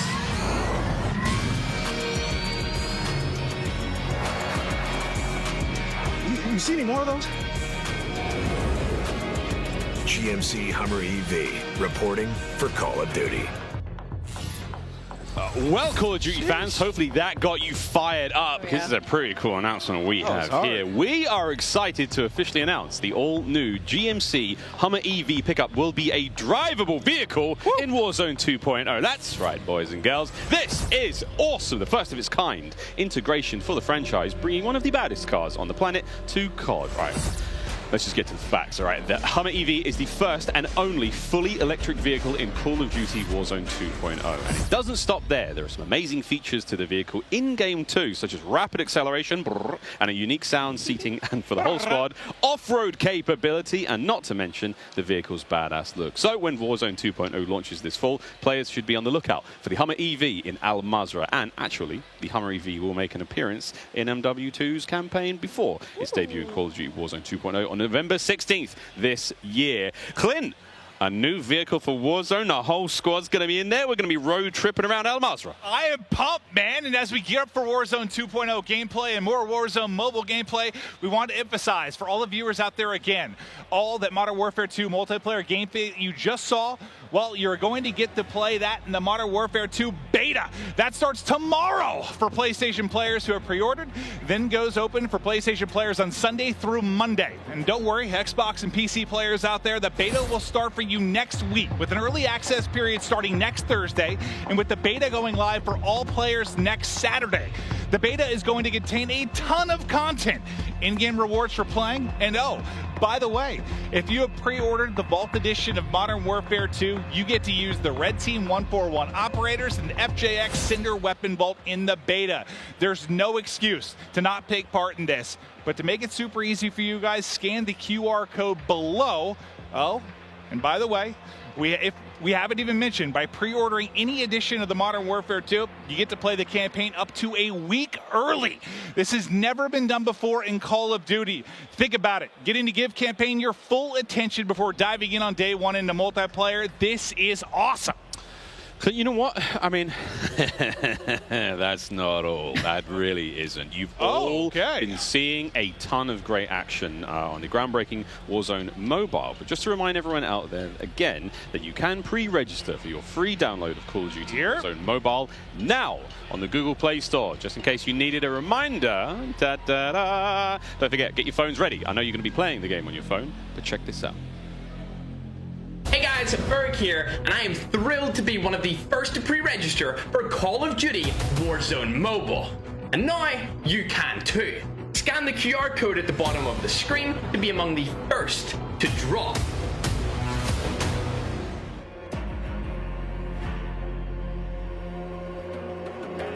Okay, so we've seen... Okay, so we've seen Modern Warfare 2.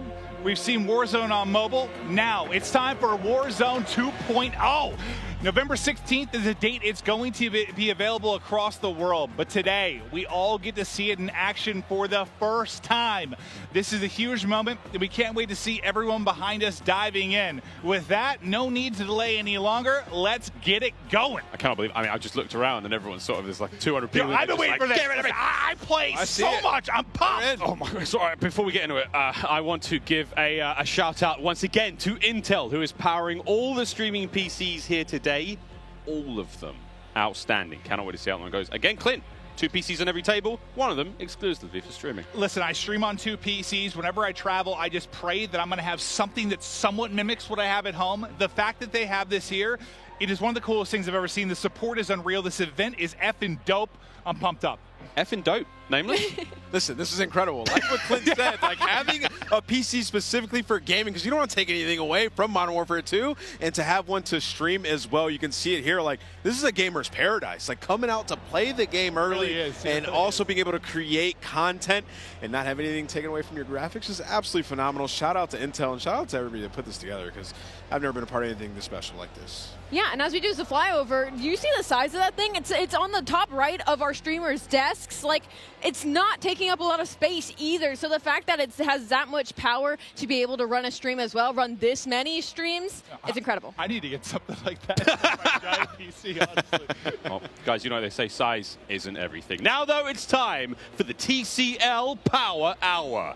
There are so many exciting games, so much exciting gameplay moments we can't wait to see for the next hour. We're going to be tracking along with these. We've got a bingo card, ladies and gentlemen. This is it. 9 challenges. This is going to be across the entirety of our Warzone Alpha gameplay. And basically, you've got to try to manage to nail a couple of these. Name us any fun ones? Yeah, I mean, fall damage, death. Tim's going to get Timothy. 100%. He has to, right? Ledge hang elimination. Like, I'm looking at some of the CDO guys, like looking at Zuma trying to get one of those Crim.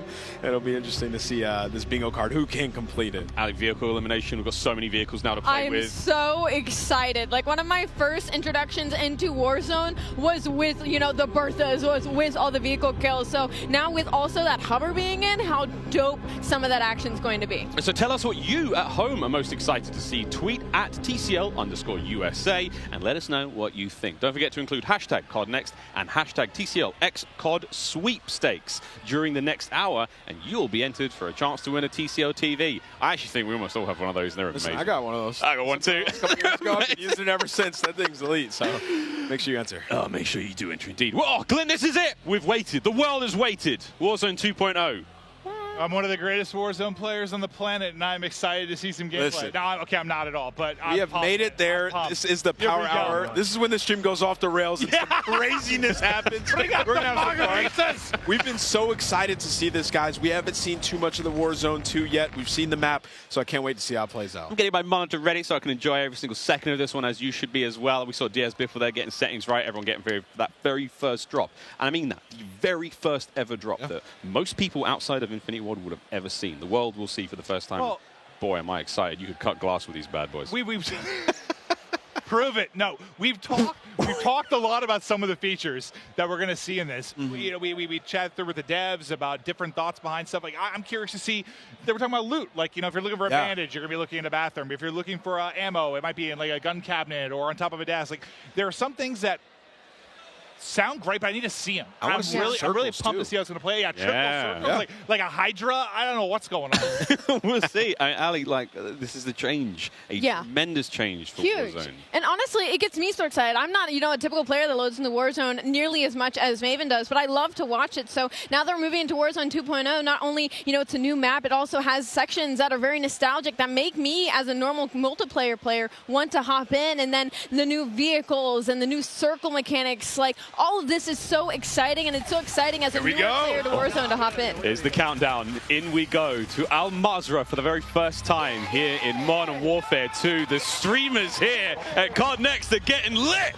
Yeah, I see some fist pumps. They are ready. Here we go. These guys. Dude, look at Isaac smiling, bro. He's so happy. You gotta think these guys put the hours in, 8, 10, 12-hour days. So they're ready to see what their life's going to be like for the next couple of years. Yeah, right?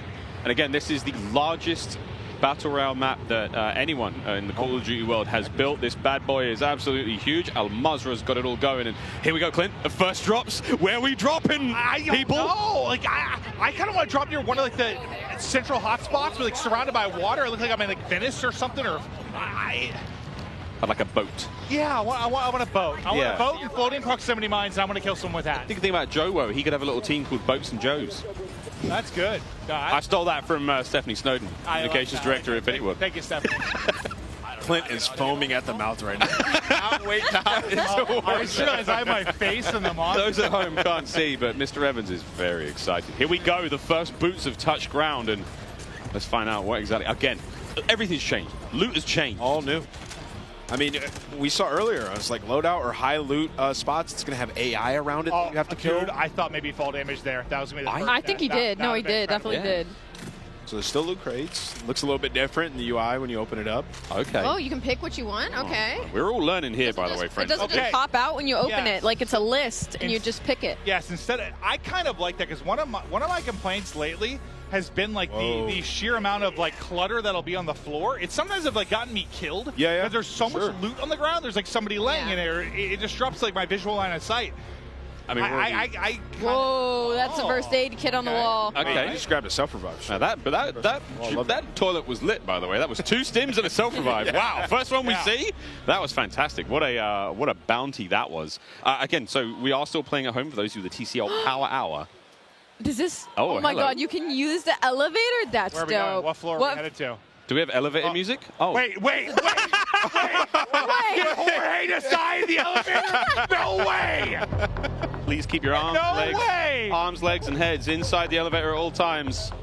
Oh, sorry, George. That is how TST first gets into the new map. Hitch killed Jorge with an elevator. Oh, it's going to be a good few years. I didn't even see what happened. Like, did his leg just get chopped off? Was he a little too close to the door? I just seen him dead, and then I it just saw him creased, dead. he just started dying laughing. That was great. Oh, man. First looks again of Al Mazrah here in the Warzone world. Warzone 2.0 already. Content. Nothing but content, Ali. I'm not over it. I'm still not over it. So guns are still on, like, just on the floor. Okay. It seems like it's not as much, like, all over the ground, though, which I actually dig.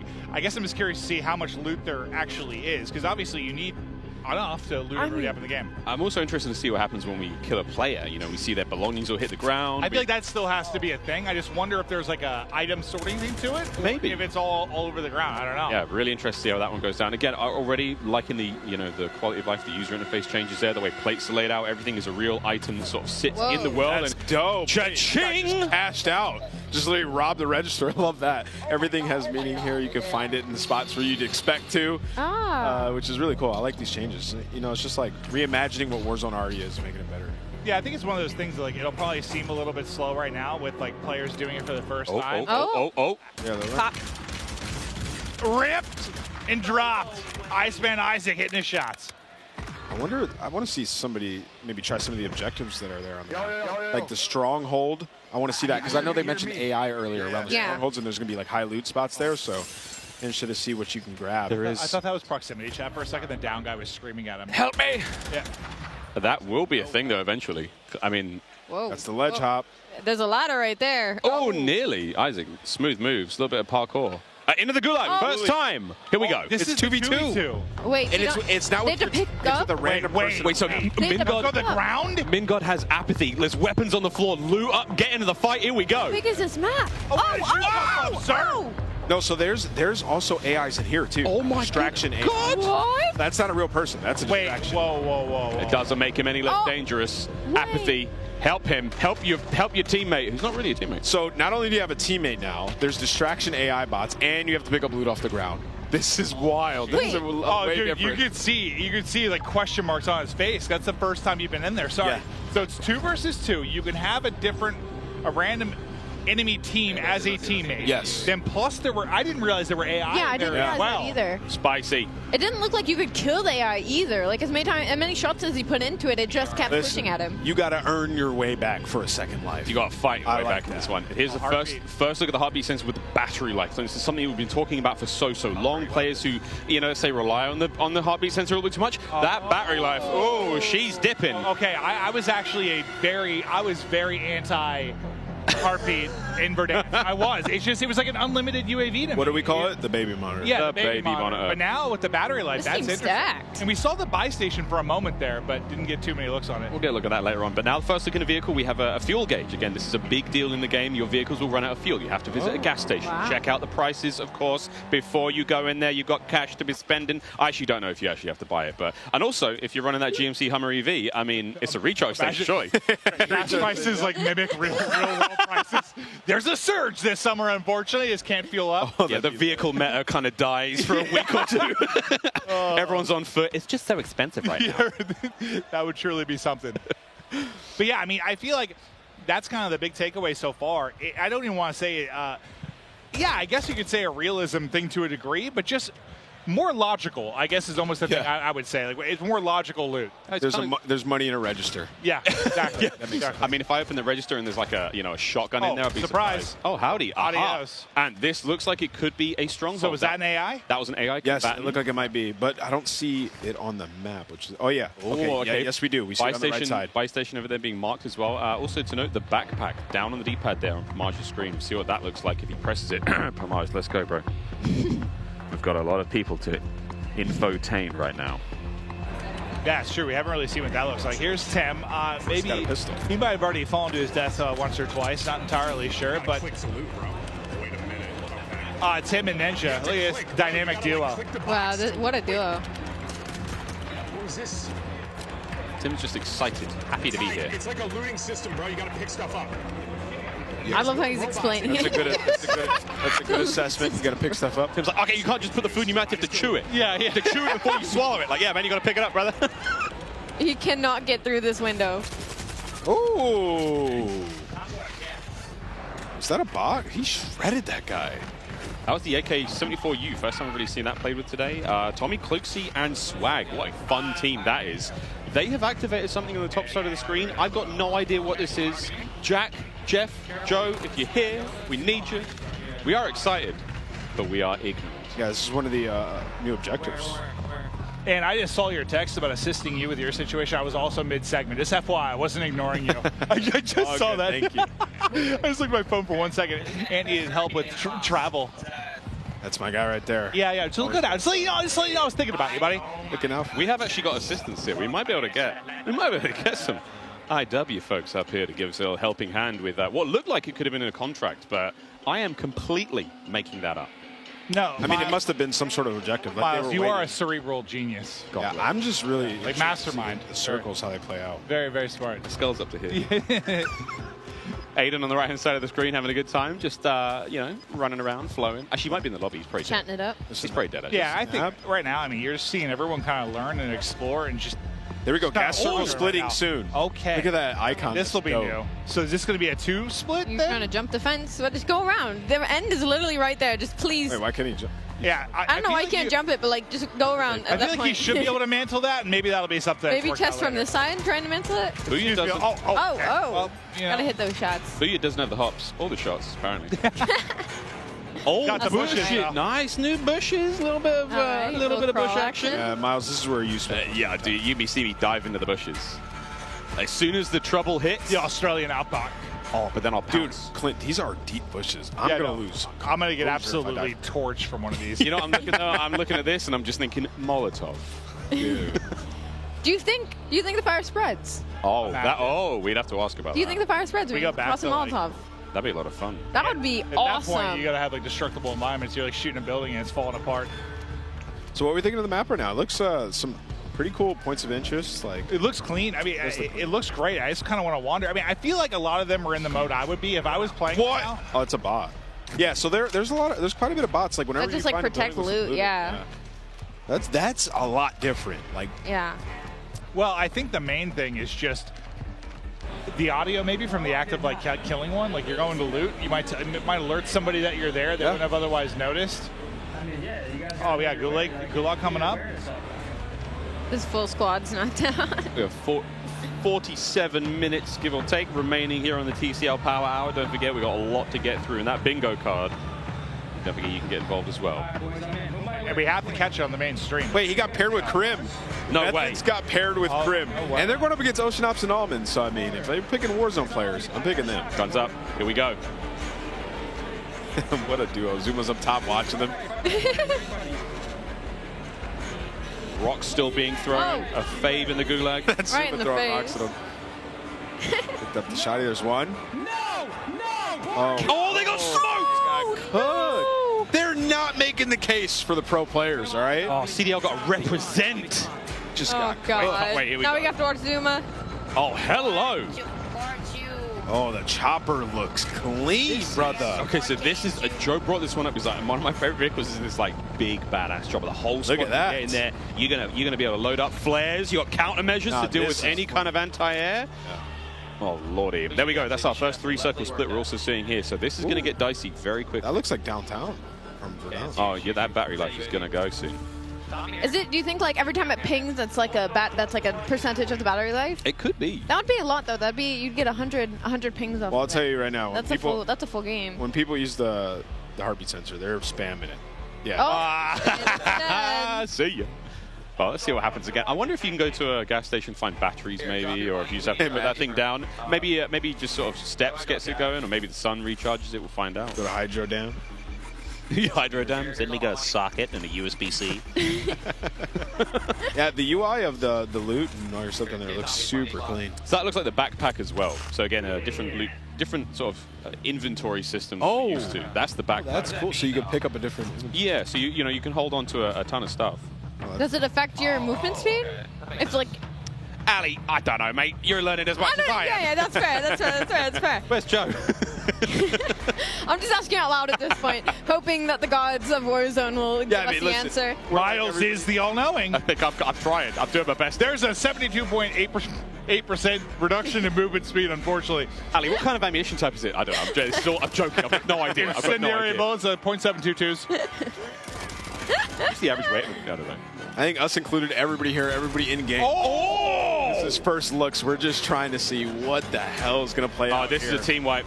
Yeah, they're getting cooked right here. Was that Zuma? That was a sniper. It is Zuma. Don't worry about it. Hit the Whole team's flick. Ghoulie. Oh, Nicholas Merckx.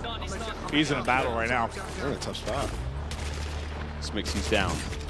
Oh, Wait, there's so down. fried. If you look at the top right, he has two different indicators of how many people are in the lobby. Is that how many? Circles, I imagine. Oh. My yeah, guess yeah. is like one Like circle, your one's the other. circle? Yeah. Maybe the one that you're closest to? I was actually wondering that because if you were an aggressive player and you had a circle of less people, would you have an idea of if the other one was more popping and you could make a play to maybe get to that? Like, Yeah, let's say like you gas could like, mask, yeah. or some kind of play. I was kind of wondering that. I'm assuming that's what it is. I could be wrong, but that's what makes sense, right? Yeah, that makes sense. It must be. Also, he has an extra plate, so it's like, and it's purple. It looks dope. The other circle is getting fried, so that just dropped so quick. Like I feel like half the players just got decimated. Yeah, they're getting destroyed. I wonder if that was the chopper we saw previously, the one that was up in the air there. Yeah. A little bit of backpack management here. I suppose the backpack is just your ammo count. Other tools, little toys you have, and again, so many new. I mean, between field upgrades, between lethal equipment, tactical equipment, there's so much going on here in MW2. See, look at that jump! Look at that! I was talking about that rooftop jump earlier multiplayer. It is actually insane how far you can jump from rooftop to rooftop. Really? Oh. Like, when I look at the movement in this game, and like even when you're throwing nades and stuns and stuff, like the depths of it like isn't as far as you would think. Like usually when you throw a nade, I mean you can like chuck that thing, but like I expected the jumps to be the same way, but like they're actually you can go really far. I just realized, I mean, a box doesn't... Oh, no, there's truly. 3 circles, so I'm completely wrong. I'm not sure. Yeah, so that might be bots then. Yeah, I'm not sure. Oh, maybe that's an indicator of the stronghold. But, okay, first look at the parachute from... One important question. And do we Sploosh. ask, have we seen a loadout? We haven't. I haven't. We may never. Well, I don't know. I was so curious. pretty. I wasn't sure if that was a thing. I There's haven't got to be seen one loadouts in purchased. there. This looks like a loadout weapon right here. More on that later. Yeah, we don't know. Live react. But the circle's We're close. doing it live. I want to see how the circles merge together at the end of the game. All right, let's go, Blake. He spotted at least one. A lot of vehicles around. I didn't even realize that was Blake at first. Howdy. Mustache. He's got the mullet. Get the angle, hit it. Ooh. A little crack. Isn't it nice? It's kind of similar. Familiar. Yeah, it's like familiar enough, different. but seems fresh, right? Like, Yeah, you don't want to mess with it too much. Like, people love it, right? So they're just making it. well, you like, could just strip it down and change it entirely. Yeah, there'd be chaos. Yeah, be chaos what it is. Yeah. So it's like they changed a lot, though, man. Like, it looks a lot different. Oh, ledging? And like the movement's different too. Makes me You can't just slide cancel around the entire map now. I'm trying to fill out my bingo card. I'm getting like teased with like a ledge hang and a little bit of swimming, but we don't have the elimination just yet. Run, Blake. Oh. Uh-oh. Here they come. This is the 1v. Oh, yeah, no, it's done. I was going to say, this could have been a 1v3 survival. This team's there, though. Oh, wait, it's still on. And they're frying. All right, listen. Wait a minute. The Warzone squad's going to take it out. That's Oh, wait, it's Biffle. Never mind. No, it's Biffle's back.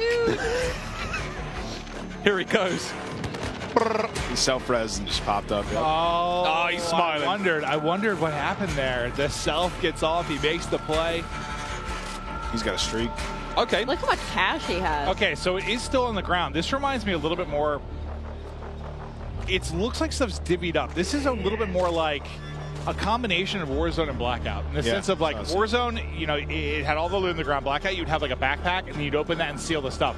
This is like it has it in the ground, but it segments it off into various things. You had your armor, right? You had your mask, you had your backpack. So it's kind of like a hybrid between Warzone and Blackout with looting, I think. You remember the times round lose? Yeah, remember the times that you're trying to like, I just want to pick up that gas mask, and there's 100 things on the ground. Yeah. And you can't find that one thing on the ground. You know, it's like trying to lift Thor's hammer. Yeah, that was like a nice. I want this one thing. I'm gonna grab that. I'm gonna look at this item on the ground, pick it up, done. I can't tell you how many times I just run over loot. I grab everything. I'm like, oh no, I left my sub. Let me go back. And grab it again. There, So it's like it's clean. You just like can't make any mistakes there. 3 circles almost coming to a close here. This is a spicy one. He's got paper, 15 grand in his pocket. He's going to buy station, see what he can get. Yeah, can we hit a buy? I mean, firstly, you have to buy a teammate back. I think everybody here wants to get that first win so bad. We are 40 minutes into the TCL Power Hour. We're 40 minutes in, or we have 40 minutes left? 40 minutes left. Okay, let's say. Don't trust me. Oh, no. You said that? I was like, dude, time is flying. I was really into this because we have teleported in time. Like, I'm Doctor Who. Hey, why did you go? I don't know. Hey, this has been my favorite area of the map so far. That building was dope. Like a prison almost. Can you go on that mountain over there? I'm more interested in this giant mountain. You have to be able to. It looks like it. Looks like it's part of the map. I love high ground. It's my favorite. That bed's very That's a dirty. Oh, hello. Oh. Oh, God. Is that a zombie? Hey, I've always thought about it, man. Imagine like a real horde of zombies on a Warzone map. Kind of did it in That Blackout. sounds I'm talking full-blown, you know, World War Z. You I want had my like a little bit in Fortune's Keep, a little bit in Blackout at That'd be a times, horror game. but not like a Daisy. All right, so go. So you saw the buy station was. There was a section that said buy weapons. So you can buy a specific weapon in the buy station. That was interesting. Oh, here comes the circle move. Well, that makes me think loadout might not be as much of a thing. Yeah, because it said buy armor, buy weapons, and then I think it was buy ammo or something. Uh-oh. Come on, Cloaksy. Hit it. Don't get run over. No, he's getting ripped. Oh, his teammate just dropped and eaten like an enchilada. I might be hungry because I...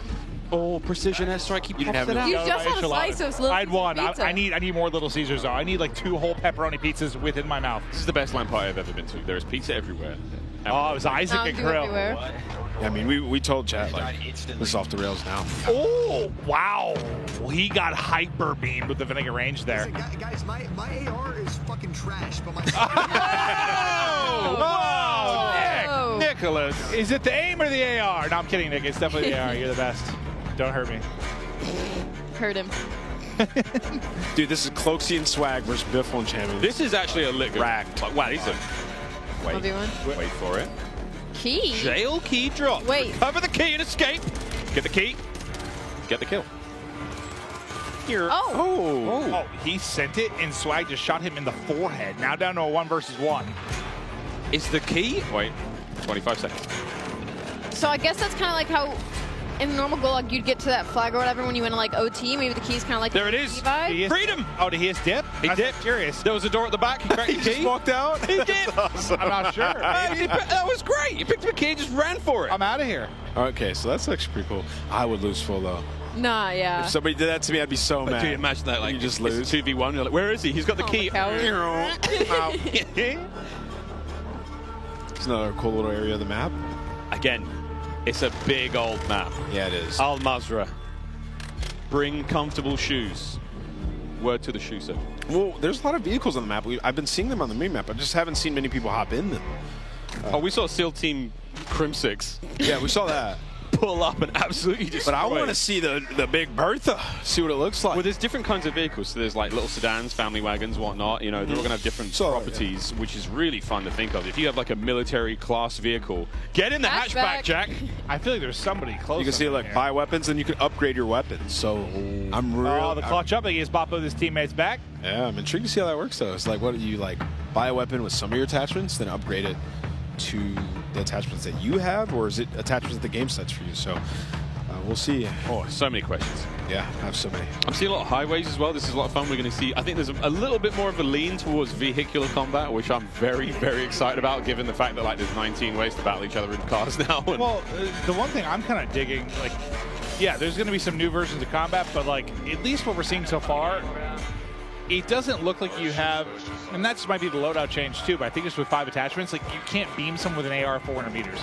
Like it's going to force closer range combat. You're not going to be terrified to cross any open gap, which I think ARs have been too easy to shoot. Like this, that has more recoil than I've seen in 3 years. Yep, that M16 was kicking. And Krim was like, I'm going to rethink this fight. To get my monitor. But I think in general, like, it's better if it's a little bit more difficult to shoot at long ranges. It just needs to be, in my opinion. This is what I wanted to see. How powerful is it? Can you finally shoot them? It's running out of gas, man. It's running out of gas. This is Greeds, one of our streamers or content creators coming from Japan. That's awesome. Also, though, Ann, shoot them tires. I'm just thinking out. I mean, my mind's going forward. Solo YOLO is going to look real different when everyone's driving around with vehicles with no tires and like running out of gas. Running out of gas in the end. And it's like, and there's one person at the end that's got this like super high-tech military vehicle, or who has the Hummer EV? Who's got the Hummer EV? It's like, I don't need gas. Oh my god, that's the meta, dude. Find the Hummer. The eco-friendly vehicle. Go green for the green. This is a duo. The Hummer EV. Big Bob. He's got a key. Wait, what is this key about? Wait, you see the key on his head? I'm not sure. Bobby's got a key. He's got the key to my heart, but that could be one of the sort of special loot locations. There's some subterranean spots. Chilling, dude. These are the guys I hate in Warzone. Camp in a staircase with Phoenix. Yeah. I need that proximity chat. I need like the people walking up and being like, I know you're in that staircase. The way he's playing, I feel like Bob's AFK and he's protecting Bob. That's what I'm getting from this, at least. Bob has not moved. Because the Symphony I know does not run up and down staircases 400 times. This guy has to be in fights over and over. He literally has to hold forward. So I mean, if you think I figured about it, something was going on. This is a really important map. Like whoever wins this, like they hold the record for most wins. Yeah, right. Like it's your stream title right there. Just get it up there. Yep. Just get it up there right away. World record holder. There's a lot of those in Warzone. Getting a very sort of strong. I'm liking the different areas we've seen so far. This is the most sort of urban area we've seen. Like high, I mean, there's a parking lot here. We've seen some high tower. We've seen some stairwells again. What was that? I hate when Symphony just aims at randomly the wall. aims in. Such a bothers me. Oh my god! The internet is already like sus. He's sus. Well, shout out Ricochet. Will be available stand day behind one. him. Day one. Wondering. Day one. Coming for you, Scott. I always wonder about like length of games, and I always think I mean, I prefer when it's around like 20 minutes. I'm wondering like how long a map is right now. Well, this has been 30. It seems like so we're like, did we start 30 minutes in, yeah. We started right away, yeah. Yeah, so this is. Well, we're also hopping in and out of I think maybe 2 different games. I think it's. Or it's delayed. I think it's at least. I think it's 3 because I think we've seen solos. This is trios. I think. No, it's all the same game. It's all the same. So there's solo people on. Oh, that feels bad. Oh, okay, I didn't see that guy. So what I'm wondering, like, is just length of game. This might be a little bit longer than it's been in the past. Seems like it, yeah. Probably because people are just figuring stuff out, to be honest. Well, probably part of it, but I think just from a circle, just size of the circle, I think it's a bit longer. Like, these might be running about, I don't know, 5-10 minutes longer. I cracked that guy at my live. Nice. While these guys are fighting, I'm like, oh, look, the gas station's a POI on your minimap. I'm dead serious, though. If I pull up in my Hummer EV, is there going to be a charge station for me? No, it's unlimited, dude. No way. That's too OP. I mean, don't get me wrong. How many do you think there is on a map, though? Like, do you think there's just one? Like, there's the one golden Hummer EV? I don't know. Or maybe I'm excited. I'm just talking out loud. I know it seems like I'm asking Miles, like, you have all the answers. I've got a piece of paper in front of me that it's the bingo card. Again, we haven't seen a vehicle elim, ledge hang elimination, most wanted card. We haven't seen any of these just yet. Here we go. Fall off. Die to. So this is it's still the bright spot of this for me was Jorge dying. It doesn't count. Does that count? It doesn't count. Come on. Doesn't count. No, he got shot. This is really where... I'm going to count that. I'm counting it. I'm putting that on my bingo They're card. now in the 6th circle, and there's 20 people left, so... This is about to get insane. This is about to get insane. Oh, the National Bank of Adal. I wonder if you can go in there and get some cash. I am very much behind Wild. I'll lose a little dive in for the res, but I'm very much behind like crazy end games. I love the leaning coming out of Hitch. It's like he's in game, actively moving. Yeah, he is. Look how leaned up he is. Oh, here we go. No plates. Oh my god. Oh, this is a welcome team looks a Wait, little bit more decked out. Wait, decked out? They've got different color armor. Most wanted target eliminated. Well, that team didn't hit the bingo. You have to survive that. I think that was a Claymore or Prox mine right to the shins as he went through the door. But there is a different kind of plate. 3-plate purple. I have questions. Yeah, we saw Nick Merckx have that earlier, so I think it's maybe you hit the shop and you just buy armor. Oh, maybe it's okay. Swanky, expensive armor, branded. Yeah, I've always wondered if we'd have something where it's like a helmet in game, you know, where you don't get knocked by one snipe or something. I'm not sure if that's the case, but. Oh, that looks like Crim's. I mean, we've only seen one M16 of the game so far. Is that Crim's one? Is he dead? Is he down and out? Might be.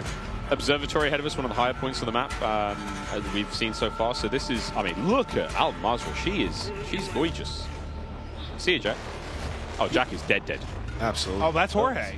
So they got out of that situation they were in, I think. They were able to get the kills. They look like they crept through the water. Yeah, let's stay on board here. Look how small this circle is. We're going to see who ends up taking this one, but it looks like it's just Hitch. He's trying to save the squad. Blake's down, and there's a thermite sitting on. He's holding them back with the thermite. Yeah. The fire looks. They got to rotate though, so we have to be careful here. They've been sniped. Oh, here comes the bingo! No. Here comes the bingo! Here comes the bingo! This is love and trust right here. Oh, I got him! That's a bingo! That's Sorry, a bingo. that wasn't actually a bingo, but it is definitely one of the airstrike elimination here. In it is. One of them died. Hour. No, they're not dead yet. No, but you got one. No, he's dead. Yeah, he's dead. Oh, hey.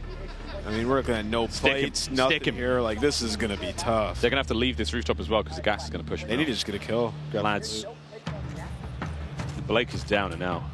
I really like that new looting out of the backpack. I think it's just one of those things I'll like once I get used to it. It's just going to take a little time. Oh, here we go. Ooh! He's only got one in the clip. He's got the two-piece. I was hoping maybe it was the fall damage there, but Jorge, he's going to drop. I didn't see how he got the kills, but yeah, it looked like he was able to knock two. 7? Was it 6? It looks like 7. 7. There's a handsome man blocking the view there, but over to Nick Merckx. Final 4. Oh, they're in a great spot. Rotation coming in here in a second. This looks dope. This little tent that they're in. I mean, this would be nice if there wasn't. Oh, so it looks like you can only plate up. I see. You can only plate up to 2. You have to get something to do with a full plate. Yeah. It's a big fight. Oh! I thought it was maybe like a helmet or something like that, but I see what you're saying. Nick's chilling. Still has plates to go with. I didn't realize it was limited to 2 at first. Let's see the gas mask, how that operates. Reload. Just there you go. For the dub. 3 teams remaining, 6 players. They've got what, 2 left up, so it might be like a 2v2v2. He has the inflatable decoy to play with as well. That could get really funny. Oh no, you're in trouble now. This is a good decoy time. Just pop it. I got you, swing. I love mixy endings. This ending is dope. This is so sweet. Coming out the gas, still across the bridge. You get the knock. It's just Nick. It's just Nick. He's on the right side. He's on the right side. Play you. Here they come. Oh! Oh! Oh!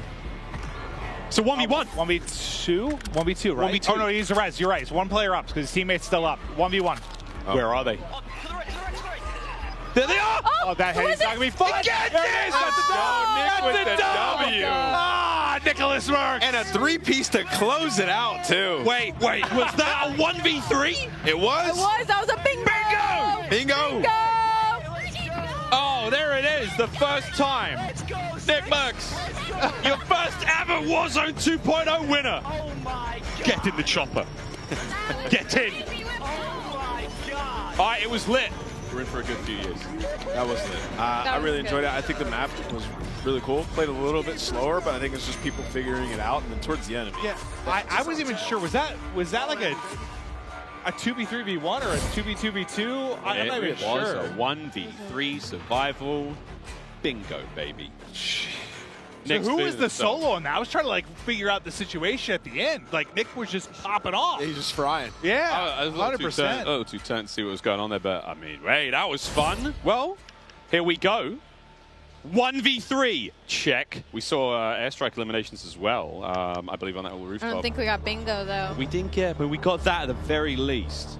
Ooh, no one got multiple grenade kills. Okay, 2 down. Unless we missed it. Please tell me someone fell to the death. I gotta see a decoy elimination. That would just be so funny to me. If somebody gets smoked by a decoy, I'm gonna be in tears. Tears. True tears.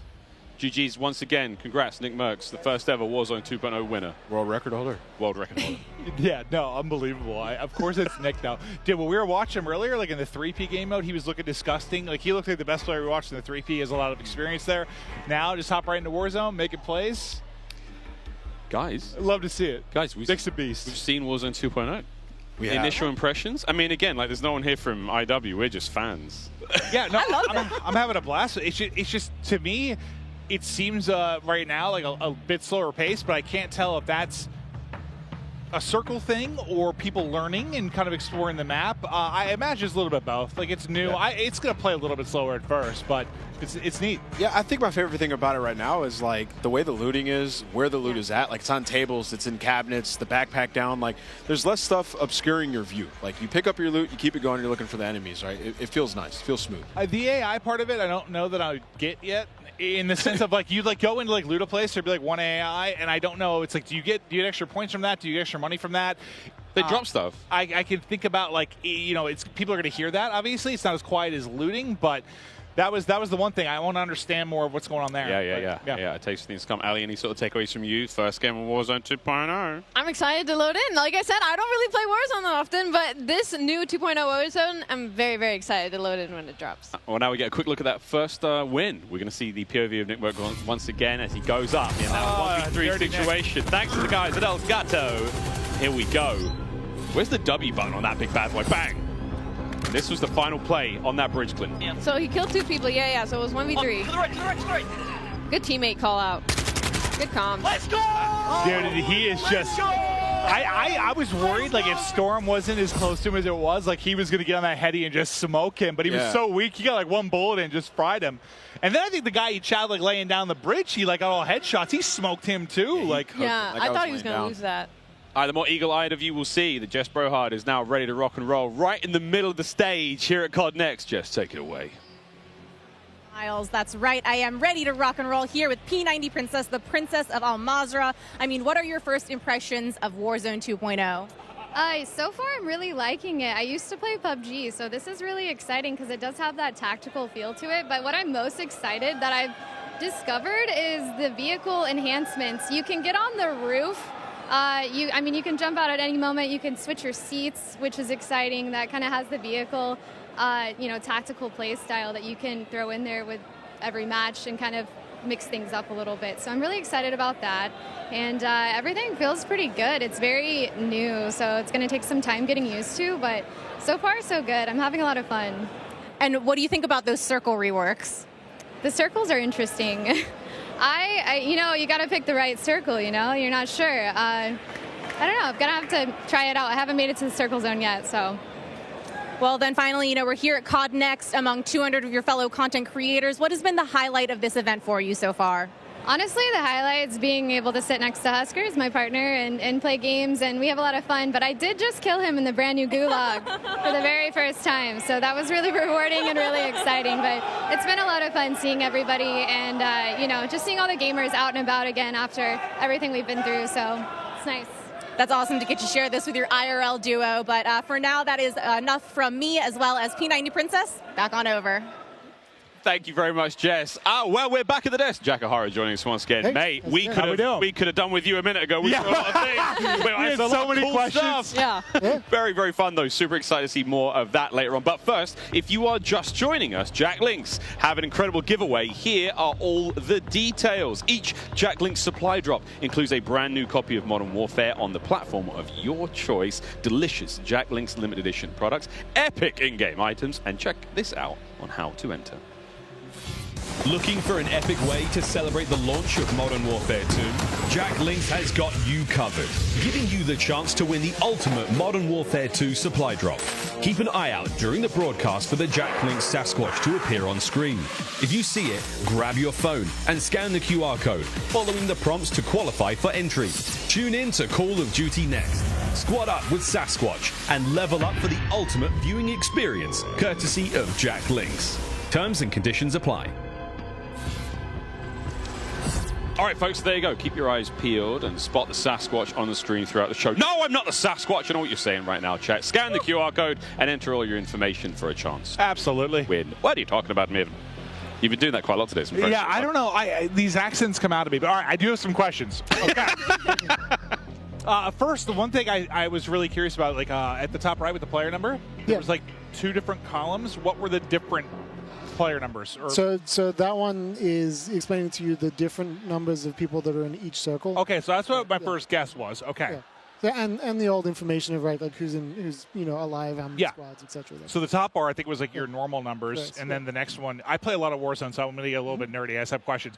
Other thing, we didn't see a loadout. Is loadout in or not in, or did no one buy one, or what's the deal there? So right now in the build, the loadout drops are not in, and you're using you're going to buy stations and you're going to strongholds to acquire the rest of your loadout. So you can go in, you can select, have weapon setups, etc. that you'll then find the buy station and inside the strongholds as well. That's one of the big questions I had. I was certainly wondering about because we saw if you could buy. It was like a weapons tab you had. When you went to the buy, we didn't get to really look at it much because we're hopping around. We didn't get to see a whole lot of it. Yeah.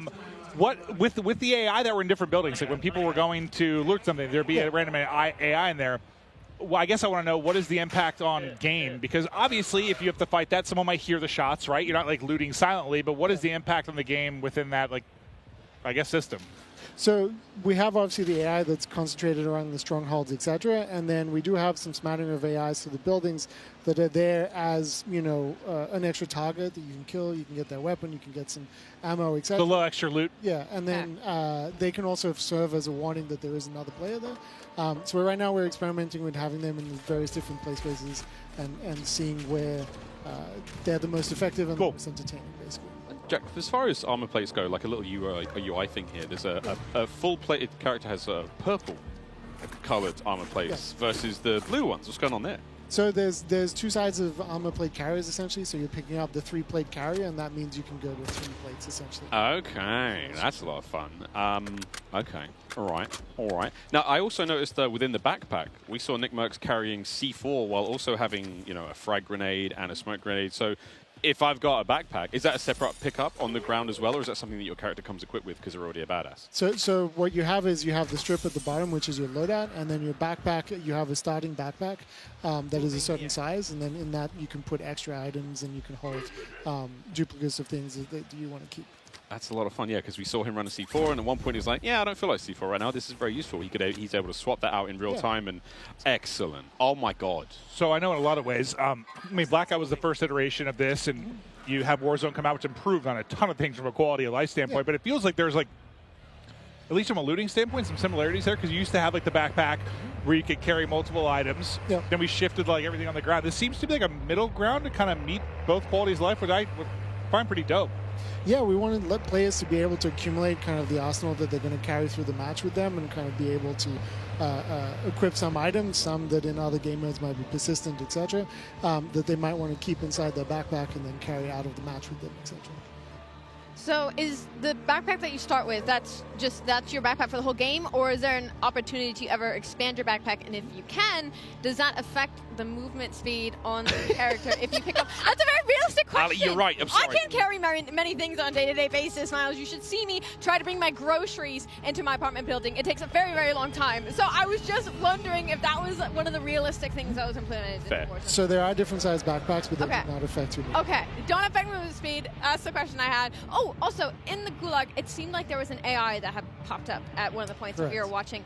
It didn't seem like it was a killable AI, though. It seemed like he put a bunch of shots into it, and it never went down. Are they even killable, or...? He is killable. Okay, so maybe the person we were watching was just bad. Yes. It takes some coordination to kill them. Okay. And that's not his final iteration, but he essentially is definitely killable. Okay. And if you gang up with him with 2 teams of 2, you can essentially take him down and get a reward and get out of the group. Okay, cool. Yeah.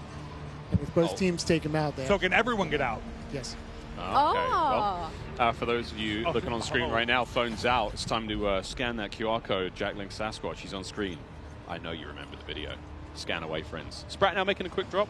Any particular hotspots you've got there, Jack, that you like?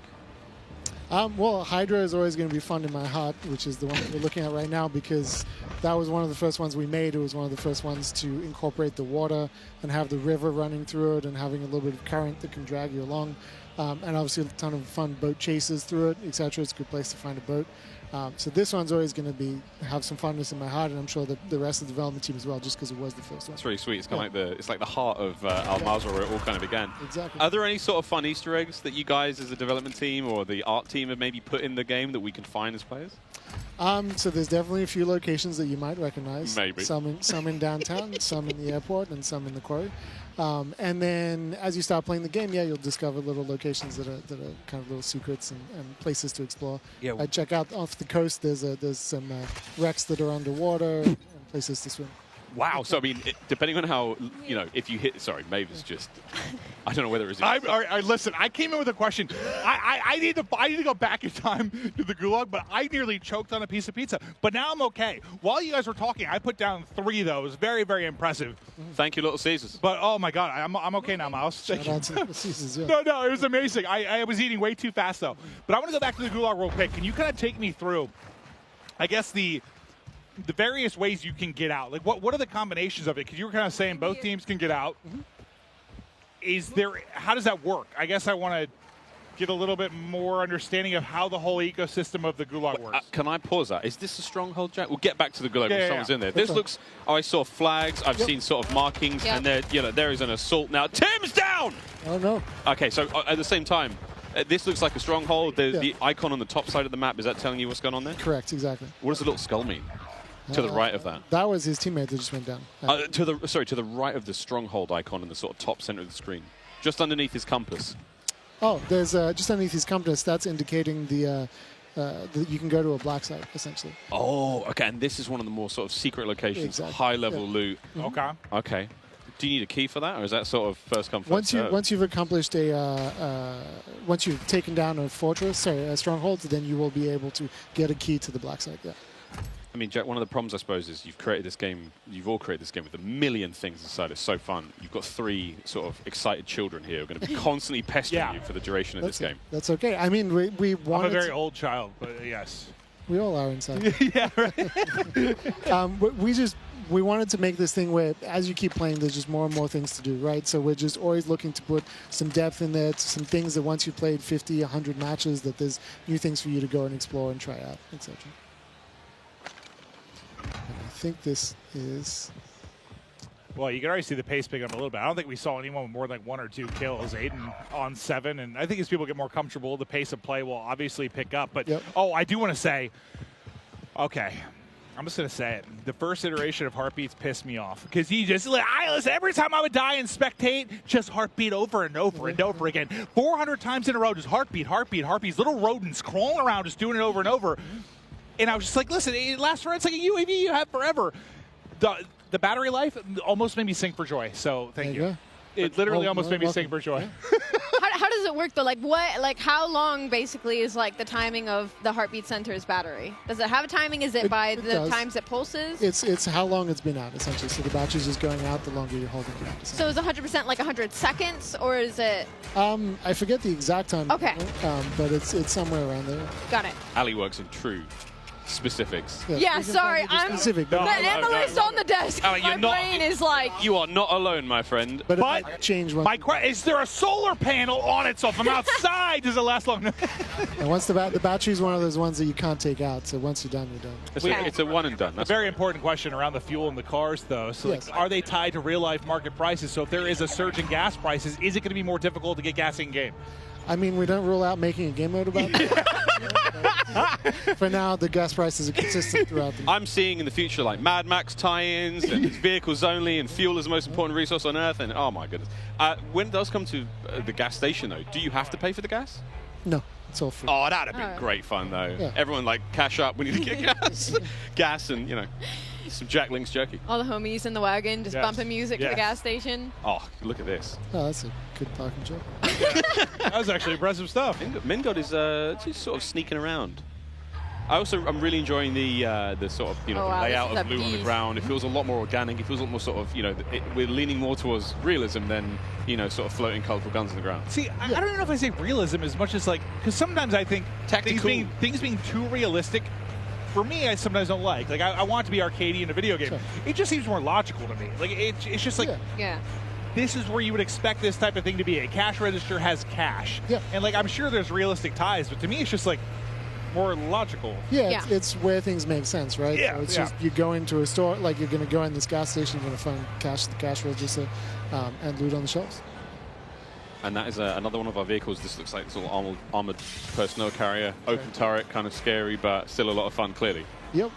And you just sort of keep rolling after the person got out, so I'm sure people will make some fun videos with that eventually. I do have something for like a limited.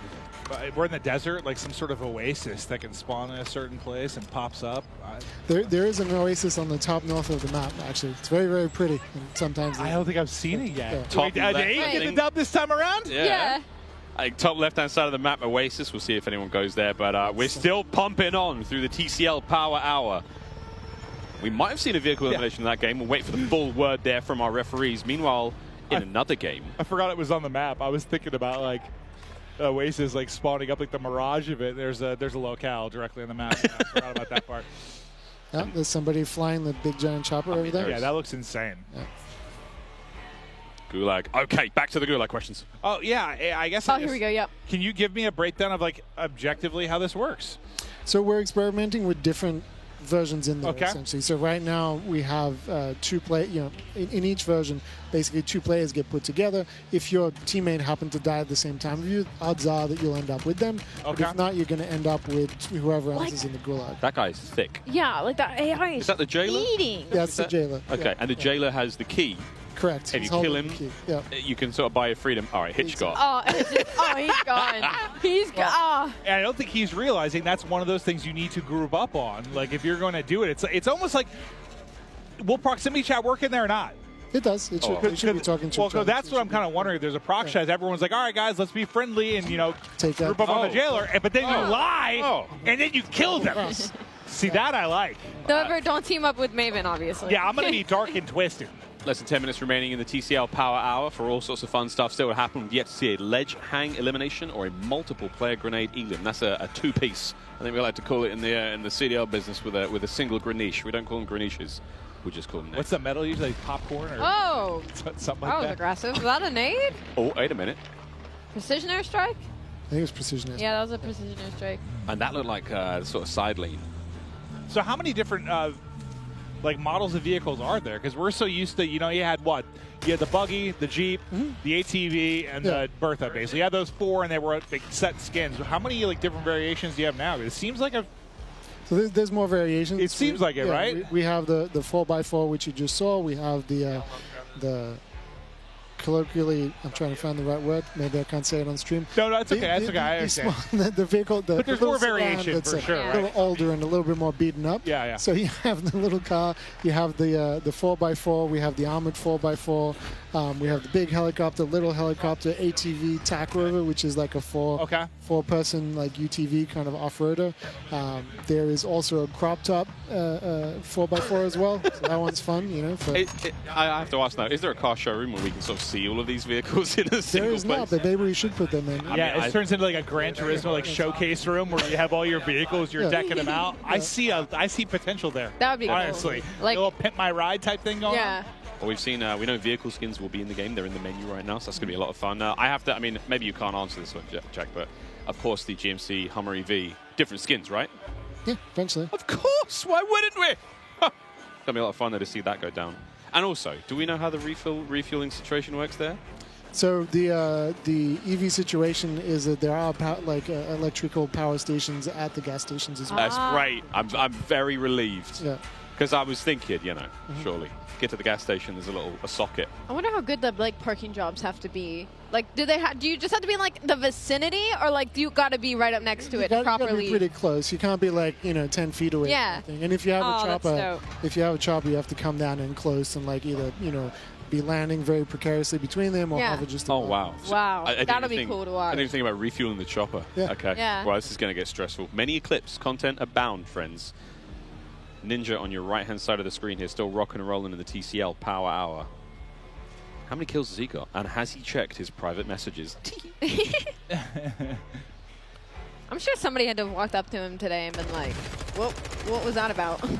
Hey man, we got beef? Yeah. What are you talking about? Super Evan on the left-hand side of your screen, one of the more lethal Warzone players, especially... Bad boy. He's a dangerous animal, isn't he? He's also very tall, surprisingly large. Yeah, he's like 6'5". Looked like he just popped his DDoS. So any and all electrical equipment in the nearby, claymores, you name it, everything just got sort of tickled in the worst possible way.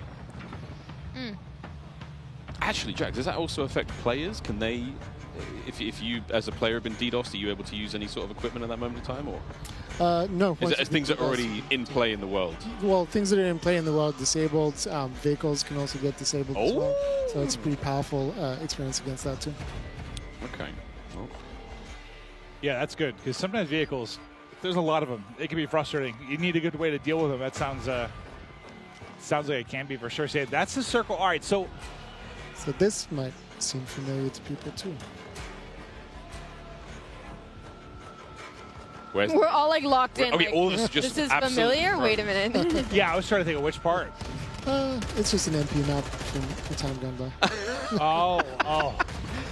It's funny. I can like picture them all in my head, and Lord knows I can't like name them. Is Mason frying or getting fried? But the look on his face, he's doing fine. Jack, the safe cracker there, what was that? Is that another sort of a contract? Yeah, so it's a new contract where you pick up the contract and you have 3 safes. You have to kind of crack the safe. You place an explosive on it when you walk up to it, and then they explode. There's some rewards inside each one individually, and then you get an overall reward as well. Excellent. So there's a time limit as well, so you're kind of pressed to go do them as quickly as possible.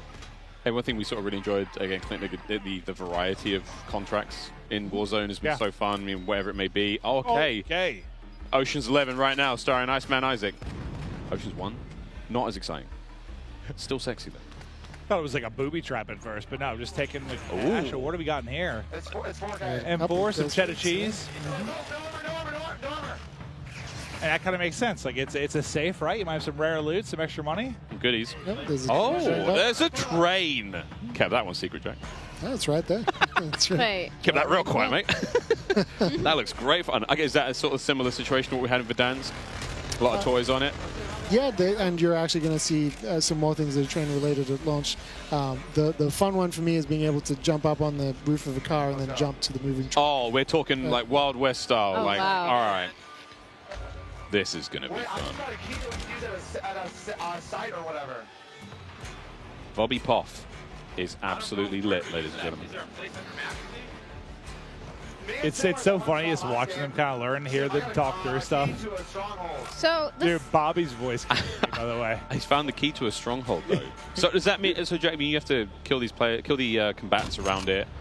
and then get inside. And get Hit it. Hit it. Get the key and then go to the next one. What does the key do? The key helps you the get in? The black side. Okay, all right. That's the chain event between the two. So the second number, is that the team's like in a different circle outside of the one you're currently occupying? Crack. There's the one. There's the knock. That you're in. Okay, so it's the one that you're in. That makes sense. Okay. Oh, Mason. Ooh, nice shots. Oh, God, now there's tank bullets, giant bullets from this vehicle. Oh, they're pushing. That counts as a vehicular elimination if they get the kill with it. There it is. Bingo. And it's Hunter TV. Well done.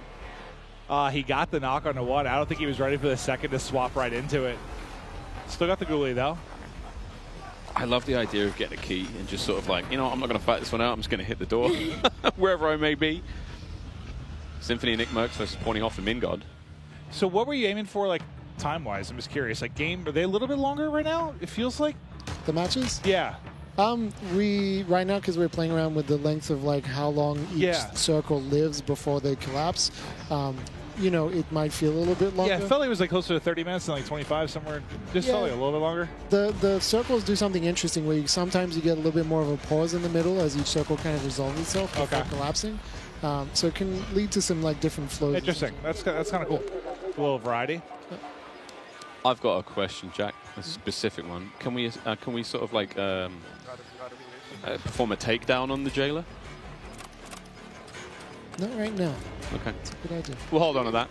Imagine you're going to take him down, then I get behind you and go to take you down. And then we get a takedown conga line and it gets real awkward. Yeah. And meanwhile, our other teammates are just sort of staring at us. In party chat, like, hey, did we go to college together? I'm like, oh, maybe. How many kids you got? I'm like, help me. Prox chat alone. Help me. Prox chat is going to be something. I'm coming for you. Come on, Isaac. Show me something special. I need you guys have.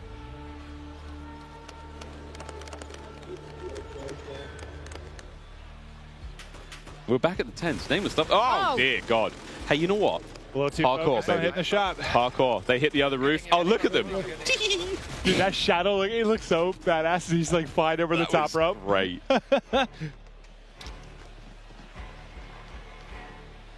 Well, there we go. TCL Power Hour still rolling, friends. Actually, we should be nearly finished with that one, but we've definitely had we've had a couple of bingos. We'll get back to those in just a moment.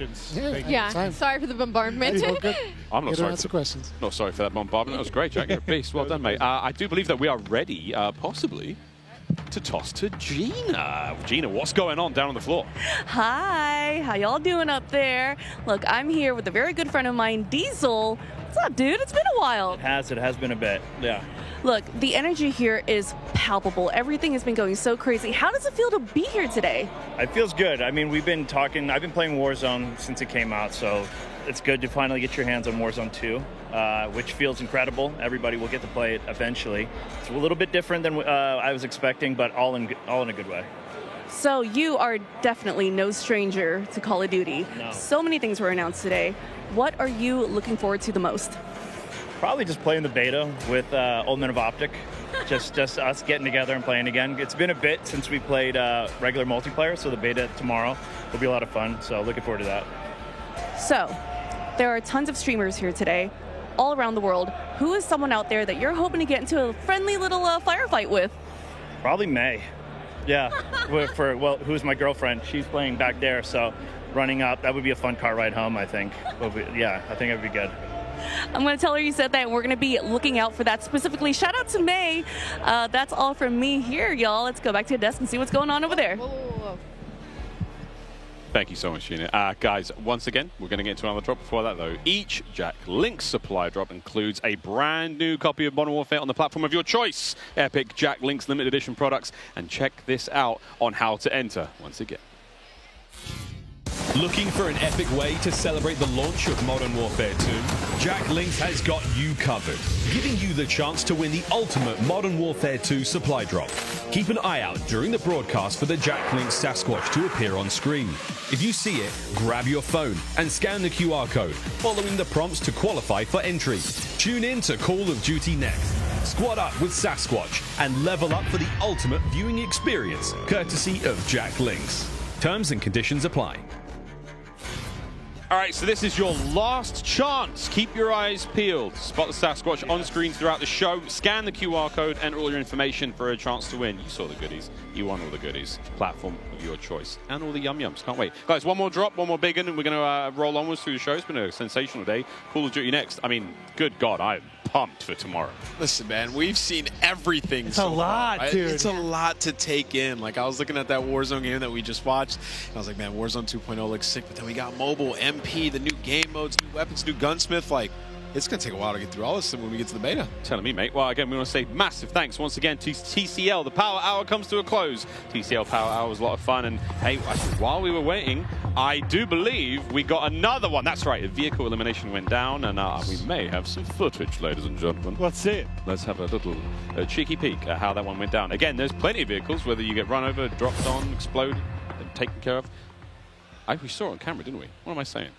It was Hunter. We screamed his name aloud here. Oh, when he got Mason. I'm sorry. I got so excited. He got Symphony. That's right. But there we go. The TCL Power Hour You were talking about replay. You had me excited. I thought someone got smashed by a truck or something. I was ready.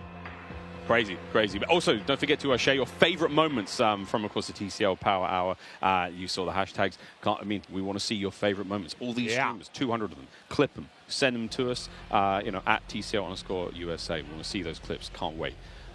Twitter's going to be popping. I mean, I've already seen some crazy clips. Popping. Dirty got like the first quad feed. He tweeted that one out. He got a couple of them already. They're spamming the timeline. I'm sure. You go on there right now, you're seeing clips left and right. It's going to be good. We've got one more drop, guys, here. As you can see, the Timothy, the Tatman. I do believe this is it. The last drop here in Warzone 2.0 before we will say adieu until November 16th when you get to play this for free at home. And oh, looky, Sasquatch. Phone's out. Scan the code. What if I said no? Ali, that's just rude and strange. I'm sorry. I was kidding. I didn't mean it. My phone's literally out. You can see it on my hand right now. She's disrespecting. Listen, I have a question for you guys because I was on standby with no audio next to the stage. Yeah. Ready to come back up. Did you get an answer about the loadouts? We got a lot of answers, actually. I think in the current build right now, no, but they plan to be. You can upgrade your weapon. Yeah. All sorts, dude. I mean, what we are seeing now is still alpha gameplay. Yeah. A lot of this is likely to change. Stephanie Snowden was up here earlier saying the Gulag's likely to change. They've gone through different iterations. Who knows what could. The buy station you saw might not be the same on November 16th. So really, like, strip this down. What do you think of the maps and stuff like that? How the looting system works? Like, they're going to change some stuff. No, that was cool. Circle speed, they change, everything like that. That's why I really want to pick his brain while he's up here. I mean, as much as it's fun to get hyped about the big moments and have a blast with it, but all these guys are streaming too. Well, we had a dev up here. I wanted to hear what he had to say. Like, I want to pick his brain, and he had a lot of great answers for us. I'm going to do what I can to get Jack's number and just hit him on a regular basis. God bless that man, putting in the hard work and answering our questions, as ridiculous as they may seem. You know what this map reminds me of, Al Mazrah? It reminds me a little bit of like Verdansk and Caldera mixed into one, because like you're getting these areas like this reminds me of Airport from Verdansk, and then you jump out and you're walking around, you're in the desert. So I don't see a ton of skyscrapers, so I'm happy. Yeah. Personally, I just thought there are too many tall buildings, but in this there's like, I don't know, 2 to 3 story. There's a couple bigger ones, but nothing too wild. Well, Clint, we haven't actually seen this. I think there are 2 major city locations in the we map. haven't been there too much. Haven't really been there? I haven't seen how tall those are. You're right. Again, there could be some big ones. Again, I'm loving the buffering. Yeah, I was literally going to say that. I love the first aid kit on the wall. Again, it's the logic. You brought us up, Clint. It's not necessarily that, the loot's crazy or anything, but the idea that I can visit a location that I know is there and go, all right, I'm looking for this. I need armor. I need ammunition. I'm looking for money right now. The idea of, like, regain. We talk about that when, like, let's say your whole team's been wiped. You're the only one to survive the Gulag. Now you've got a game plan almost. 100%. I mean, I feel like you have to. I just don't know. I don't know if there's anything like with the AI, if there's like rechargeable loot or anything like that. Like that became a thing, like rechargeable chests in regular Warzone. I find myself, I get so used to like ballooning everywhere that it's like weird for me not to even see balloons. Like it's just a big change. When this comes out, Clint. Like when we drop into the map. Like, oh no, I will destroy you. I will. I definitely aim straighter than you. You might have a better mind for combat, but like you just never. I just had to put that on broadcast. You were never very talented. Clip this. Oh. Whoa. And at the Ghoulie, it's we've got methods alongside somebody going up against Hanky and Zagori. This is the last one we're going to see. One down. It's a 2v1. Come on, Zenny, show me something special. Oh! That's 2 Gulags where he's got pride. Zenny, you're letting me down. It's not even Biffle anymore. Crushed. You know what? Cut the gameplay. Cut it. I've seen enough. Zenny is the reason the broadcast is done. Right, focus up team, once more we go. Now it's time to take a look at some more epic best plays brought to you by HyperX. Check this out. Sick. Look at how big that thing is. Oh my goodness. It's massive. I mean, we had some cool plays all day long, right? So, seeing Tim here, we didn't see too much of him. Tim got killed by that chopper. Does he? I think so. Oh! What a throw! Oh no! No! No! What? Oh, he got. Did he try to run into it? I was very confused. I'm what was surprised going he on didn't there. die. He was able to hit the. He's a mastermind for clips, so I imagine so. Oh yeah, guy knows what he's doing. Really is. This is another Gulag clip. Oh. Oh. Zuma! It froze like a perfect time. That was crazy. Crim 6 flying around, kills with him. Oh, this is the Fennec as well. He's about to shred someone. 3, 2, 1. Stems in. Jiggle P. Oh, I think we just rip him off that heady for a second. Nice shots. That Biffle's disgusting. That hipfire looks really good there. Yeah, it does. Ooh, looks steady. It doesn't even look like Biffle was looking at his monitor. This this here, they were surviving, man. Yeah. Reviving each other back. This is friendship and trust and love, though. That's brotherhood. We love right TST. There. AKA don't. All right, there we go. That was our highlight plays presented by HyperX. And guys, I hate to say it. Don't say I it. think we're done. No. It's time to go. You were great. You too, man. You were great. High five, high five. You were great. And you were great at home. Thank you. For those of you who've been with us the whole day, thank you so much. Guys, final thoughts. Clint. Listen, it's so much. I can't wait to break it down more. It was so cool to hear the devs' thoughts on stuff. This was like perfect to me because not only did we have the streamers here doing their thing, getting the gameplay, we had the devs to break down and give us some of the more nerdy stuff we want to talk about. We got to cast a little bit, ask some questions. This was just a very good balance of everything COD, and it filled my heart with goddamn joy. Oh man, Ali, how are you gonna top that? I don't think I really can. I'm going to be honest. I will have to say, I'm going to echo in my own wording. I mean, it was a lot of questions answered, right? It was so many what's going to be happening with the upcoming year, and we got all of it in just this mosh pit of Call of Duty. I mean, it was just half a day of just COD, and it was an absolute pleasure. And honestly, I have to say, I'm so excited for Warzone. I never thought I'd say that out of my mouth. It was one thing about Warzone that it kind of turned me away because it was so chaotic, right? I couldn't predict things. I couldn't really break down a whole lot. Circles were chaotic. Loot was chaotic. And it seems like they've taken that, refined it, and now there's a little bit more stability. You know where loot's going to be. There's 3 circles, so it's not like if I'm across the map, I'm screwed, There's so many different elements now, so I just can't wait for November 16th. Jeff, Joe, you hear that? You got him. You got another one right there. And what about you, brother? I mean, it's amazing. And there's still so much more to come, right? We heard a little bit about DMZ. What is that? Tell me more. Yeah. We're going to learn in the future. Spec Ops as well. They talked about it a little bit. And we even heard earlier, rank play coming in the future. So we got so much Call of Duty. If today wasn't enough for you, there's going to be more. So much more. We do want to remind everyone, though, one more time that Modern Warfare 2, it launches October 28th, but is available to pre-order right now. Pre-order and get early access to the open beta that starts tomorrow on PlayStation and next week on Xbox and PC. Don't forget that the pre-order Vault Edition, if you get that one, you're going to get those amazing-looking red Team 141 skins you saw today, but not only at the launch, you get those in the beta as well. So that's lit. Also, the FJX Cinder weapon vault. You guys have seen that in action today. That's the fully decked out M4 weapon platform, and that's certainly something you're not going to want to miss out on. Insane. Oh, and also, don't forget, pre-order any edition of Modern Warfare 2 and play the campaign up to a week early. I'm a campaign guy. Absolutely love to do that. You all saw this Warzone mobile action live today as well. And don't forget, you can also go right now to the Google Play Store and pre-register for your free download of Call of Duty Warzone Mobile. I mean, frankly, guys, there's a lot. Whatever platform you're on, it's all yours. But that is it for us, guys. On behalf of myself, Maven, Alley Cat, Nameless, all the other talent here, everyone behind the scenes, thank you so much. We'll see you on the beta.